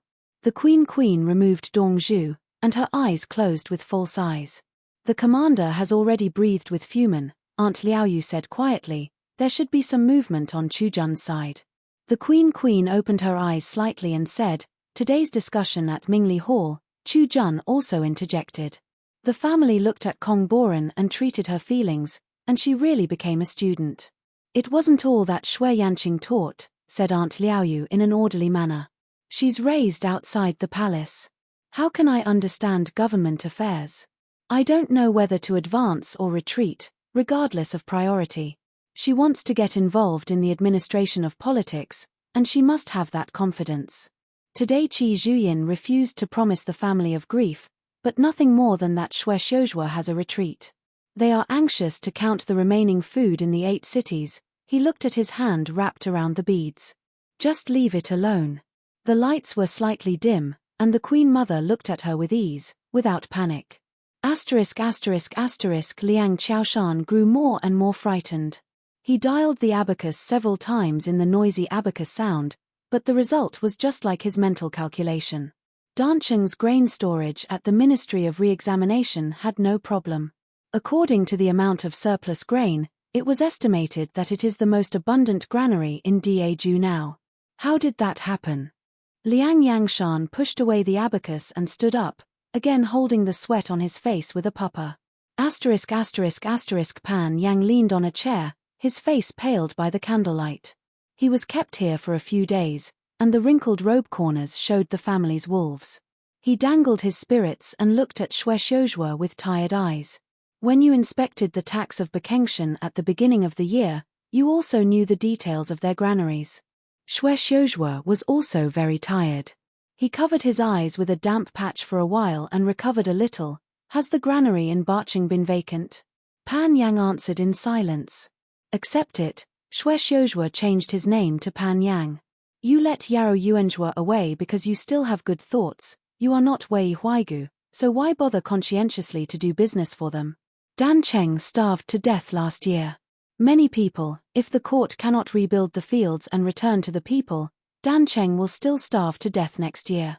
Pan Huan slipped between his throat. He raised his head slightly, staring at the dark roof. Qi Zhuyin has repeatedly entered the capital to seek troops. Chidong's garrison has not been able to send troops at this moment, and the 12th part of the Biancha has hit Bianjuan. Shui Xiuzhua's eyes showed struggle, as if tortured. He said, "Instead, I need food. I don't know where to fly out of the moth," rested on the window, and flew away again in the long silence, towards the night. It wandered in the night, passing by the swift carriage. The carriage stopped in front of the house, and Hung Hom lifted the curtain. Hua Xiangyi had already jumped down. Husband. Hua Xiangyi carried her skirt and ran after entering the gate. The ***** in her hair was adorned with pearls, shaking violently during the run. Breathing, she walked through the complex vestibule and promenade, ignoring the surrounding exclamation, and ran into Qi Zhuin's courtyard. Qi Wei was talking to the servant, and suddenly he saw Hua Xiangyi running over. He was startled and thought it was an assassin. He shouted, "Protect the marshal." The soldiers in the courtyard drew their swords when they were in a hurry, and the knife light flickered, and the pearls shaking with the fragrance of flowers set off against each other, covering the Lingyu moon frost. As soon as Qi Zhuyin opened the door, she was splashed with pearls. Hua Xiangyi hurriedly supported her hair, exuding a thin sweat in her slightly rapid breathing. The Dancheng granary is empty. No matter how much Dancheng surplus grain is re-examined by the Ministry of Households, Hua Xiangyi still dangled her skirt and looked at Qi Zhuyin. All are obstacles. Qi Zhuyin gave Hua Xiangyi the court ***** and looked at Qi Wei. Qi Wei immediately stepped back, turned around and was discharged from the hospital, calling someone to report the news to Liang Yishan. At this moment, it was almost 3 moments before the ugly time. When the second hour of Yinsha, all the court officials would be ready to wait outside the palace gate. Pan. She was completely silent after Xue Xiuzhua said the sentence. He was a poet who had read poetry and had no way to look directly into Xue Xiuzhua's eyes. He gazed at the roof and saw old signs of years of disrepair on the beams, and those parts that were not covered by the new paint were bare, covered with fine insect eyes, and utterly messed up. Pan Yang sat here, but felt the wind. He silently counted the bug eyes and killed himself with a blunt knife in the silence. He understood that Xue Xiuzhua's expression might be just a disguise, but he also understood that what Xue Xiuzhua said was true. The silence he spent in his cell was not all about avoidance. I ask you, Pan Yang turned his head dully, and finally faced Xue Xiuzhua squarely. He said, "Why do you kill Yuan Zhuo?" Xue Xiuzhua leaned on the back of the chair and looked directly at Pan Yang. "You want to help Lise, and Hage also wants to help Lise. You supported Tianchen Emperor together and replaced Hua Xiqian." Pan Yang moved his shackled hand to the table, "But he also killed Emperor Tianchen for Chu Jun. Shui Yanqing, you are hiding in the tide. I can't tell whether you are loyal or treacherous." Pan she needs an answer. Xue Xiuzhua can wash away the part that he is not accommodated by the gentleman on this question. As long as he gives Pan Ji a reasonable reason, he can win a great victory tonight. But Xue Xiuzhua said, "I killed Yarou Yuanzhua because he should kill." He didn't seem so straight because he stayed up all night, sitting opposite, and even willing to loosen his buttoned robe.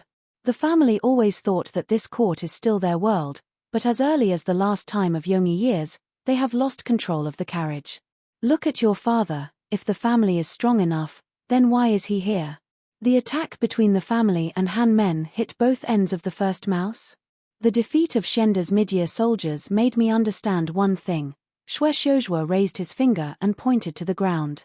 Xiqian thought that he could play the amour in the east, but in fact he was just a walking dog trapped when a Muir watched Da Ju.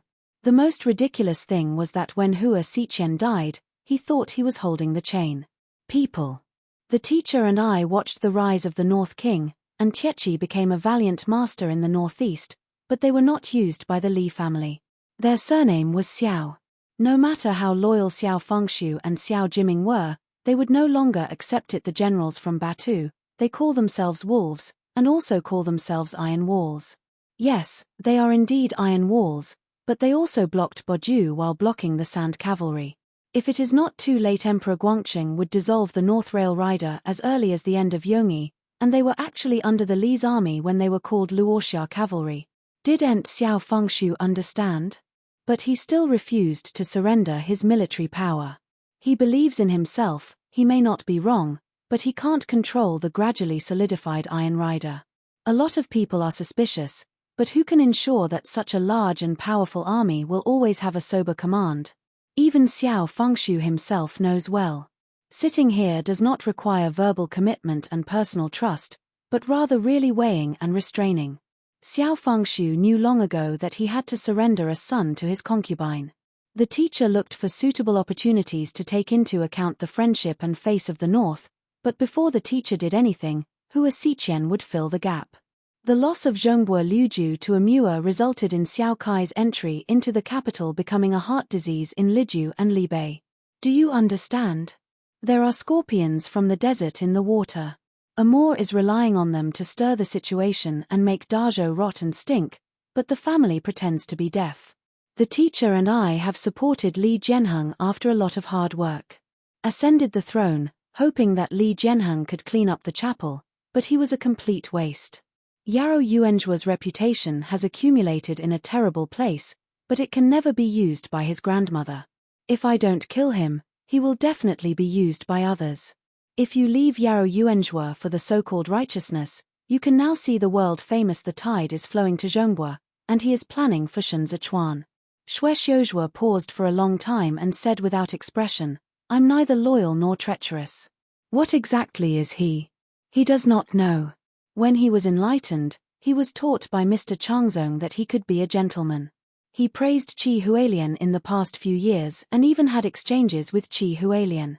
He thought that Qi Hualian could understand his ambitions, but Qi Hualian refused. He respected Hai Liangyi and was willing to be driven by Hai Liangyi. Even today, he still calls Hai Liangyi a teacher, but Hai Liangyi firmly believes that Li Jianheng can become emperor under his own guidance. Xue Xiuzhua can't wait. He wants to be able to open up the chaotic monarch, if not, he can only be Bo. He didn't need pity or justification, he was willing to pay double the price for everything he had done. He has only one life, and he bet it on the dusk of the big week. No matter whether it is the dawn he expects after dark, he is willing to work hard. This is Da Ju and his last chance. Pan Yang raised his hands and covered his face at the table. After a long time, he said, I knew that Wei Huaigu was doing fake accounts when I was the servant of the Ministry of Housing, and that there was a problem with Dancheng field tax. He revealed eyes with fine wrinkles, but my name is Pan Yang, I can only. Pan Yang didn't go on, he rubbed his face hard. There was a rush of footsteps outside the cell. Pan Yang and Xue Xiuzhua sat quietly, listening to the noisy approach. At the last moment the door was opened. Empty. Pan Yang said tiredly. 8 cities are empty. Xue Xiuzhua stood up arrogantly, sweeping the fatigue in front of the eunuchs behind his back, clasping his neckline, nodding slightly at Pan Maro, saying, thank you. There was a shadow outside the cell. Pan Shui said suddenly when Xue Xiuzhua was about to leave, you have done your selfish desires and are no longer tolerated by ordinary people. As you said, what you want here is trade-offs. What else can you do for Chu Jun? Pinned. Xue Xiuzhua glanced and did not answer. Pan Yang seemed to understand something. He watched Xue Xiuzhua leave. The jail door closed in a squeak sound, leaving him alone to sit here, and the small window on the side showed a thin morning light, but did not shine on Pan Mao. Pan Yang did his best. Pan Xiangjie turned over the boxes and looked for the ledger. The old books accumulated at the bottom of the box were all sharp weapons for him. When he woke up, he heard the wind and wanted to burn everything before Xue Xiuzhua arrived. Yongyi Nian, Xianda Nian, Tian Chen Nian. Pan Xiangjie bundled these accounts neatly. He knelt down in front of the box, pulled the rope with his bare hands, and threw all the books into the copper basin. Too much, he can't burn it alone. Pan Xiangjie was so anxious that his mouth was filled with sour water. He never thought that his mouth was his own son. He has been driven to an end, he can't stop there. Yong Yinian. Pan Xiangjie read his account along his fingers, the flower family. Hands. Everyone is here. Pan Xiangjie is ecstatic. As long as everyone is here, his pan cannot die. Suddenly the running sound of military boots broke into the courtyard. Pan Xiangjie tightened his books, stood up holding the box, and walked to the door tremblingly. Here comes Han Yang. Pan Xiangjie forced to calm down, covering his wide sleeves, and said to Han Kuan, it's not that far, can't the Queen Mother be able to bear it? The method of abandoning the car to protect the car is by no means the best policy. Xue Xiuzhua and the family are incompatible. Today is to cut off our Pan family. No one can run away. Pan Xiangjie pretended to be confused all his life, followed Hua Xiqian and Wei Huaigu as head turtles, kneeling and begging for mercy at the chapel, but now he can speak clearly and fluently. Han Zheng, holding on to the handle, said, "You lie down at this moment, and leave room for everyone to breathe. Who dare not miss your kindness? I guarantee you will not die, and you will have a chance to revive your fandom in the future." Pan Xiangjie saw the knife approaching step by step, and couldn't help raising his voice. "You killed me today, but you are forcing Xue Xiuzhua to step up. Dan Cheng is gone, how many days can Lu Qing be spared? Stop talking nonsense." Han Yang also sweated a little, and he waved his hand. "The Queen Mother knew that you would leave a retreat for yourself. This account is a mess, you must remember clearly and burn the yard." Pan Xiangjie held the door, watched his family members cry, and shouted in a messy situation, "These accounts, I have let Cheng Zhizhen copy them, you burn it. You killed me at this moment, these accounts will still fall into Xue Xiuzhua's hands." Pan Yu's treason has become a reality. Han Zheng pulled out his sword. "Isn't he secretly letting away Yarrow Wenyu? Yarrow Wenyu is now Shen Zichuan's conspirator. The evidence of your collaborating with the treasury is convincing. Believe. He is the fine work of Shen Zichuan staying in Boju." Pan Xiangjie fell to the ground while shoving, and he shouted, "Rabbits and dogs cook, birds do their best. I'm a walking dog for Gan, and I ended up with these endings today. Han Yi, I'm dead today, you how long can I live again?" Han Yun brought the Badaling waist card and couldn't wait any longer. He walked towards Pan Xiangjie in the midst of a sudden rise in fire, and was about to cut with a knife. Unexpectedly, Qi Wei behind was faster, and instead of going around the promenade, he directly ran across the roof, swooped down from the top, and rolled out with Han Han. Taking this opportunity, Pan Xiangjie suddenly held up his ledger and shouted toward the entrance of the courtyard, "Master, save me." Han Zheng struggled and threw out the waistband of the 8 camps, and shouted, "At the foot of the sun, the army is the big one." Qi Zhuin's soldiers stopped at the suburbs. "How dare they obstruct my behavior in the 8 camps? I asked the commander to catch the criminal. There is a ticket from the Ministry of Criminal Affairs and a command from the Ministry of Military Affairs. Why not?" Xue Xiuzhua opened his robe and said sternly, "Put the fire and take it with Han Han." Han Zun said, "I am the Queen Mother, do you dare?" The 8 major camps in the courtyard immediately drew their swords and hurriedly approached Xue Xiuzhua. Qi Zhuyin relied on the scabbard to open the blade, and later said, "Since the 8th Battalion is the capital, it is the Emperor's army. Chu Jun wants me to come to help with the case, but you want to listen to the Queen Mother." Han Yang originally thought that Pan Xiangjie was cheating himself, but who knows that Qi Zhuyin really came. He dared to kill before Xue Xiuzhua came. He fought to hold the 8 camps and could threaten the cabinet. However, Qi Zhuin's soldiers and horses stopped outside the city, and he would definitely suffer. Han Yang was short and gritted his teeth, saying, "Naturally, let Chu Jun arrange." The bedeing knife returned to its sheath, watching Qi Zhuin's relatives enter, and took Pan Xiangjie and Han Yang away. The fire did not last long, and it was easily extinguished. Xue Xiuzhua waved the smoke and picked up several unburned books. The Queen Mother was surprised and heard that Xue Xiuzhua took the ledger and couldn't help falling down on the couch. She frowned and hated, "Pan Xiangjie is a jerk." In order to survive, Pan Xiangjie dragged everyone into the water. "Where's Chu?" The Queen Mother resumed calmly. "Well, Xue Xiuzhua has the ability to break the net with Ijayu. Then let him see if the true sun in his hand is hard enough." The Queen said that he had smashed the beads and threw them into the burning copper basin, splashing countless soot. After Han Yang was caught, he closed his eyes and slept. He faced the wall and ignored anyone, and Xue Xiuzhua was afraid to move himself. Pan Xiangjie regained his old appearance, sitting across the table with his sleeves and sobbing.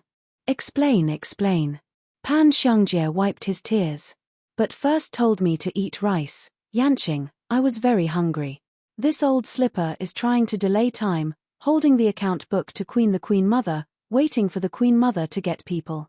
Although Liang Zhishan manages taxes, he has also seen these criminal trials, knowing that these old guys are not good at trial. He boiled for a night, sipped 2 cups of tea, and after being inspired by Shwe, he said, "It takes time to cook the noodles and dishes, and the old man speaks slowly."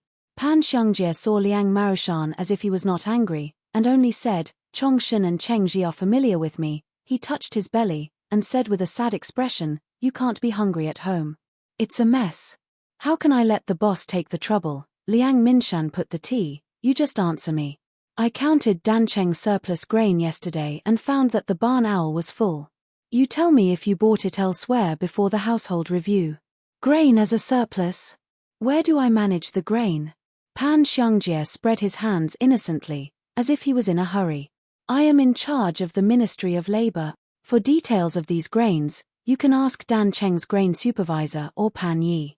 I asked a long time ago." Liang Minshan opened the booklet and showed it to Pan Xiangjie. They all explained. "You sold the food to Yang Heru. Dan Cheng sold it, and the other 7 cities sold it, right? I don't even know Dan Cheng's account.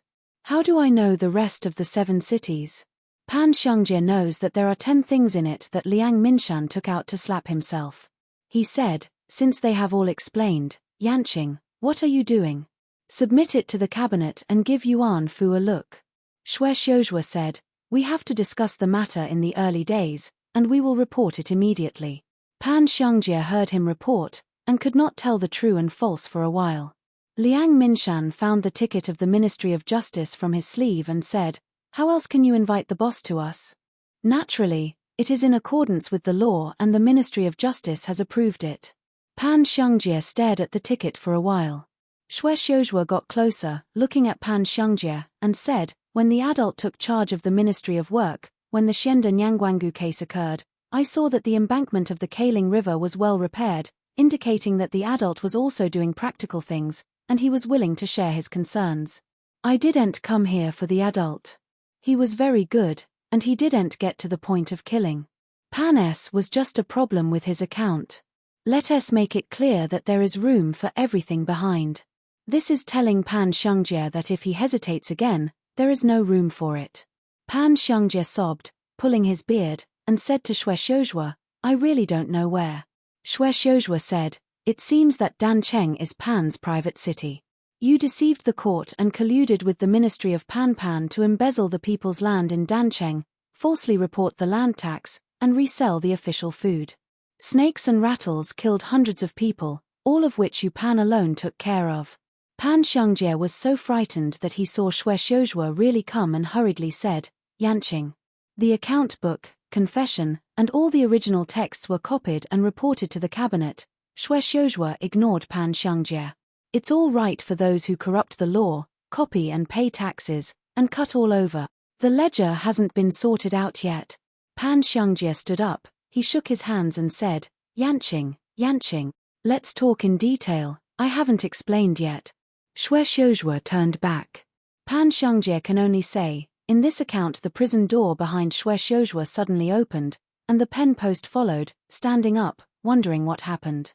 Shwe turned back, seeing the asterisk in the palace, cannot help but sweat. The little asterisk was out of breath, afraid to look directly at the courtier, kneeled down on the ground and hurriedly took a few steps on his knees. He said, "Master, Lord." Chu Jun fainted suddenly when he came up. Yuan Fu urgently adjusted the doctor, "Now also." Just 1 step away. Shwe hands and feet were cold, and his account book was sweating coldly. Pan Xiangjie immediately shut up and sat back. Fighting snakes and playing 7 inches, the Queen Mother is really difficult. Shwe fell off the account book and squeezed a voice between his teeth. "Enter the palace. The author has something to say." 2 chapters in 1 2K novel reading network. Feng Quan knelt by the couch, and tasted all the medicines that Li Jianting was about to enter. Feng Quan knelt by the couch, and tasted all the medicines that Li Jianting was about to enter. Li Jianting was pale and sweaty on the edge, and trembled spontaneously while lying on the couch. She was covered, but seemed to be suppressed, with a slight whine in her throat with a sharp gasp.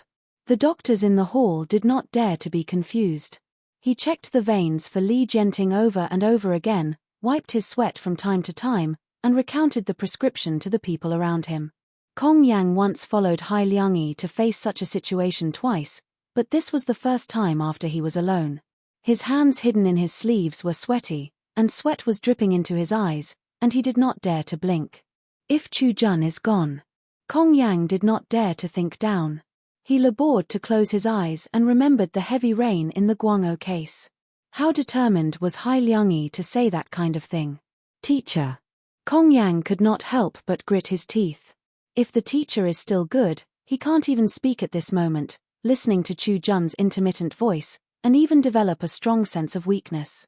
Li Jianting's soup poured down, her eyes were still turning, and she seemed to be calmed by nightmare.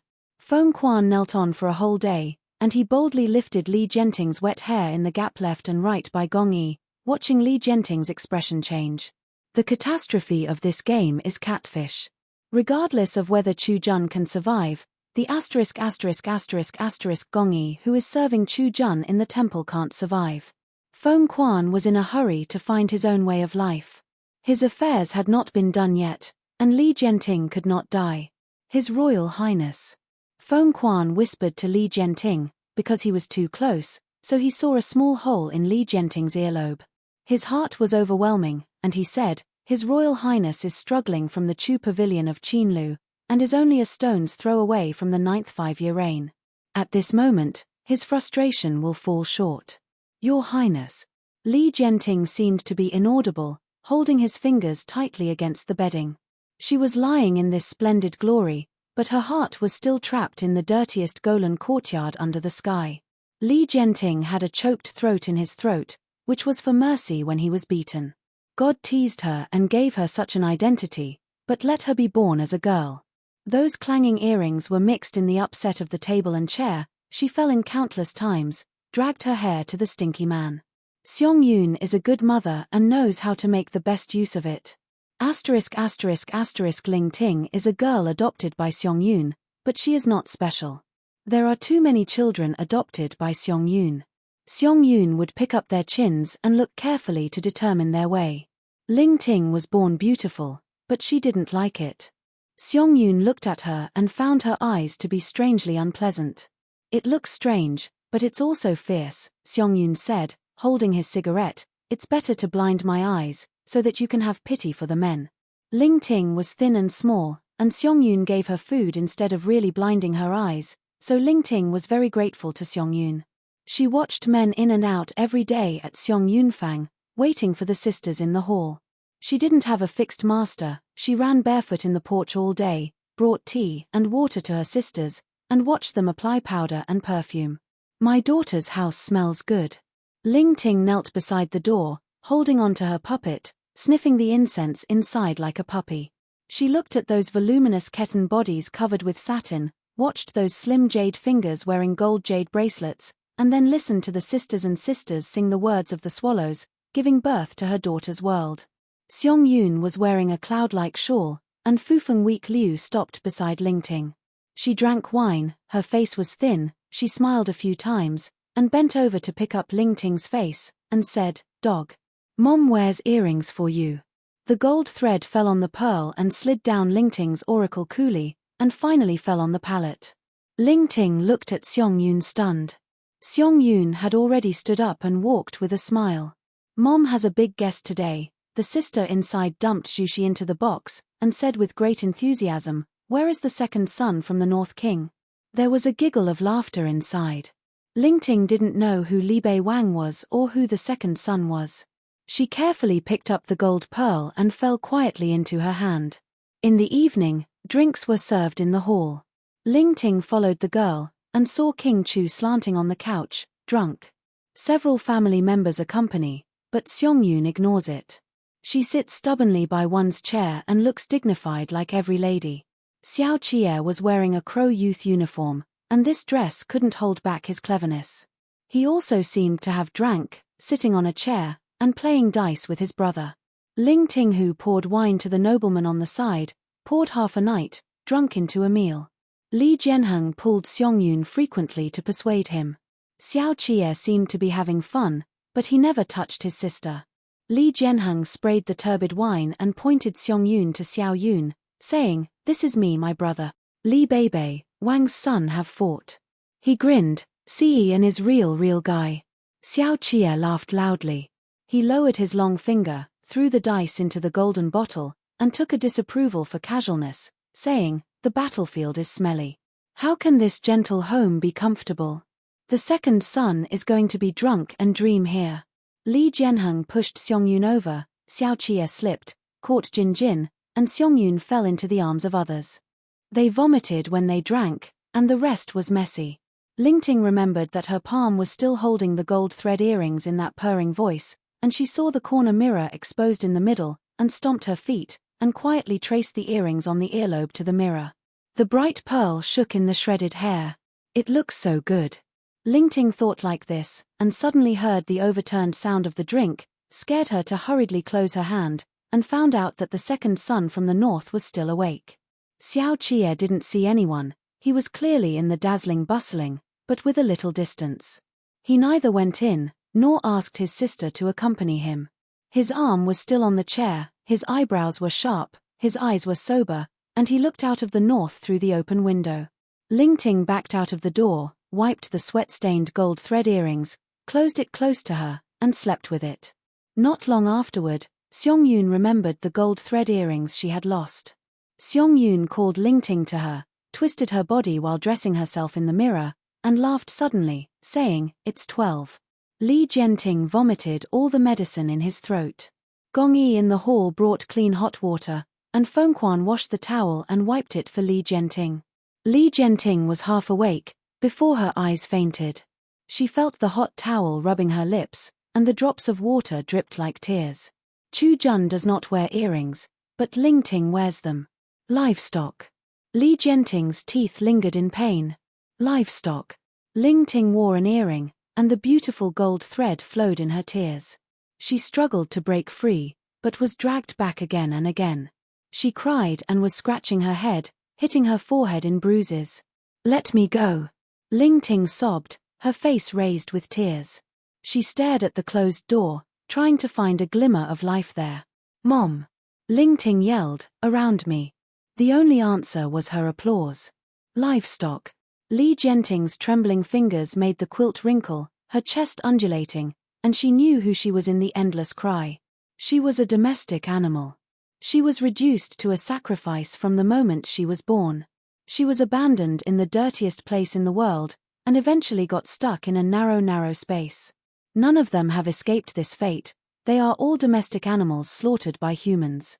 Lingting raised her hand and smashed the gap with her broken nails. How did you create a girl? This body is disgusting. Lingting madly cracked the gap, roaring outside in the **** marks. Mom. She hated. Kill me. If you let her live. If you let her live like a human. I. Lingting leaned against her forehead, crying and laughing at the eardrops on the ground. She killed herself, peeled off this layer of flesh, abandoned everything the girl had, to fight, to bite, and to get back what she deserved. Just give her a chance. His Royal Highness. Feng Quan watched Li Jianting vomit again and couldn't help raising his voice. The outside doctor had stood up, Kong Yang's heart was cold, he stepped back hurriedly, and was held by Center Yu. If so. Kong Yang could hardly open his teeth. The curtain lifted up Shu Xiu's breathing was not yet calm, he heard the movement in the inside, and understood what Kong Yang hadn't finished saying. However, he is not a doctor who can rejuvenate, and there is nothing he can do about it. The atmosphere in the hall was dignified, and the courtiers did not even dare to come out. Gong Yi took the medicine in and out, and Feng Quan kept feeding the medicine to Li Jianting. Li Jianting murmured to herself, Feng Quan couldn't understand what she was talking about, she could only kneel and lie down, close to Li Jianting's lips. Defects. Li Jianting's lips fluttered. Suddenly, Feng Quan's eyes were soaked with sweat in the dim hangings. He covered his mouth and said softly, His Royal Highness is the true phoenix of the world. As long as you bite this breath, you will be able to meet the evil. Li Jianting's rapid breathing was interrupted. She seemed to finally hear what Feng Quan was talking about, and her throat sobbed gradually. The soup was poured as much as possible, and then it came out of the mouth and nose. Gong Yi burst into tears in a panic, and Feng Quan ignored it. Anxiously still in the cell, Liang Yingshan ate a pot of tea and stood outside waiting for news. The stars above his head were bright, and he couldn't help admiring the moonlight of the compound, and heard the dense footsteps from outside the compound. What is this? Liang Yangshan watched the 8th Battalion come in, and could not help taking 2 steps. The headed man raised his waistband and said, "The ticket of the Ministry of Justice said plainly that the capture of Pan Xiangjie, but you dared to fake public money. Our governor is the queen of the empress to go to supervise the case, and not let it go." Liang Minshan knew that this was the key moment. He released Han Yang, and Pan Xiangjie and Pan Yang could not keep it. As soon as he gritted his teeth, he raised his chest, and said, "I am here to review Han Yun by the orders of Chu Jun and Yuan Fu. Without Chu Jun and Yuan Fu's tickets, I will never let them go." The man approached a few steps and said, "Chu Jun? The Lord of the world today is the Queen Mother." Liang Yangshan stared at it, watching the 8 major camps menacing. He stepped back and said, "What else do you want to do? I have mixed in the masterpieces of Zhongbua. We blocked the city gate." The man hung the waist card back to his waist. "Of course, I need to check it carefully and search the hospital. The 8 major camps all carry knives, and this search is obviously not that simple." Liang Qiaoshan understood it instantly. The Dancheng case was too tight. The Queen Mother jumped off the wall and could no longer tolerate them. "I'm but the official of the imperial court." Liang Yishan retreated in front of the blade. The 3 ministry officials who took the case backed away. They were all civil servants and could not stand such intimidation. The old dream of Nanlin hunting ground in Shenda's year came to mind, and officials were already feeling the wind and rain. "The commander-in-chief is still in the capital, so you dare to look at it like this. Liang Yunshan has retreated to the door of the cell and swindled." The 8 camps at the door immediately drew their swords, and they looked around in surprise. Qi Zhuin's relatives went to the battlefield, and thousands of Chidong's garrison soldiers stood outside the city. Tonight, they just want to take advantage of Chu Jun's critical illness to kill the courtiers under the pretext of Zhongbo Shi. After dawn, Chidong's garrison will be unable to return to the sky after entering the city. Liang Yishan took the opportunity to retreat into the prison and fasten the chain inside. He opened his arms and squeezed the officials behind him, and everyone fled inwardly. The knife of the 8th camp was twisted into the chain and pushed the door into a bang. The man laughed across the door and said, "Dog officer, do you think you can sit back and relax when you lock the door? Ignite." The innermost Pan Xiangjie hurriedly said, "Stop. Don't set fire, don't set fire. The commander is still here, you can't burn all the fire." Liang Minshan held up the oil lamp and replied, "It is deserved to burn the 2 corrupt officials and corrupt officials, but the fire will surely attract the attention of the garrison outside the city. When the garrison comes in, it will kill your party." The man outside pulled back the knife from the gap, his face was cloudy. The Queen did make an order not to alarm Chidong's garrison outside the city.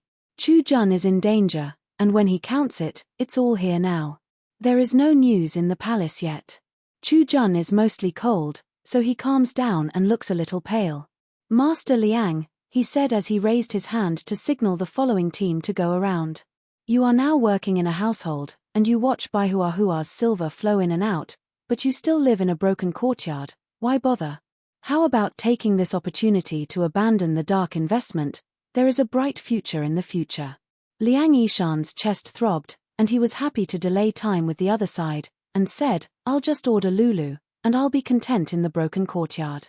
"It's better to be cool by leaning on a big tree," said the man, a Han's close friend, pacing, and said without hesitation, "There are winds and storms outside, how many more stable days are there in Pudu?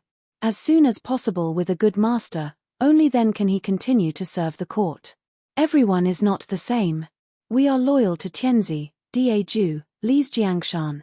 If we change to other people, then will the subversion be confused?" The oil lamp on Liang Minshan's hand was almost exhausted.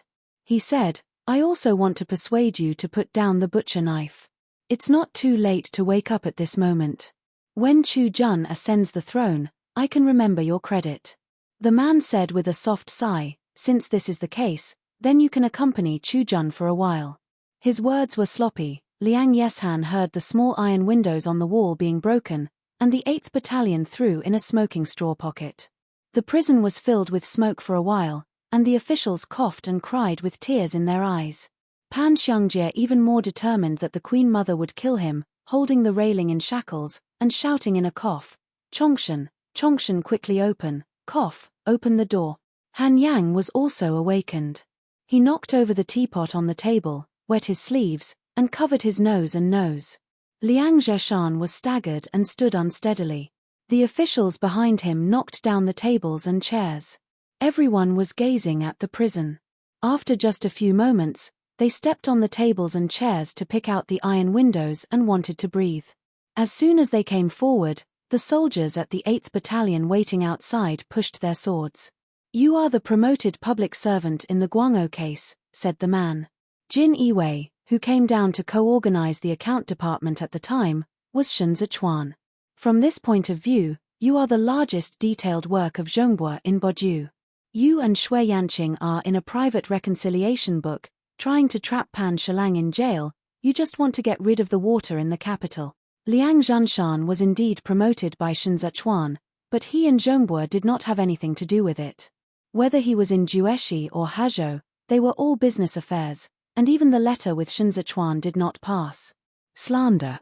The smoke was really life-threatening. Pan Xiangjie had begun to hit the door, begging in the middle of the cough, "Chongshan, open the door quickly and deeply."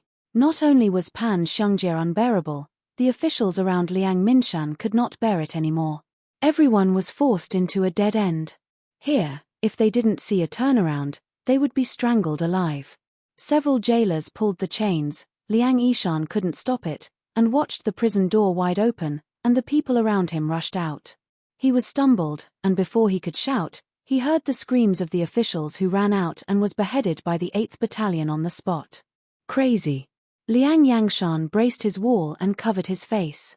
"You're crazy." He was talking, slamming heavily on his back, and being turned to the ground from behind.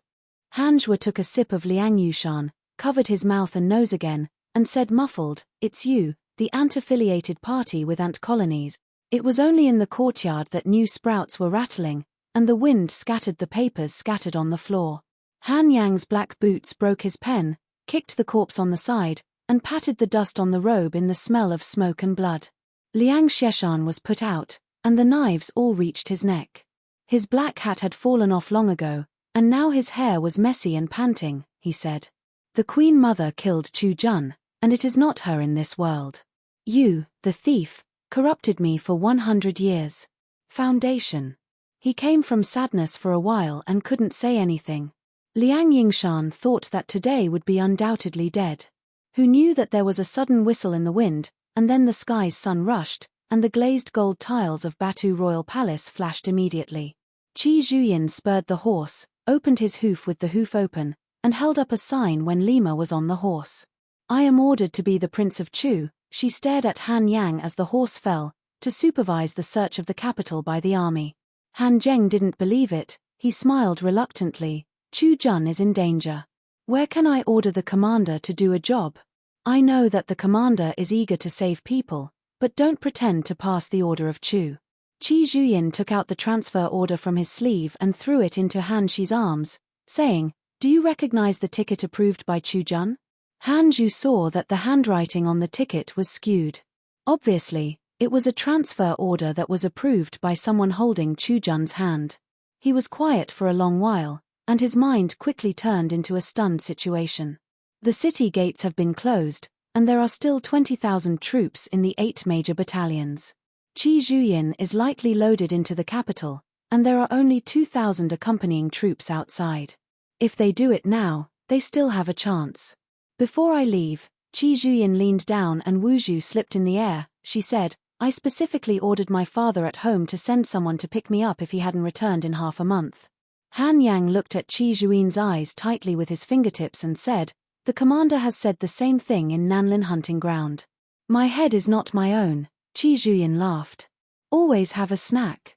The Queen was incapable of arranging the crowd to make the commander get what he wanted, Han Yenpi said without a smile, and tucked the order into his sleeve. "Whoever wants this ending." Liang Kunshan fell to the ground, took his black hat up, saluted Qi Zhuyin, and said, "Thanks to the visionary of the handsome man, otherwise he will be afraid of blood flow today." Qi Zhuyin didn't say a word. She watched Han Zheng backing off, and only then moved her hand that was pressed on Yun Qiu until Bedaing retreated out. How could she have any vision? But it scared Han Yun. Qi Zhuin's heart sank a little, and the 20,000 capitals were really tricky.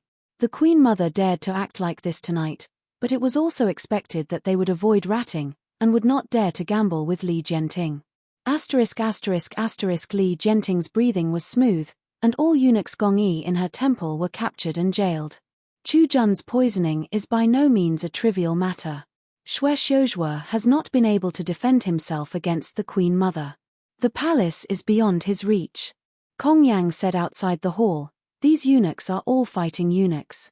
If you are enraged in front of the master and are instructed by others, you dare to seek the life of the Son of Heaven. This matter must be investigated thoroughly and they must be clear, and punish him." Kong Yi used to be in charge of the punishment department. He was very uncomfortable with his party like Pan Rugi, and was influenced by Hai Liangyi. At this moment, after drinking tea in his hands, he said to Xue Xiuzhua, "Since the Dancheng case was stolen and obtained, when the field is measured, the 6 books will be sentenced to see if there are any people involved." Xue Xiuzhua's spirit was refreshed, and he understood that this was to completely liquidate with the family, so he first said yes. Center Yu on the side seemed to have something to say, but he didn't say it at this moment. ******, the Battle of Badu just ended, and Shen Zichuan, far away from Duanzhou, received the news. Today's sunny day, Ding Dao and Li Xiong sat under the porch and threw the clean core into the puddle. Fei Sheng couldn't take the medicine. Qiao Tianya directly twisted up the two of them. Ding Dao held his head and said, "Let's pick it up immediately. I sat here and watched it for a long time." Qiao Tianya played him. "Is it 17 or 8, Daoa? Why do I look at you and still have milk?" There was peel in Ding Dao's mouth, and he was so awkward that he frowned, and said confidently, "You don't ask me to do business, I can only sit here and eat seeds." "Have melon seeds," Li Xiong answered. Qiao Tianya gave a kick, and ordered them to rush to pick the fruit. He stood under the eaves and watched, and a guard said something, and he looked back to see that Shen Zichuan was drinking medicine, and Yarrow Wenyu was talking. Then he nodded to the guard and signaled to let go. Within a moment, Yang Heru came in joyfully. Every day his clothes are not the same, but they must be embroidered with ingots and copper coins, shining brightly, like a peacock striding across the courtyard. "Good command, congratulations, Gao Sheng." Yang Heru, carrying his golden abacus before stepping up, glanced into the probe, and whispered, "How good is the monarch?" Fei Sheng just came out holding the empty bowl, and looked at Yang Heru with a cold eye, saying, "Will you know if you go in and see? Hurry up, the prince is waiting." Yang Heru's dimples came out, and he stepped up to the side and said, "Of course I can see it. I think very much when I don't see the governor in a day." He smiled at Fei Sheng and leaned back across the distance. Sheng edged over and drilled in. "Prince." Yang Heru shouted affectionately, "I look forward to." Shen Zichuan's eyes seemed cold, and he looked at him from the window, letting him swallow the words back. Yang Heru quietly withdrew his feet, fearing, "Fun, well?" Yarrow Wenyu sat on the side of the case and ate tea, but he did not look at him when he heard it. Shen Zichuan lifted the folding fan slightly and said, "Sit." How could Yang Heru dare to sit? He came here today to ask for sin. When he pulled down the chair, he motioned to Shen Zichuan to sit first. At noon at this moment, the unknown bird squatted silently between the branches. "The outside heats up a bit, it's time to sleep." Shen Zichuan ignored Yang Heru's flattering, and stood by the window, facing some light. The light wind passed against the cheeks, and the agate beads shook like nothing, like waves in the spring light. Yang Heru didn't feel a little bit good-looking. He only saw the eyes of the prince, and he didn't open his mouth to make him stand still. Shen Zichuan. Yang Heru tried hard to run away, and his belly was slandering. Once he was afraid of him, he would feel that this beauty is a knife, and the more he saw it, the more scared strained. "I heard that you are all in Chaitan Chengtian," Shen Zichuan said next to the folding fan with his fingers on his stomach. "Did you hear any news?" Yang Heru had already prepared. Knowing that the prince was waiting for his own explanation, he immediately explained, "Know what? How dare you not know? The prince, the 8 city granaries are fools, and the food inside made me long ago. It was sold to Luoshan and sold to Fanju, and the bandits loved to buy it." He said here, paused for a moment, like he didn't know. "Cai, you didn't tell you this? Of course, Cai, you didn't talk about it. Cai, you worked as a coolie for Yang Yang in Charzhou. How did you know where the food he handled every year came from? Yang Heru didn't even talk to him about the wind, and every time he scuttled by the Huzhou granary. Cai, you only wants money, he doesn't delve into it at all. It is right to push everything to the dead." Yang Heru bent his eyes. He Shen Lanju has the ability to reach the sky, and there is no way to bring Cai back to life. "This is also my negligence, and I forgot to remind you," Yang Heru pretended to say. "Punish me, Prince, I think there is nothing to worry about." He said so. It was true that he heard it suddenly. Anyway, they were doing business in the east, and they did not engage in grain resale later, and the previous thing turned the page. However, it doesn't make sense to delve deeper. What Shen Zichuan was pressing at Zhongbua was the food price he raised. The Bacheng exiles fled to the territory of Zhongbua. Shen Zichuan seemed to be thinking about something. He turned his head and continued to look out the window. He said, "You have emptied the granary in Bacheng. This year's Mintian problem cannot be solved. The state is asking for food, and you are holding their lifeblood." Yang Heru was still boasting about this, but he didn't dare to respond rashly, because Shen Zichuan was so cunning and he couldn't figure out where to wait for him to fall into the pit. He said, "I followed the governor to change my mind and not to do that business anymore. They had forgotten me. You used to hide the river in Qingxi to get food from Qingshan, which is different from the situation in the 8th city, relying on Shihongxian." A worm fell on the edge of the window. Continued, "I only thought of this crop in the past few days. Tong Hongxian is also engaged in the business of resale of official food. You two met in Jueshi, how can he tolerate you? Tong Hongxian is a family sister, and a silver bank as a security. It is not unusual to eat in the officialdom. Yang Heru wants to get involved in Jueshi official food business. It is too difficult for him to have a chance." Shen Zichuan re-examined the list in Dunju and knew that Yang Heru's bribe officials were all those who had resold the official grain with Tong Hongxian and those who were not clean in the copper mine. Full, so there are 8 city granaries. I happened to be, Yang Heru grinned. The second fat man, relying on his own bank, picked Jushi so tightly. I can only find another way. Everyone wants to level the water. Naturally, this huge profit is unwilling to be eaten by Zun Hongxian. The Zun family is already fat enough. The Yang family in Huzhou is just the opposite. Yang Heru is young, and no one in the family can enter the family. The family can easily handle him. But this kid was too slippery, and he made a lot of money in the middle, throwing a little profit from the fly that he didn't see to the family, so the family still felt that they were paying dividends. After Yang Heru was quiet in the hall, he didn't seem to notice the killing intention of Shen Zichuan flowing in silence, put his hands up, and then said, "After all, the prince is happy to see it happen. Shui Xiuzhua is so fierce that he needs to start again." I measured Hachijoda. "I do'n't even need to know that they can't make up for the tax loss. They forced the dog to bite the dog, and the monarch would win the capital without any effort." Shen Zichuan turned aside and looked at Yang Heru again, and said quietly, "I want to thank you." Yang Heruhan's hair was straight, his dimples were shallow, and facing Shen Zichuan's eyes, he said, "That's my proposal." Shen Zichuan said, "Is this how it ended?" Yang Heru almost laughed, but he didn't dare, and he knew that Shen Zichuan would take advantage of it. Fuck. Yang Heru was fierce in his heart. After July last year, how much money did Shen Zichuan have withdrawn from him?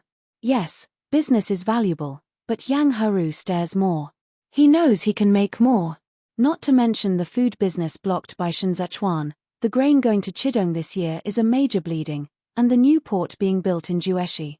Shen Zichuan is staring at him, but he also has a way to arrive. I heard that Yi was looking for a master of light last year.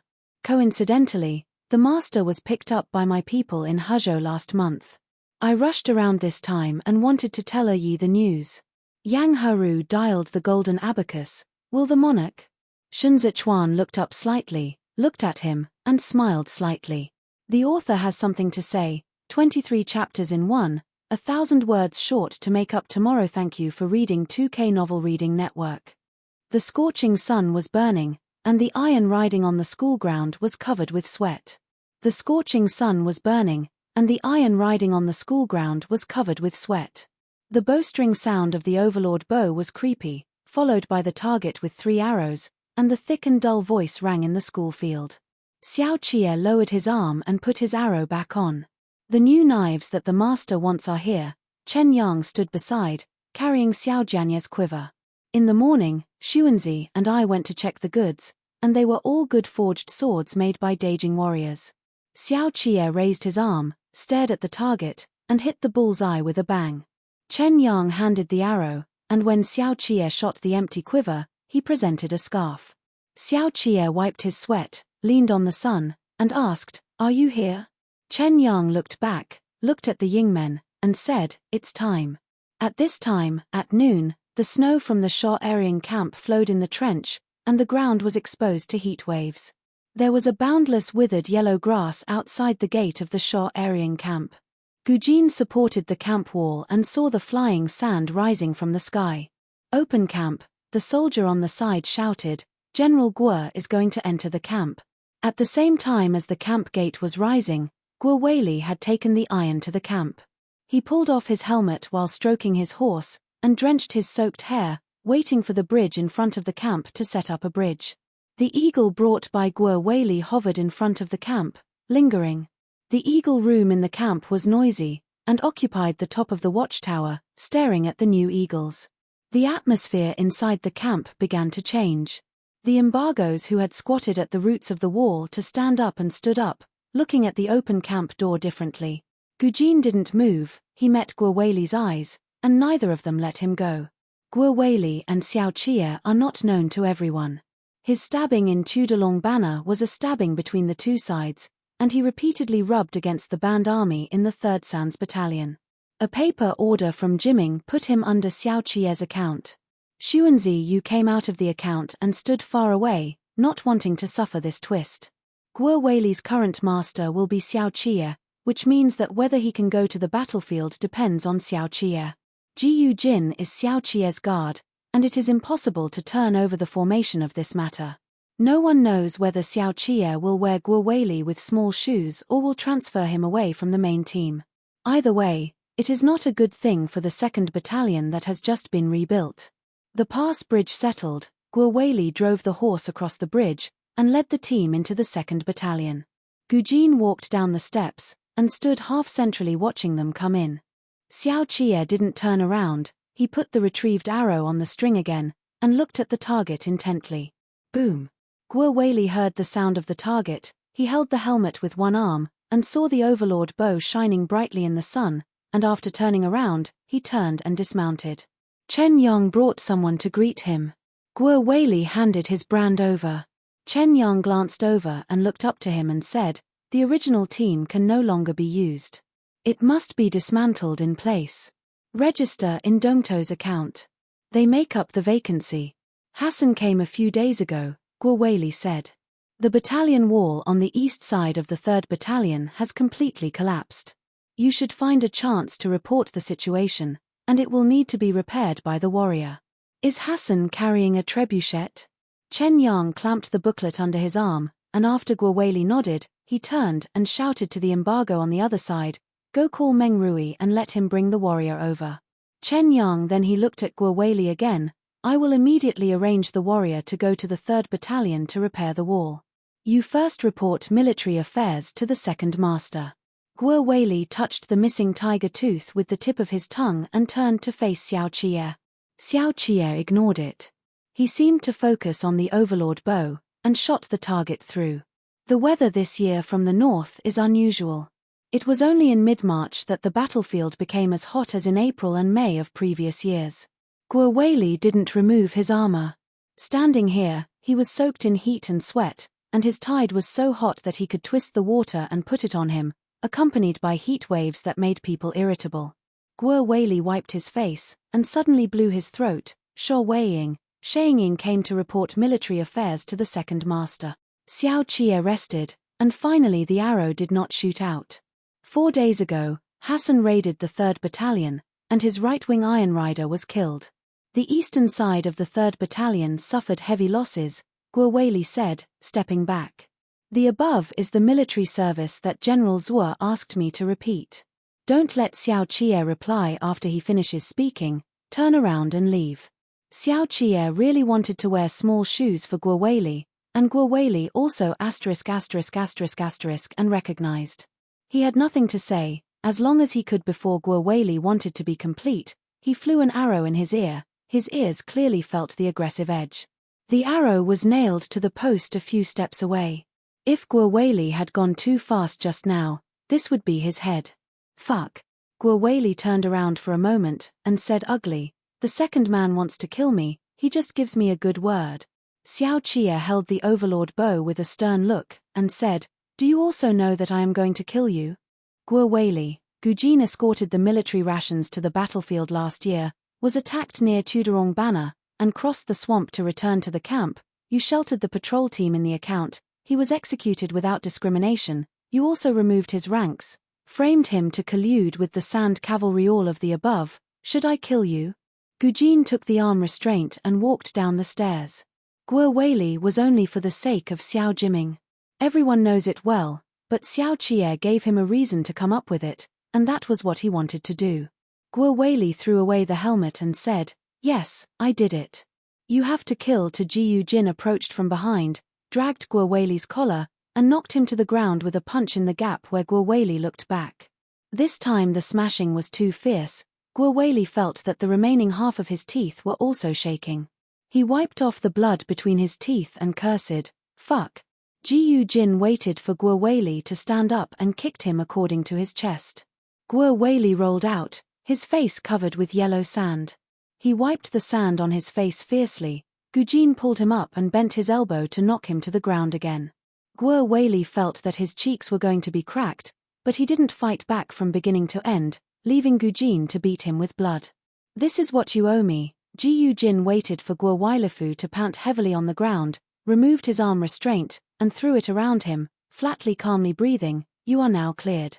Not only was Guo Weili stunned, but even the sister-in-law Yu standing in the distance was stunned. Guo Weili supported his arms, vomited the blood from his mouth, and stood up staggeringly. Chen Yang threw the helmet to him, he felt that he was still scratching his head. Just passed by. He almost drew his bones to death. Gujin stepped back a few steps and said, today you and I have written off your personal grievances, and you have something to say straight away. You are Eri-S soldier, I am Eri-S guard, and I will go out from Urbit in the future. My brother, when will this battle be fought and when will we part ways? All the pictures expected by everyone did not appear. The morale of Li Beibei was weak this year, and Gujin was the guard of Xiao Qie. He refused to let Xiao Qie lose the heart of the 3 battalions for this matter. Xiao Qie gave Ji Yujin the power to deal with it himself. Ji Yujin Ken would use this method to solve it, because he was a real man, and he couldn't play the insidious and despicable set. Guo Weili originally thought that he would be hurt if he didn't die today. Who knows the generosity of Gujin? He stood in front of him and felt that he was short, rubbing his bruises on his face, a little uncomfortable, and a little admired. Bao shame to humiliate his husband. Guo Weili usually eats alcohol and fights hard. He claims to be his husband and easily refuses to convince others. Gujin suffered such a shame and humiliation at Tudorong Banner, but today he was able to resolve the embarrassment of both sides in this way, not only avoided Guo Weili's punishment, but also won the heart of the 3 camps for Xiao Qie. Facial, he did so, regardless of public or private. Guo Weili was convinced. Xiao Qie raised his arm and held up fiercely, remembering in the wind the words that Dad was leaving.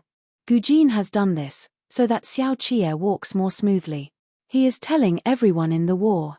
Yi is not intolerant. *****. When it was dark, Guo Weili sat at the campfire to bake dry food, his face was mottled. Xuanzi Yu sat opposite the rice bowl. He glanced at Xuanzi and said nothing. There is rice in the camp. Xuanzi Yu drew Guo Weili's dry food. In the past, what was going on with the dry food? Guo Weili's empty hand shook like a cover, and he said impatiently, "You have a lot of shit, so wide? Don't you be too shameless, are you sorry? Xuanzi Yu chopped 2 meals. Gujin said it was over. Guo Weili picked up firewood and set a bonfire. The embargo was playing hot on the opposite side, and the soldiers did not grow at all. Guo Weili was silent for a while, and said, "The second lord killed Duanzhou Scorpion in Chashi Tiankeng? Still winning more with less." Zun Ziyu gestured with his fingers. Guo Weili sniffed and said, "The main force is the embargo." Fart, how many people did the Forbidden Army go to? Xuanzi Yu and Guo Weili also had no brotherhood.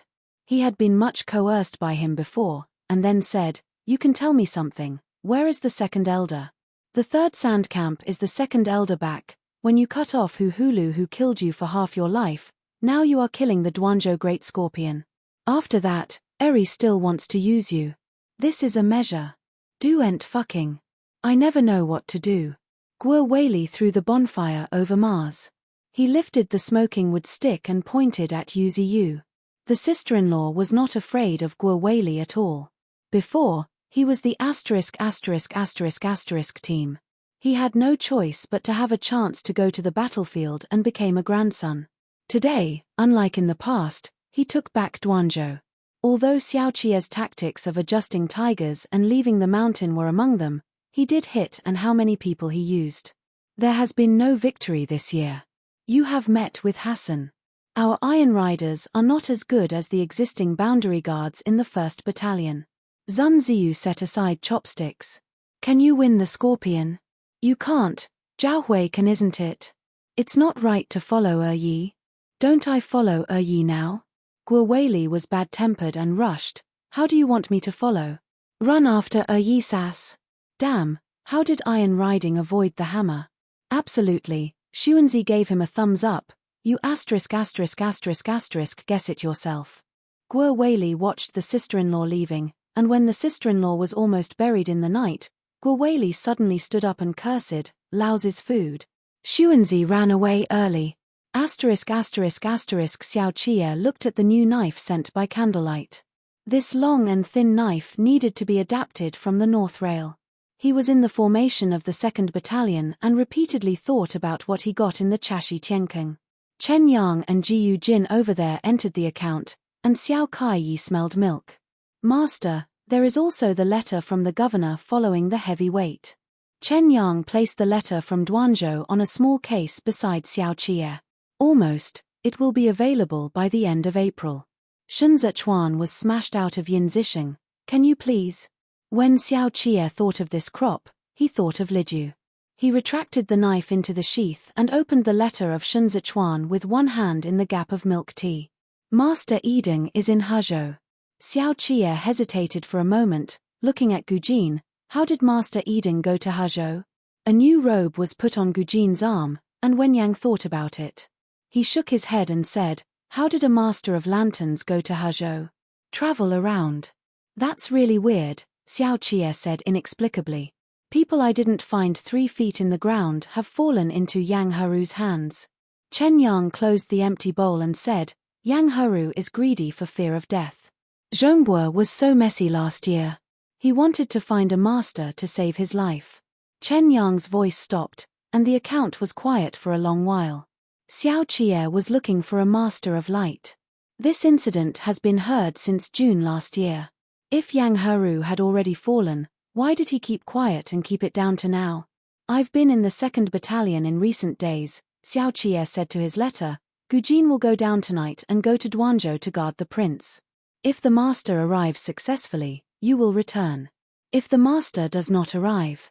Xiao Qie's eyes were dark. Yang Heru sneezed a few times, blew his nose with a pupper, and rubbed his nose red. He sat on a chair and watched Yarrow Wenyu writing, saying, "Mr. Yuanzhua is like flying eagles and rabbits, not only just." Yang Heru touted it, and at the end, smiled at Yarrow Wenyu again. "Sir, isn't that melancholy? It's weird to sit here. When will the governor be able to handle the case? Every day is so busy. Be careful of your body, it's not good if you burn it. It's on the road, count the time, and it's almost time to come in a few days. At that time, please ask the master to show Mr. Legs, Bao Juna can make Mr. stand up again. Yarrow Wenyu's hook was broken in a stroke, and she could not see her life on her face, but looked at the paper with regret. Yang Heru tentatively looked at Yarrow Wenyu, lying on the edge of the table, and said, Mr. suffering this hardship, hate Shuiyanqing? How bad is he?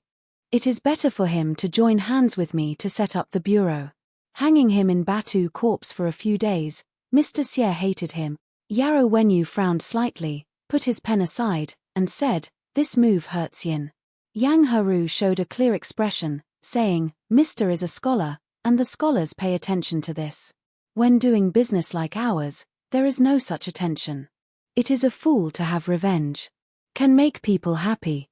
Yarrow Wenyu felt that he meant something and was ready to say something as he rolled his sleeves. Yang Heru raised his forefinger and quietly hushed. The quiet inside the house made the footsteps in the courtyard particularly clear.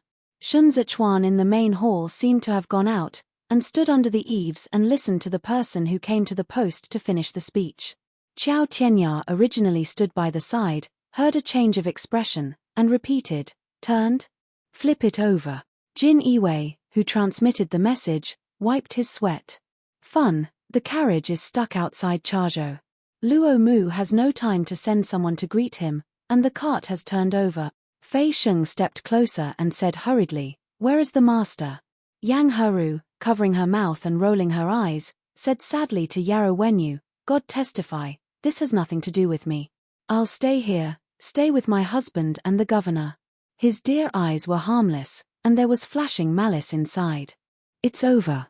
The author has something to say. I am an hour and a half late, sorry, I am a bit stuck today, and I went out halfway. Thank you for reading 2K Novel Reading Network. We sent people to meet the Chaozhou border. The carriage in Hezhou has arrived. They were chased by Hezhou Yamen, and they dared not stop on the road. The carriage turned over the old road outside Chaozhou city and fell into the ditch. Jin Iwei hesitated a little, then said, it fell to pieces, no one survived. We sent people to meet the Chaozhou border. The carriage in Hezhou has arrived. They were chased by Hezhou Yamen, and they dared not stop on the road. The carriage turned over the old road outside Chaozhou city and fell into the ditch.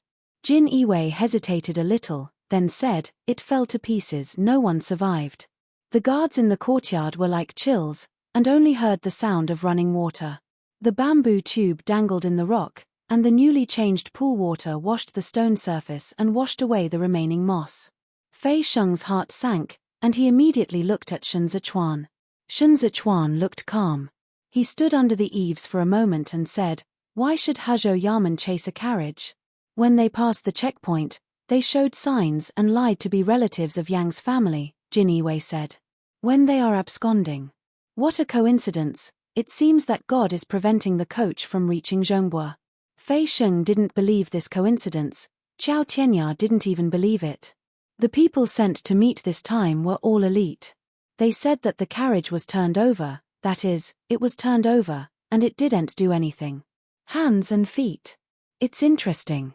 Before Jin Iwei answered, Shun Zichuan had already predicted that the master of a lantern would be more fierce or less fierce, otherwise they could resolve it by themselves instead of reporting to Shun Zichuan.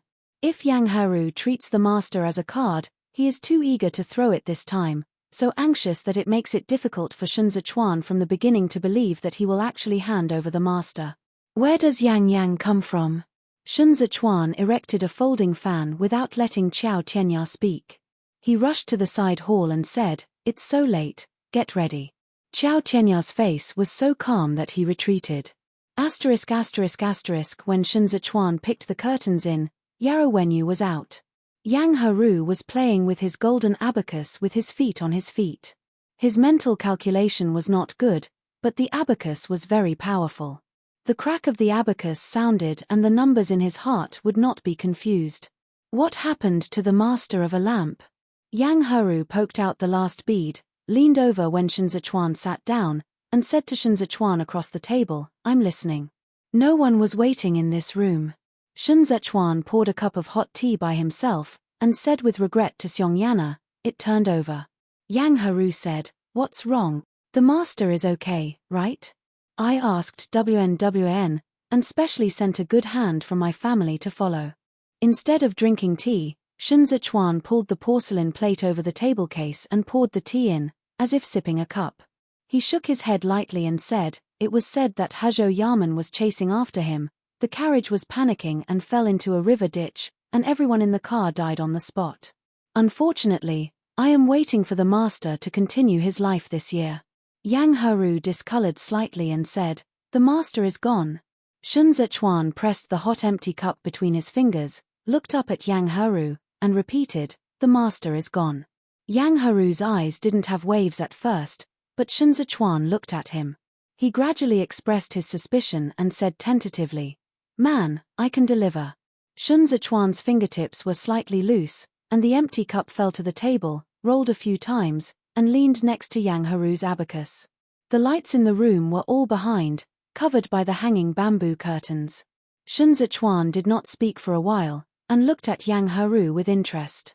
No trace of concealment could be found on this face. Based on this, Yang Haru was better than Shi Hongxian. Shun Zechuan laughed when he thought of it. He lowered the folding fan, leaned it on the table, and said, "Worry comes from heaven, how can you blame you?" Shun Zechuan was not angry, but Yang Haru could not figure out what the monarch was thinking. However, he had a little understanding of Shun Zechuan in the past 6 months, knowing that he could not wait at this moment, and Shun Zechuan was the most eager to attack. As long as he was slightly relaxed, the prince might change his face. "The grandeur of a prince is the person who is the master," said Yang Haru. "I have seen so-called heroes elsewhere. No one is better than the prince. There is no master now. What can I do? Mr. Yuanzhu's illness is getting more and more serious, and it must be cured. The doctor is easy to find, and the doctor is hard to find." Shun Zechuan seemed curious. "How did you find the master?" "Well, in Huzhou," Yang Haru's expression eased. "The governor didn't know. This Huzhou is the master's layman's home. Since I knew that the second master was looking for the master, he sent someone to stare. Who knows? The master really went back. It's a pity that I didn't catch up. If I come a few days earlier, the master should be in Duanzhou now." "It's impossible for people to wish," Shun Zechuan said. "There is nothing you can do. But I know that there are several old doctors in Jueshi, all masters of Xinglin, who used to see Grandpa Guangqing in the past." Yang Haru lifted the empty cup. "The name is not less than the master, and it is quite good in Shizancheng. Many senior officials are asking for a doctor. If the prince wants to see you, I will bring it to you next time." Shun Zechuan actually picked up the teapot and poured tea for Yang Haru. He said, "Is there a lot of consultation money? If tens of thousands of silver can make the governor happy, then it is nothing." Yang Haru watched that the tea was almost overflowing, and raised his hand to block, saying, "I spend money to honor the governor, and I feel happy." I don't know where the night breeze leaked and wrinkled the tea noodles. In this posture, Yang Haru let out his voice lightly. "I heard that set up a bureau in Urdu, and wanted to besiege the governor, but ended up killing himself in front of the governor. Hey, the blood was all over the ground, too crap." Shun Zechuan didn't put down the teapot. With a smile, "I can't stop myself from doing more wrongdoing." "But look," said Yang Haru, "the monarch is not a proper gentleman." He stretched his voice and giggled. "I and Jin Jinwei from the government are both acquaintances. Tell me to surround me." The candlelight in the house swayed violently, and the courtyard was quiet, and the guards seemed to disappear. Yang Haru retracted his hands and was not afraid, and said, I haven't learned kung fu, I can't even embroider fists and legs, and the governor is going to kill me. Why bother?" Yang Shanshue came out of the scabbard and gave me a knife on the spot. He said at this point. I patted my thigh, and it reminded me, I forgot that the prince can't get the knife now. No wonder the second grandfather tried every means to find a lamp, anxious to die. This little bastard. Fei Sheng, slumped on the roof, took a silent sip. "How can I be willing to kill you?" Shun Zechuan put down the teapot. "Chidong's military rations will be provided by you after April, and Liujuport will also arrange for you. Who will do it for you without you? I expected that the monarch would not be willing to kill me. Yang Haru's finger cleverly knocked on the handle of the chair, leaning his leg. No way, I was so hard hitting it some time ago. Now it's okay, half of your net worth is in it's on me. But can I tell the truth to the governor? I can't bear to turn my face with the governor. Where can I go next to find such a good and clever master of the governor? I'm really surprised at this light. If the governor is willing, can I give Mr. Yuan Zhuo more than 100,000 silver as a gift? It is important to be happy, and to be happy, to be alive. The atmosphere in this room seemed to ease, but unexpectedly, Shen Zichuan's words turned around and said, Master Yi Deng is dead early. Yang He looked at Shen Zichuan wryly, with a smile on his face. That can't. If he didn't die, how could you leave it to me so easily? Shen Zichuan lifted his finger and rubbed the folding fan slowly, thinking slowly, what is the granary in the 8 cities? I wouldn't kill you if it was true. It's impossible to say. Shen Zichuan looked at him with deep affection and looked at him. Xian worked hard to find a master. When he really found some trace and found that the master died in your hands, that is the King of Heaven. It's useless for me to ask for help, so you have to throw this hot potato away as soon as possible. Yang He did this to ask for sin. What kind of sin? The sin of the 8-city granary. Yi Du found Dancheng. Shui Yanqing temporarily won from that game. Yang Haru knew that he would definitely be seized by the court, so at this moment he wanted to make a master of a lamp, and give Huzhou Yemen a paw chasing unwilling opportunities to make the carriage go logically. This card Yang Haru was unwilling to throw at all, but he had no best way to go.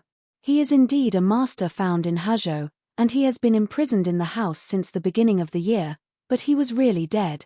This handle that could threaten Shen Zichuan instantly became a scourge of Yang Haru's death. Once Xiao Qie felt the trace, he had no chance to deal with it. Only by facing Shen Zichuan could he gain vitality by benefit. You're so smart, Yang Haru never praised, he squeezed his abacus. But since the prince is willing to sit here to talk to me, he is willing to open the internet. I just calculated the account and calculated it again. Zhongbo Liu, the prefecture cannot afford the annual supply of military rations in the north and south battlefields, and the princes also want to restore the people's livelihood in the 6 states. I am different from Tong Hongxian, and the princes can't lack me. You are different from Tong Hongxian. Why do you compare with him? Shen Zichuan thought Yang He was interesting. You are extravagant, wear gold and silver, embroider copper coins and ingots on your robes, and gold abacus on your neck. You love money all over the world, but do you really love money? Tong Hongxian also likes to put on stage, but it is far from this point. Compared with Yang Haru, Tong Hongxian is more like a family child.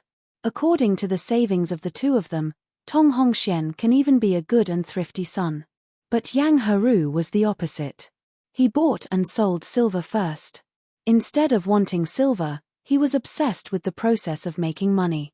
The profit of Chazhou's grain was soaring, and the Yang family suddenly went up.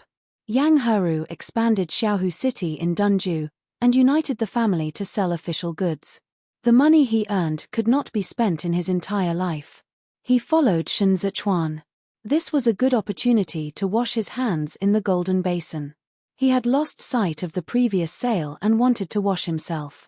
As long as he honestly supplied military food and military battalions to the north and south battlefields, from time to time he went to the government to ask for peace and wait until the battle was complete. After the fight, Shen Zichuan really went up, and no one could easily move him for the credit of supplying military rations. When he changed, he was a hero. But Yang Haru refused. Because of this restlessness in his bones, he was able to come up with bold enough to think of such a new port. This kid is not unwise, but like his name, he is a child prodigy. He is too smart to be able to play all kinds of tricks. Didn't everyone be played by him in the same way? He is still picking up money behind his ass. No matter what authority you are, he is not afraid. Yang Haru, holding a golden abacus, slumped on a chair, laughing in a dimple. After he laughed and sighed, he said, "Fun, what are you doing to be the Lord? Why do you do business? Then I will not be lonely." Shen Zichuan also sighed and said, "I didn't have a good time." Yang Haru tilted his head and said innocently, "I haven't had a good time." If I were born 20 years earlier, what's the matter with Hong Hongxian? Dead fat man is so stupid that his family's top card was played by him. It's rotten. He raised his chin a little proudly. I see them swapping the emperor for their turn, and I want to play a few more. Seeing that Sun Zichuan had no intention of killing, Yang Heru took a bite of tea and finished his throat. Then he said, let us admire the princes, but we always have something so different, not the same. You know me, mother. Hezhou fisher girl was born, she can't eat enough at home, but she also needs to raise waste brothers for her father and mother. My mother was annoyed, scrambled and ran away. The brothers of the state and worshipped the brothers expanded the initial tea sale.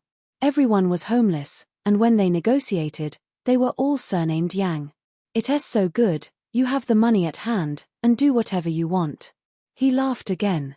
Other people's family is Na Xiaoshuan, my mother is a pick and send gentleman, she loves all the good-looking men in Hezhou, and my father is the most handsome one. But my mother died early, and my father became Uncle Yang, and did business, but those who timidly shrank and were afraid of everything. They didn't even dare to lift their heads when they saw the shopkeeper. Yang Heru was literate and had read the sage books, but the kindness, morality spoken there could not be far from him.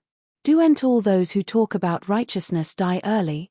He became more and more determined in the later days, that is, how long to live without worrying, as long as he is happy.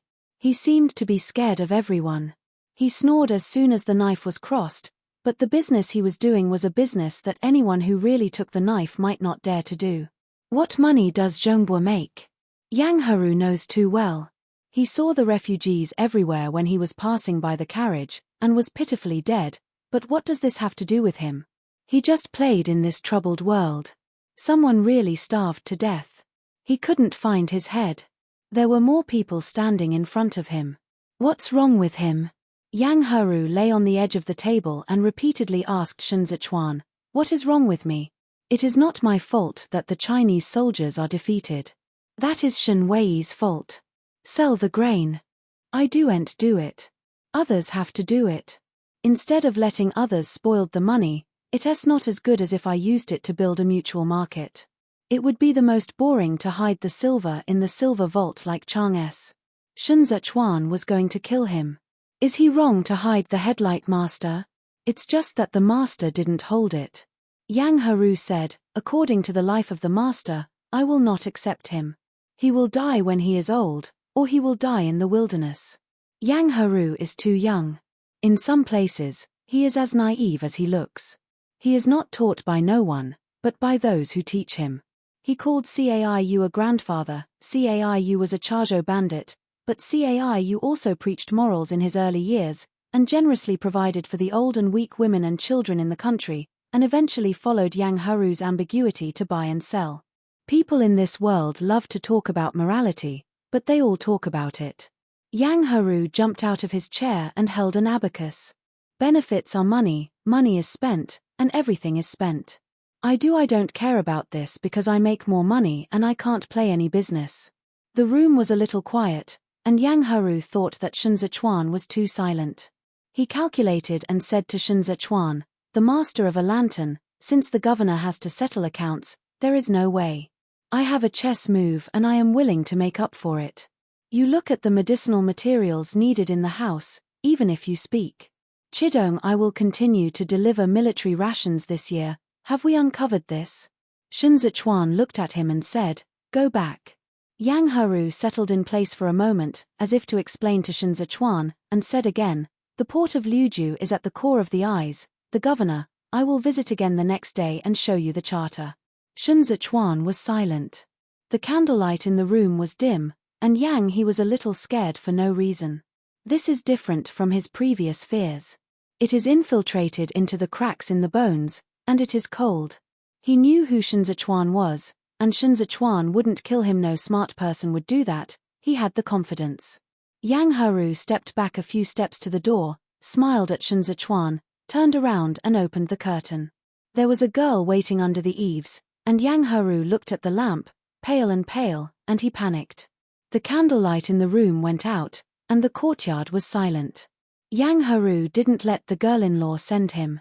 He snatched the lantern and walked under the corridor, walking faster and faster, as if chased by something, and finally ran away. He panted and ran for nothing. At this moment he had to admit that he was still afraid of death. Chidong 800,000, silver me, I have. Yang Heru heard the footsteps on the ground behind him. He turned back in a panic, and saw nothing, but he cried as if he had broken the vase. Little child, aggrieved by the trivial mistake, he shouted, Shen Zichuan. Sitting in a chair, Shen Zichuan spilled Yang Heru's unfinished tea, just like the cup he poured to Yun Hongxian at first. The tea leaves were dried on the urn and quickly dried. The author has something to say. Thank you for watching. 2K Novel Reading Network. Fei Shengshan was quite meticulous. The guards washed off the blood in the corridor with the fastest speed, but there was only one tea before and after. When Fei Sheng lifted the curtain, he saw that the prince was closing his eyes, and he let go of his voice. Master, dispose of it. Fei Shengshan was quite meticulous. The guards washed off the blood in the corridor with the fastest speed, but there was only one tea before and after. When Fei Sheng lifted the curtain, he saw that the prince was closing his eyes, and he let go of his voice. Master, dispose of it. Shen Zichuan seemed to be awake, and his half-concentrated eyes stared at the candle that was about to burn out, and it was difficult to get close to sitting there. After a while, he said, Where has Gujin been? It's time to come to Luoshan tonight, Fei Sheng said. Shen Zichuan seemed to be awake, said M with a nasal sound and said, Let him go back. Fei Shengdan knelt at the door, paused for a moment, and didn't dare to say too much, and looked sad, saying, He took the letter from the second elder, Lord, Luoshan is not far away from us, Duanzhou, it won't take much time. Shen Zichuan was having a bad mood tonight, and he didn't talk. Fei Sheng shut up immediately and retreated honestly. At the time of the two fragrant incense, Qiao Tianya pushed Yarrow Wenyu to arrive. When the bamboo curtain was opened and closed, Shen Zichuan said, Why didn't Yuanzhu rest? It's so late. Yarrow Wenyu held his book and loosened his hand, covered the thin blanket, and said, Without Yang Heru, the shop in Huzhou is going to be messy. The prince wants to deal with it alone tonight, may as well listen to my humble opinion. Yuanzhu was good at talking before, his voice was like a spring, soothing, and very nice. Shen Zichuan tilted his head and said, changing tea from the lantern. The maid came in to remove the tea-soaked puppet, and replaced it with a new lamp, so that the house finally lit up. Fei Sheng specially asked the maid to soak the tea to refresh the prince and gentleman. Killing Yang Heru, the shop in Huzhou will be chaotic for a while. Without killing Yang Heru, the business in the world will be chaotic.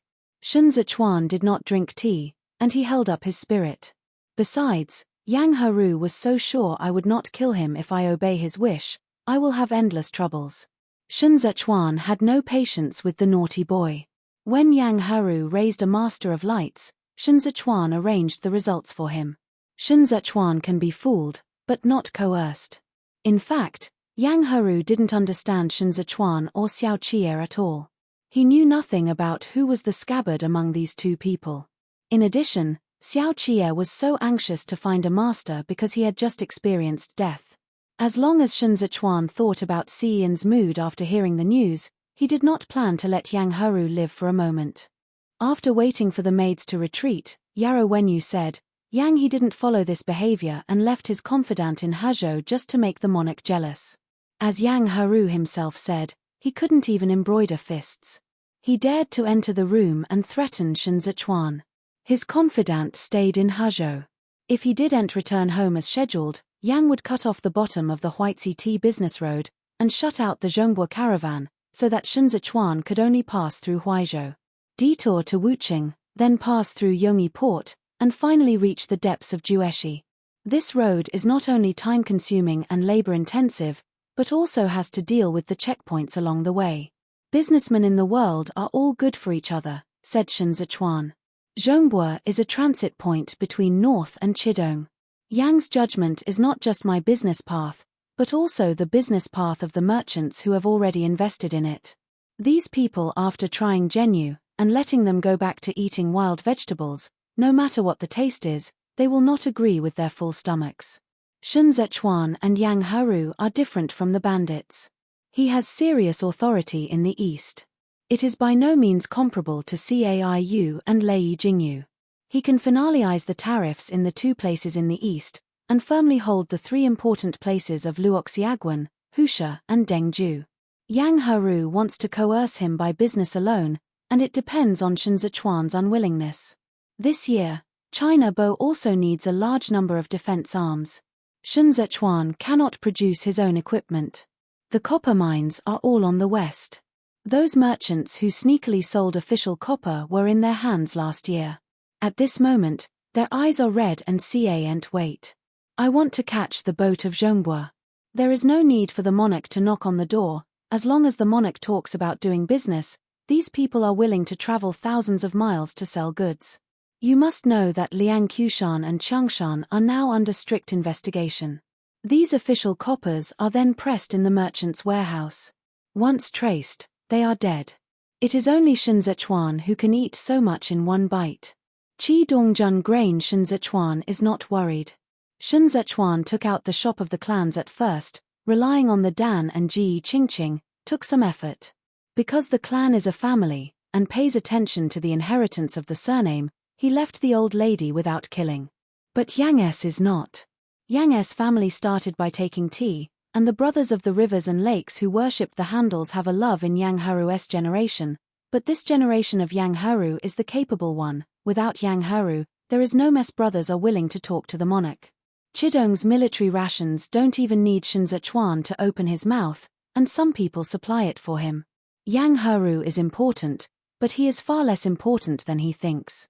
The port of Liuju is all dominated by Yang Hayu, Yarrow Wenyu said. We don't really know the details of it, but Jueshi and Luo Dan are doing business for Fujian. Let him send a few people to do the business. Don't worry too much. Right now the amount of silver needed at the port is not small, and it is borne by China Bo alone. I am afraid it will be difficult to continue. Shen Zichuan heard the words and said, What does Yuanzhua mean? Sooner or later, the princes will return to Pudu. By then, the merchants in the world will still be the princes of the princes, Yarrow Wenyu said. After a little coughing, he continued, the establishment of the port is also everyone's business. The batch of money is left to the merchants to let them fall in love. In the future, as long as the prince expands Liuju and adjusts tariffs, they will be the money bank of the new dynasty and the money bank of the prince. Not only that, Yang Haru has a good idea to build a new port in Liuju. The bay can moor enough ships. The rise of Liuju and the towns around Liuju is in sight. This is a fertile field to be reclaimed. As long as traders are not stupid, they will be happy. Follow Shen Zichuan here to divide. Yarrow Wenyu can even imagine that by that day, the family Shen has cleared up, and the world will begin to rest. Liuju will become the first major port of Shen Zichuan that penetrates the southeast, and even the first major port connecting overseas. That day, Yarrow Wenyu covered her lips sharply and coughed violently. He smashed the tea in a hurry, hot tea splashed on his blanket, and wet his legs. Shen Zichuan had stood up, caught the teacup, and leaned down and called, Yuan Zhuo. Yarrow Wenyu didn't finish talking. He had so many words in his chest, but was blocked by a cough. While covering his mouth and nose, he raised his hand to signal that it was okay. Fei Sheng. Shen Zichuan saw the blood soak his wide sleeves, and immediately drank. Call doctor. Fei Sheng outside answered and shouted. When Qiao Tianya heard the sound of dang dang, he felt bad, and waited for Shen Zichuan to call. He had already entered the curtain. The author has something to say. Too few today, tomorrow double. Gujin received a letter from Duanzhou in Luoshan. He was about to go on horses and continue to run. After reading the letter, his expression was complicated. He turned around and asked Hu Lingyun, who was on the way to adjust horses, Do you believe it? Gujin received a letter from Duanzhou in Luoshan. He was about to go on horses and continue to run. After reading the letter, his expression was complicated. He turned around and asked Hu Lingyun, who was on the way to adjust horses, Do you believe it? Hu Lingyun pulled his horse, nodded his head, unscrewed the water bag, slammed it, and said, It was written last night. Gujin received the letter in his arms, took another one, and handed it to Hu Lingyun. This is what Eri gave to the prince. What did Jin Iwei, Who went to investigate the carriage, say? It is said that Hemen Gauman reluctantly pursued the driver, and drove the driver into a ditch along the disrepaired road. Hua Lingyun hung the water bag back, and carefully received Xiao Chie's letter. Here, several people went down to Higu and checked for 2 hours, but they didn't live. Gujin's expression became more and more ugly. He was ordered to come over. In fact, he wanted to be a good master of Xiao Chie. However, the master was gone. Gujin stood in place, puzzled, and said to himself, "What is the master going to Hazhou? Isn't that his layman?" Hua Lingyun ran a horse all night, all sweaty at the moment. He said, according to Yang Heru, the master was sick and died. If he had planned to live soon, you should also go back and meet your relatives. The master broke off the dust when he became a monk. The rest of his family are all relatives, not biological brothers.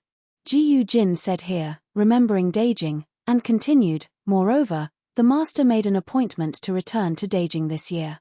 If he had decided that he would live shortly, he would fulfill the agreement first. Hua Lingyun had not dealt with a master of lights. He looked at the sun and said, "I have almost rested and it is time to go on the road." Jiyu Jin took the horse to give way, and after Hua Lingyun turned his horse around, he said to Jiyu Jin, "You have arrived at the battlefield.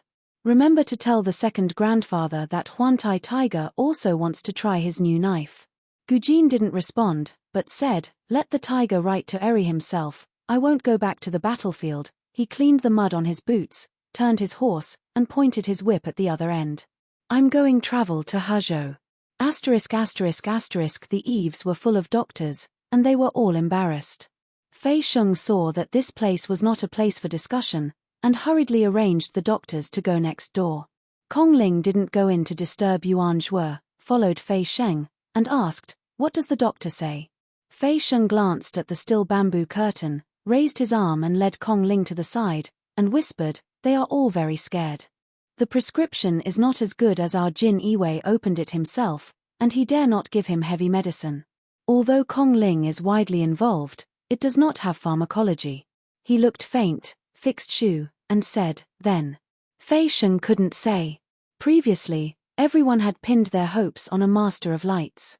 Yang Heru caught everyone by surprise. He avoided the new shoots and only said, "The prince wrote a letter to Ji Qingqing last night, asking them to find a doctor in the 13th city of Jueshi, and they will be able to go to Duanzhou after June. But how do you cook these 3 months?" Fei Sheng didn't dare to make rash remarks. He watched the doctor come in and out last night, and he was still worried. Yarrow Wenyu usually held up. He used up energy when he came to Cizhou to appease the famous celebrities of Shenzhechuan. At that time, he and Kong Ling and other people negotiated the arrangement of the Liuju Yemen overnight. Later, he went from Cizhou to Duanzhou. The state hasn't seen it well. Kong Ling stood for a moment and solemnly said, "Wait and wait, I will give a message to the governor." The governor did not sleep all night, and is still waiting for news in the hall. "Then you have to persuade my master." Fei Sheng was frightened by Yarrow Wenyu's coughing blood, and chased Kong Ling a few steps. "I heard that the master was gone yesterday. I doen't think the master is very energetic. Now I will do it for Yuan Zhuo. Doen't be ill, sir. Doen't be ill. I am watching with Qiao Tianya here. Nothing can happen." Kong Ling responded hurriedly, leaving the yard with a robe. When he arrived in the courtyard of Shenzhechuan, he saw Fu Junjing standing under the eaves and listening to Ding Dao's speech. When Shenzhechuan saw Kong Ling, he nodded and motioned Ding Dao to stop first. Ding Dao has been very good since the time he hit Dunju. He shut up immediately, backed to the side, and gave way to Kong Ling. Kong Ling considered the words carefully, saying, "Just after falling asleep, the courtyard is boiling medicine now, and Qiao Tianya is standing by the side, and the monarch does not have to worry too much." The hospital was clean, and Shenzhechuan walked down the steps and said, "Did the doctor have an exact word?" Kong Ling looked at Shenzhechuan with a hesitant look, and followed him, saying, "These doctors are all Yameno Lang. I have never seen a person like Yuan Zhuo. Naturally, I dare not fool with ordinary prescriptions and speak very cautiously. With all your heart, no one dares." When Shenzhechuan was so keen, when he heard what Kong Ling said, "No one in this group of doctors could treat Yuan Zhuo," so he dared to join up with his nurses and try his best to avoid risks. Send another urgent letter to Yu Xiao, Sun Zechuan stayed. Let him pay attention to the doctors in the states when he inspects the states. All that he can find will be sent to Duanzhou. The consultation fee will be taken from my private bank. Kong Ling also stopped, and when the guard from the other side came to deliver the letter, he didn't bother Sun Zechuan to read the letter. Sun Zechuan flipped through the letter and saw Ji Qingqing's private seal on top. He opened the letter, read it, and handed it to Kong Ling, saying, "The battle for the capital city is over." Kong Ling looked at Xiaojin and said, "The commander is not short of military rations, but the title of the knight. The queen can see it clearly, but she still has to force it, but it helps Shui Yanqing. She is riding a tiger," Sun Zechuan said. "I want to use Qi Zhuyin in my heart, but I really can't take out any more chips. I really want to fight. Han Yang's 20,000 army can't win." At the time, Sun Zechuan said that the situation of far distance and close attack had long been reversed, and the fatigue of Boju was obvious. They faced East China Bo and only 8 camps to the north to rescue the emergency. Dancheng Mintian again got to this point. There was no military defense at all. Qi Zhuyin is the life-saving straw for Ba Du. When Kong Ling saw the last, he gasped slightly and said, "Pan Xiangjie and Pan Maro are dead. The Queen is now Shui Xiuzhua." Sun Zechuan looked at the sky, as if there was rain. "How can I retreat all over? It's raining. This is the beginning of the rainy season. The cabinet has to hold Han Yang accountable. The officials who killed the 8 camps in jail are all Chinese bloggers." Both sides scolded each other in the court, and Pan Xiangjie's death was presented at this moment. Liang Xieshan remembered it that day. Pan Xiangjie was locked in the innermost place, and no one took care of him when he called for help. At that time, everyone was outstretched, and he was smoked alive in the cell. He waited until the jailer cleared the cell. The granary was opened by Pan Maro, Shui Xiuzhua said in Mingletang. The current account details of the household are also accounted for by Pan Maro. "This person's crime will not die. It was a pity that Center Yu originally had a pity, and then he proclaimed, it's not that he should be exempted from punishment. The punishment should still be punished. The law can't be broken, but it can be decided as appropriate." Kong Yin groaned for a while and repeatedly read the confession reported by the Ministry of Justice, saying, although Pan Yang was frank, that was what happened after the imperial court. He was an accomplice even when there was a problem with his account. The death penalty is unavoidable and the crime of living is difficult escape. In the end, the cabinet will delist Pan Pan and exile to Huaizhou. However, the Dancheng case has not been closed for the time being. Pan Ying has to wait at the post to be summoned. Different from the family members of Pan Xiangjie's generation, Pan Yang studied school as an official, regarded himself as a scholar, with a little pride, so he could not agree with Shui Da. Today, his family has changed suddenly, from a family son to a scapegoat, and his father has died. He has been cold-shouldered in the post, and all the food he eats is cruel. Shui Da and Pan Maro had a quarrel at Feng Huyang in Xiaoqie. In the spirit of visiting, he specially took Zhenyu to see Pan Maro, and wanted to release his suspicion before Pan Maro. The station's miscellaneous service led Shui Da into the room. When he saw the room being forced, he asked the miscellaneous service, "Does Pan Chengji live here? Is he Pan Pan's son-in-law or a servant of the family? You just let him live there." "Here." The handyman opened the door with the key and slidly said, "Isn't Pan copying it? He is a sinner, so the court arranged it.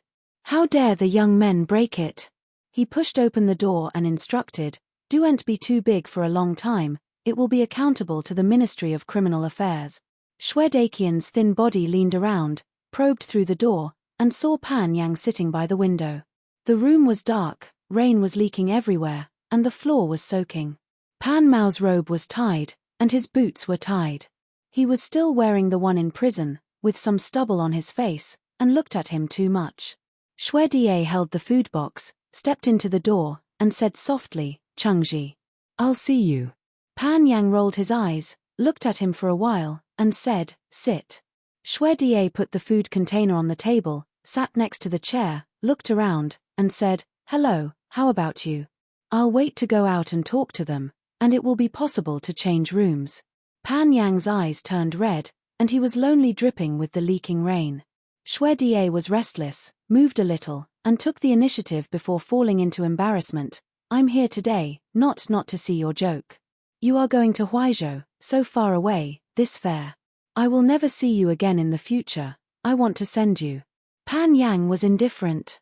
Xue Die was sentimental for some reason.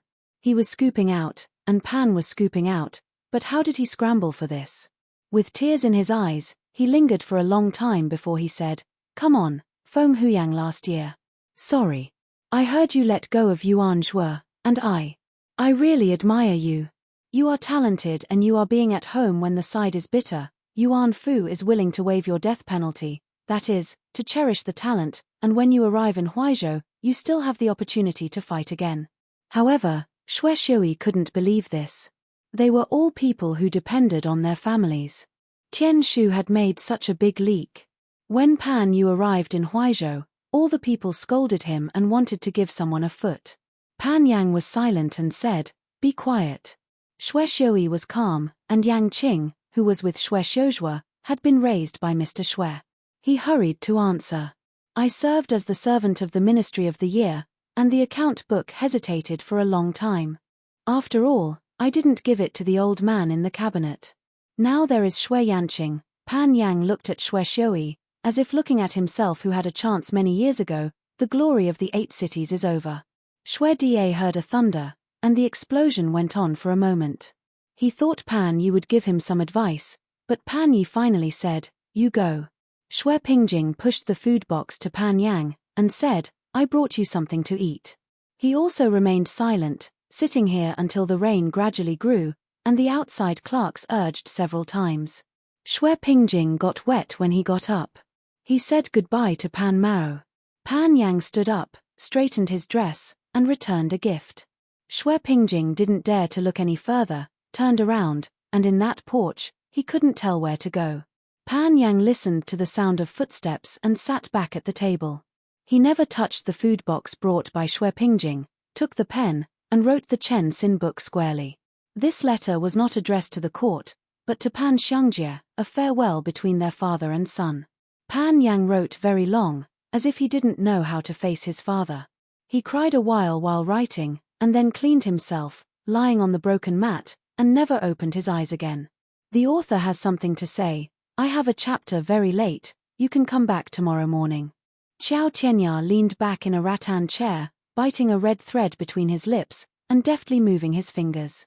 The moonlight when it was ugly was thin, sliding over the side of his bridge of his nose, making his hanging eyes look lonely. Xiao Tianya leaned back in a rattan chair, biting a red thread between his lips, and deftly moving his fingers. The moonlight when it was ugly was thin, sliding over the side of his bridge of his nose, making his hanging eyes look lonely. The piano rests on the table, covered with silk, and has not been touched for several days. When Yarrow Wenyu woke up, he didn't say anything. He looked sideways at Xiao Tianya. Xiao Tianya is like a lonely month stagnating in the empty valley after a shower, clear and distant. The wanton wind became an old dream last night, leaving a shadow on him.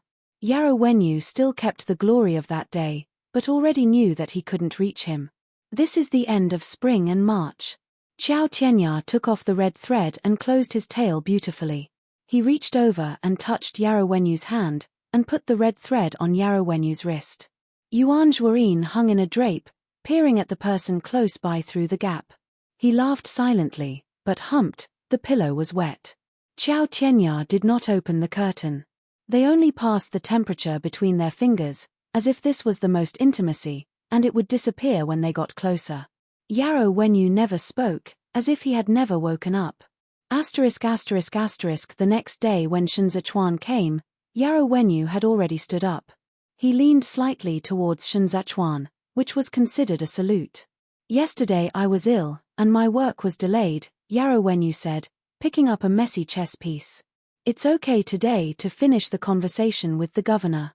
Shenzichuan took a seat and said, "Your illness is only getting better, and you don't need to talk about it for half a month. Idle in the disease is also idle." Yarrow Wenyu pondered for a while, said, "The port of Liuju is a top priority. Having a governor here is like having a place to speak in Jueshi. Yarrow Wenyu, Kong Ling, and others think different things. He looks farther. In today's intolerable situation, he is more willing to accept the talents of Sun Zichuan than to kill the entire Ju Chaochen. The prince thought he was lacking a general. In my opinion, the opposite is true. Yarrow Wenyu put the pawns in place. In the future, the most important thing in the three realms of the East is the tyrant. Whether it is Zunziu or Yangtai Tiger, they can all be on their own. The generals will wait until the war subsides, with them stationed on the border, and the princes will have no worries in the East. The princes who will be lacking in the future will be capable generals. Although Cheng Feng is good, he will not leave Zhongbua. Although Zhu Gui is loyal, he cannot take on the big task. After several years in Jueshi 13 cities, it still has not fallen into the hands of the family, precisely because there are Nenkenjiang's castle peak here. Shui Yanqing can make waves in the DPRK. Chu Jun is just an opportunity. The real reason is to support his hard-working faction. These people are not high-ranking, but they are the key to determining whether the reform can be carried out. It is necessary to reinvigorate Li's Jiangshan and reappear Yongyi Zte. They are far more courageous scholars than metropolis officials, and they are the last good ministers of Da Ju. Ju Zhongtian is not good, and changing the dynasty means that countless scholars have to dream about it. To the point where the situation is so bad, neither Hai Liangyi nor Xue Xiuzhua moved to replace Li's idea, because it was comparable to the crime of his uncle. The monarchs, fathers, and sons form an ethical framework. For hundreds of years, Li has been the emperor. This not only represents the long-lived emperor, but also means that generations have followed an orthodox. If Sun Zichuan stepped into the capital again, the Fu Jun would defeat the towering orthodox emperor. He would need to have the monarch right granted by God to take off the hat of the random thief. However, this is not enough. He must use the appropriate way is to let Li's widow willingly drive him, otherwise, even if he has 1,000 of miles, he will not be able to achieve the prosperity of the world that Qi Hualien once said. Shui Yanqing cleared the Bekengshan tax. It was a good thing, but he was too anxious. Hedu's current taxation is mainly on the Bekengshan tax. He has swiftly and revolutionarily removed the Dancheng Pan family.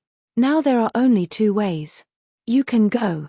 The first is to continue to investigate the remaining 7 cities and rebuild the fields at the fastest speed. The second is to slow down and give the remaining 7 cities the opportunity to pay field taxes. The former has to return the fields to the people, but the people of the 8 cities have already left their homes. He went to Zhongbua to re-register his household registration, which will delay the work of this year. In this way, the problem of eating on Wednesdays after the fall must be handed over to Jushi and Hezhou. The latter's tax and air losses were spread to Yaqing. Naturally, it must continue to spread to the people. The harsh policies are as fierce as tigers, and this is no different from the previous one. When Jushi is exhausted, the people in the 13 cities should not be able to eat enough. If the princes take the Liuju port as an opportunity to establish east-west waterways and connect the north-south roads, Hezhou and Zhongbua will ease the burden on Jushi. Yarrow Wenyu said here that the sun was already under the eaves. He held the chess piece slowly, and said, the prefect must have killed Yang Heru, presumably he had long planned. Hezhou is next to Chidong. Sun Zichuan followed Yarrow Wenyu playing chess pieces. This place is not included in the bag. I can't sleep at night. Yang Heru thinks about business, but Sun Zichuan thinks about more than business. Qi Zhuyin teamed up with Xue Xiuzhua in the Dancheng case. Chu Jun was going to give her the title, and she will be the Marquess of Da Ju in the future. The Chidong 5-county garrison stands in the south of Zhongbua, and Sun Zichuan must hold Chidong's important line to the west. Hezhou is the only way through. Sun Zichuan was straightforward. If Qi Zhuyin was to protect Li's family, then Dengju Zhongbua was the key to Sun Zichuan. He had to hold Hezhou, which is more important to Chidong, before sitting with Qi Zhuyin at a table. Qi Shiyu is old, and Qi Zhuyin is far more suitable as commander than others. Sun Zichuan went on to say, Lu Guangbai stays away from the north, he just doesn't want to be a big general. Qi Qiyin leaves the border county, Qi Zhuyin has to make up for himself.